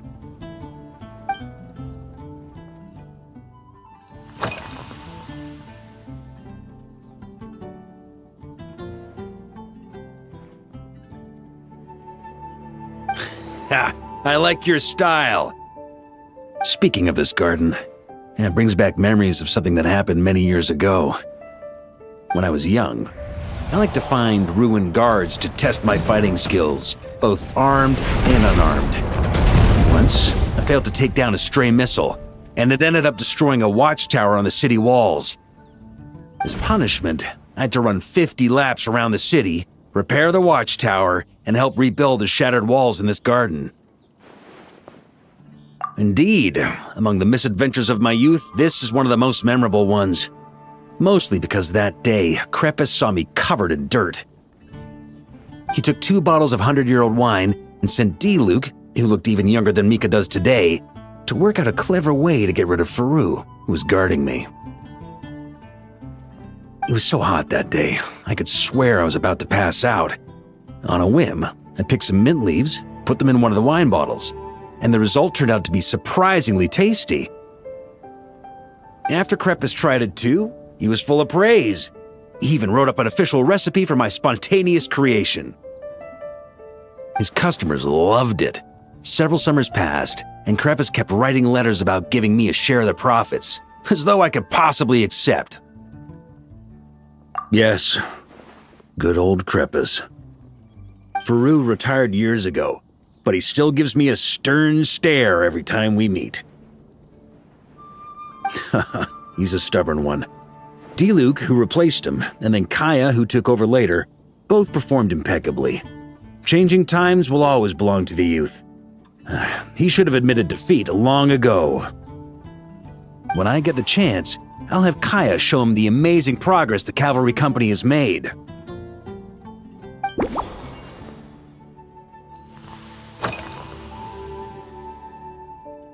Well, let me think. I guess you could say it lacks impact. Even when following the same recipe, the techniques used to mix different ingredients can affect the taste. Sometimes, deliberately creating layers between spirits can bring out the different waves as each one hits the taste buds in sequence. In this regard, too, you've taken quite a tentative approach. Why not be a little bolder? Ha ha ha, you catch on quickly. No need to explain further.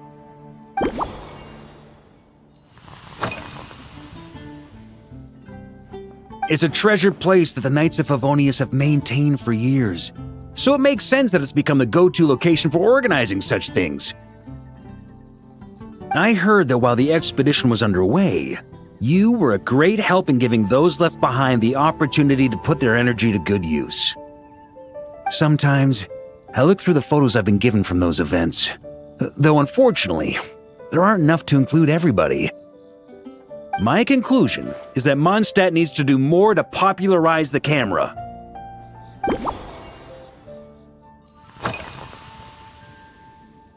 Pretty awesome, huh? It's like a hammerhead that you can fill with wine when you're not using it to pound in nails. It was a gift. Hoffman came up with the idea, Charles supplied the design, Wagner helped cast it, and about 10 or so knights chipped in to pay for the materials. They've been waiting to have a good drink with me, and this is my crucial weapon to aid me in a fair duel with them all. I'm the Grand Master, after all. I've been drinking a lot longer than them. I've practiced more assiduously, and I have a bit more meat to absorb the blows. So it's only fair to my subordinates that I drink a teensy bit more per round. Wouldn't you agree? Of course, some of them have been training as long as I have, and those ones won't be getting any special treatment. Take Hazelnut 3 and Hazelnut 5, for example. Both were skilled warriors who helped me deal with Eric back in the day. But nowadays, I have them helping Jean with miscellaneous duties. At today's after-work cooldown, they insisted on trying to keep pace. In the end, they lost our game of darts and ended up passed out on the floor. I've already told Jean that I won't be approving their leave request for tomorrow, no matter what.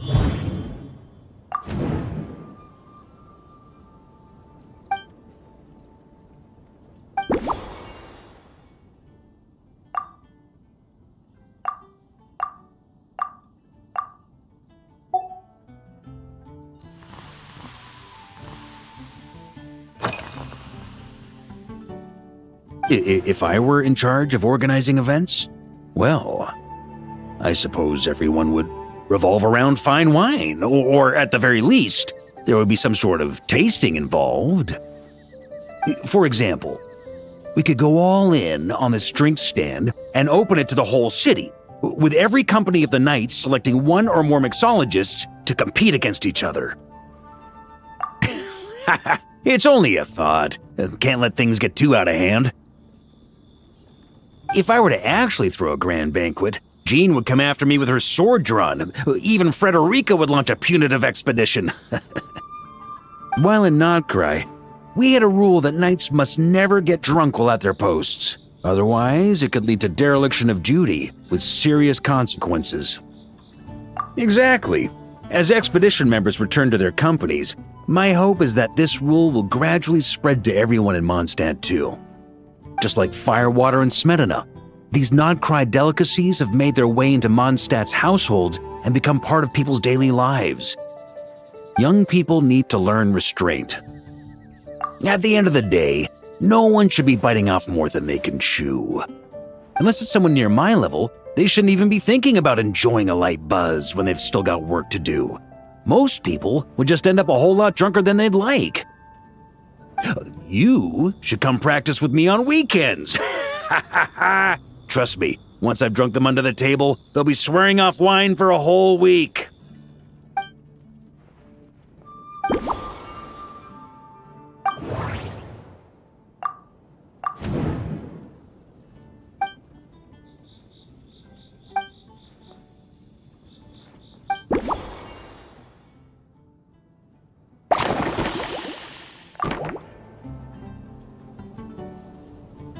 Huh? Oh, feel free. Whatever you're about to do, I've got a feeling I've hit the jackpot.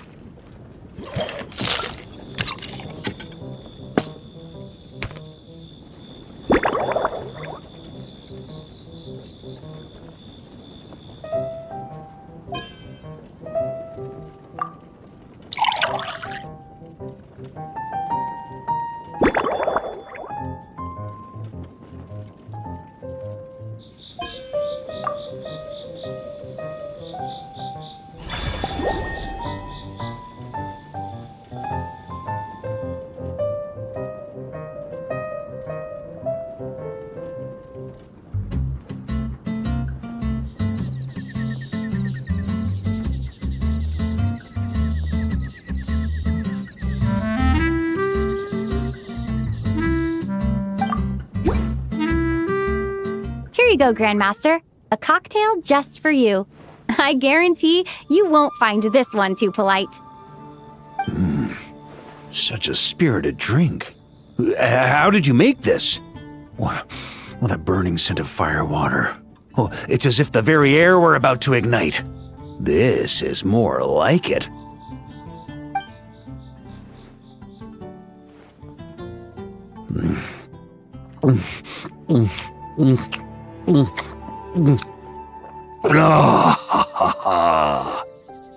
Perfection. It's clear that once you let go of your inhibitions, your talents really shine through. That first hint of mint is like a cooling feint that masks the firewater underneath.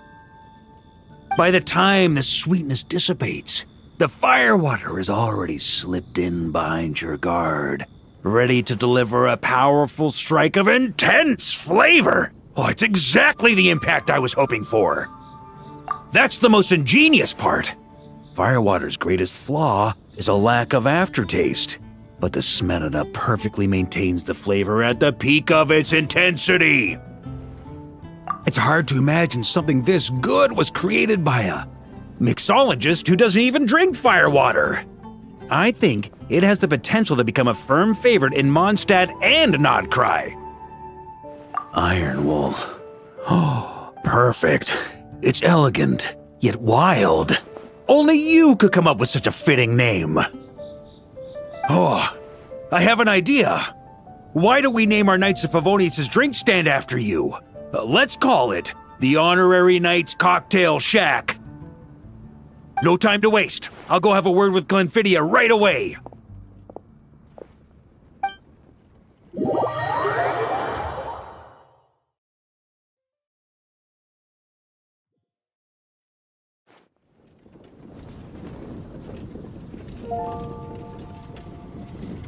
Hey there, traveler! All wrapped up for the day? Paimon hears you did a great job holding down the fort while she was out delivering drinks with Glenfiddich. Whatever the reason, the Honorary Knight is clearly one of the most talented mixologists in Mondstadt. Considering how short a time she's been doing this, I believe that someday she has the potential to give the legendary bartender at the Cat's Tail a run for her money. I fully support your decision, Grandmaster. The Honorary Knight has really put in the hard yards. The drink stand will remain open for a little while longer to provide a proper welcome to our returning expedition members. Then, once we locate suitable premises, we also plan to look at operating a permanent service. Hooray! Everyone in the Knights of Favonius will get to drink all the delicious cocktails they like! Nothing short of what I'd expect from a true disciple of Hertha. You've really considered this thoroughly, Glenfiddich. Also, if I may, Honorary Knight, regarding the special cocktails you've developed, would you mind leaving the recipes with us? We'd like to add them to the official menu. Paimon feels like there's something you still want to say. Let Paimon have a guess. Based on your personality, you probably want to introduce the origin of each different cocktail. That way, customers will know who inspired you to create these amazing drinks. No problem at all. If you need, I can even have someone draft the paperwork on your behalf to secure you the rights to these new recipes. I hope when we recruit some new bartenders, they'll be able to learn from your incredible skills. Even if they can't quite match your work, if they could be 2/3 as good, that would still make them industry leaders.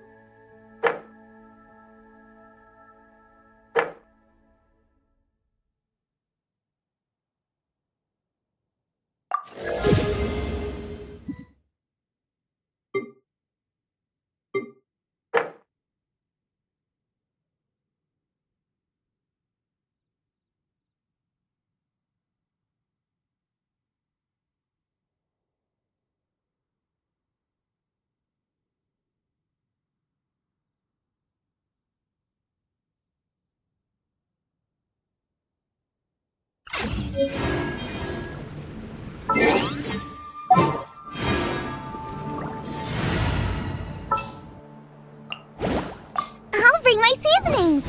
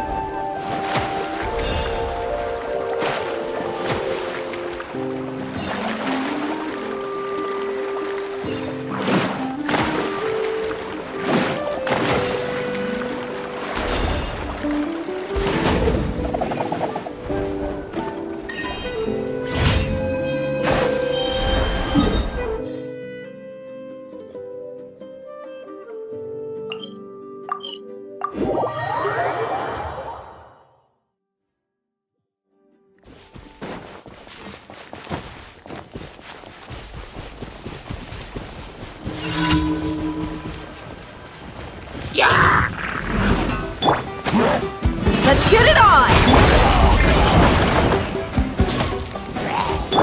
Nice and spicy!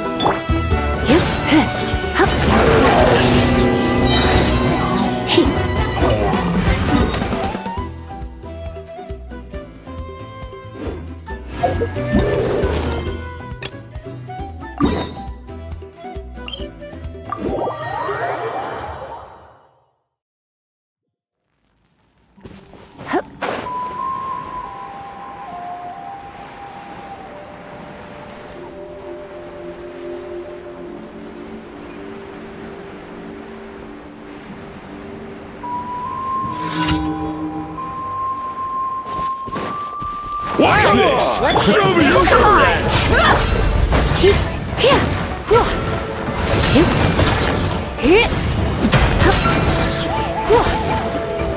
Yes, you are. Qualified, huh?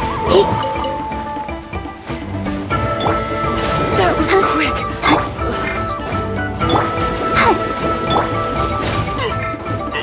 Forget it.